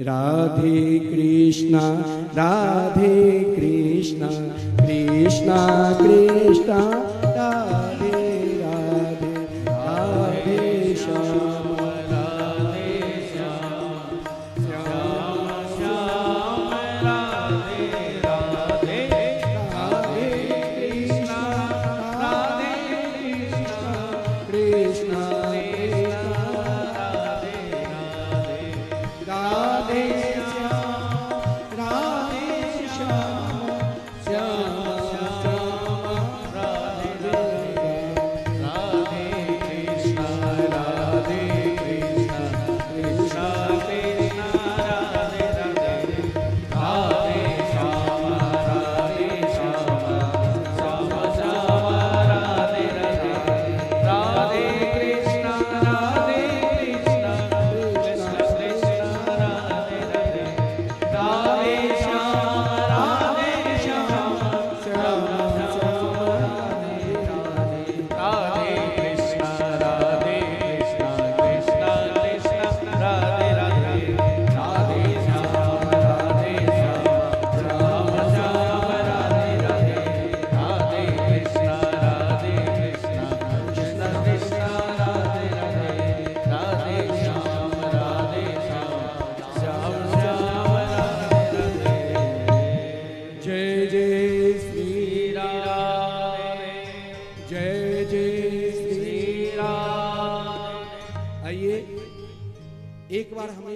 वृंदावन चलना है।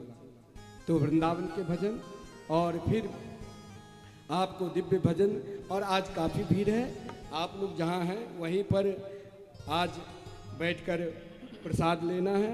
आगे जो यजमान परिवार है वही खड़े होंगे, वही आरती में सम्मिलित होंगे, वही कीर्तन में भजन में गाएंगे, सब बैठकर, और सभी को प्रसाद उनके पास ही मिल जाएंगे, और सब शांति पूर्वक ही जाना। ना देखिए कोई किसी का चेन काटना, और ना ही देखिए आजकल क्या होता है, मंदिर भी जाते हैं ना, एक बार लोग मंदिर को देखते हैं, एक बार चप्पल को देखते हैं। इसीलिए जो चप्पल पहन कर आए हैं ना, कोई किसी को ना चप्पल जूता उठाना, क्योंकि सब प्रसाद होकर शांतिपूर्वक जाना। आइए एक बार, और एक आप सबको जरूर कह रहा हूँ, जब वृंदावन आना तो मिथिला कुंज आपके आश्रम है, परिक्रमा मार्ग में जरूर आना। और भागवत मंदिर के जब उत्सव होंगे उसमें सबकी रहने की व्यवस्था, सबकी भोजन, सारी व्यवस्था आश्रम की तरफ रहेंगे। तो आप लोग जरूर 2026 में पूज्य गुरुदेव जी की सूचना देंगे, तो आप लोग जरूर आना। आइए एक भजन का हम लोग भाव के साथ झूमते हुए आनंद लेंगे। मन चल रे वृंदावन धाम, राधे राधे गाए। मन चल रे वृंदावन धाम, राधे राधे गाए। मन चल रे वृंदावन धाम, राधे राधे गाए। मन चल रे वृंदावन धाम, राधे राधे गाए। ओ राधे राधे गाए, श्यामा श्यामा गाए। राधे राधे गाए, श्यामा श्यामा गाए। हे राधे राधे गाए, श्यामा श्यामा गाए। राधे राधे गाए, श्यामा श्यामा गाए। तोहे मिल जाए, तोहे मिल जाए, तोहे मिल जाए श्यामा श्याम, राधे राधे गाए। मन चल रे वृंदावन धाम, राधे राधे गाए। श्री वृंदावन धाम की जय हो।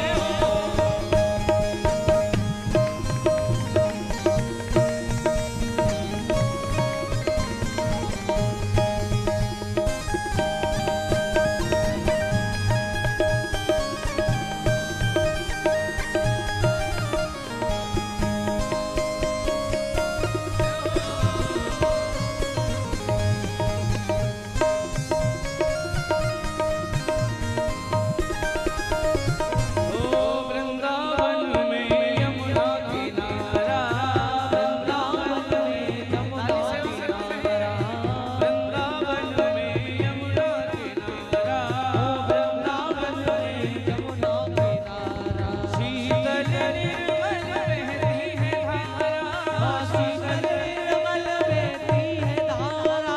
शीतल निर्मल बहती है धारा, शीतल निर्मल बहती है धारा। जहाँ झूला, जहाँ झूला, जहाँ झूला झूले श्यामा श्याम, राधे राधे गाए। जहाँ झूला झूले श्यामा श्याम, राधे राधे गाए। मन चल रे वृंदावन धाम, राधे राधे गाए। मन चल रे वृंदावन धाम, राधे राधे गाए। जय हो।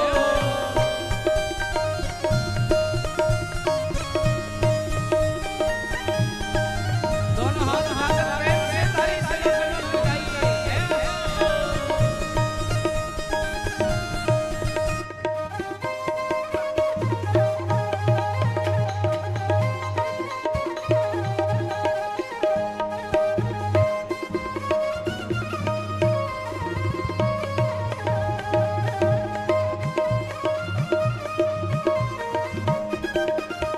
एक विशेष सूचना, जिनकी माता बहन भाई बंधुओं को व्यास पूजन पोथी पूजन करना है, वे लोग एक एक करके, और जो भी भेंट करनी है वे एक जगह एक एक करके आए और प्रेम से भेंट करें और पूजन हो जाएगा।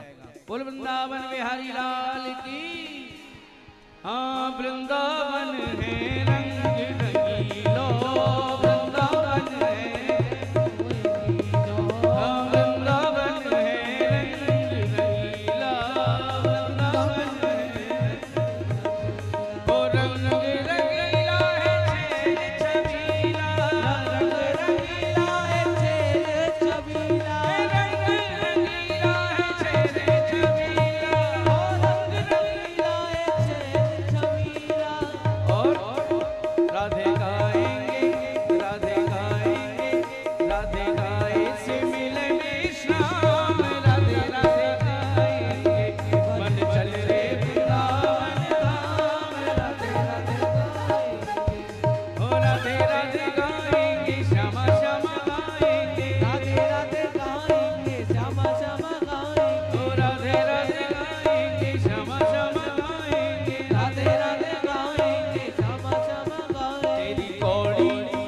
तेरी कौड़ी ओ तेरी कौड़ी लगे ना छदाम राधे राधे गाएंगे मन चल रे वृंदावन धाम राधे राधे गाइए मन चल रे वृंदावन धाम राधे राधे गाएंगे मन चल रे वृंदावन धाम राधे राधे गाएंगे।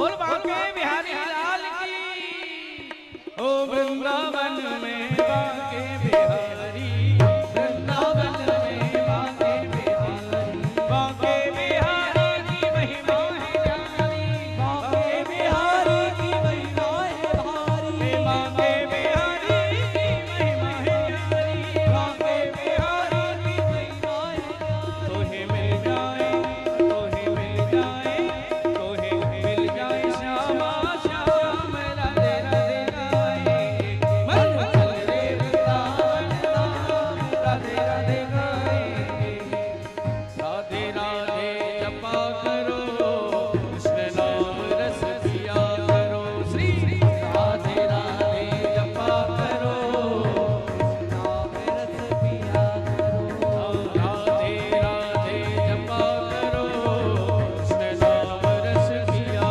करो श्री राधे राधे जपा करो कृष्ण नाम रस पिया करो राधे राधे राधे राधे राधे राधे राधे राधे राधे ओ राधे राधे राधे राधे राधे राधे राधे राधे राधे राधे जपा करो राधे राधे जपा करो कृष्ण नाम रस पिया करो श्री राधे राधे जपा करो पूजन करके एक एक करके नीचे उतरते जाएं और एक एक करके ही मंच पर पधारने की कृपा करें कृपया भीड़ भाड़ ज्यादा न लगाएं। बोल वृंदावन धाम की जय हो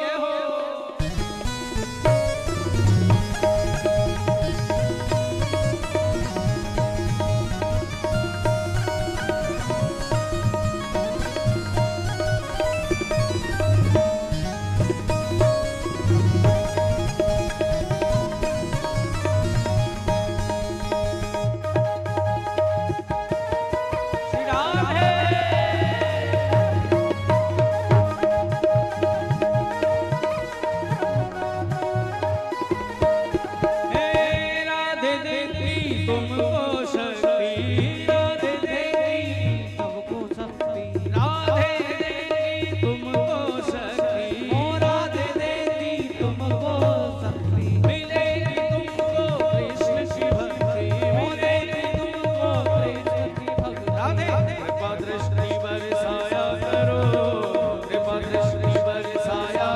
कृष्ण नाम रस पिया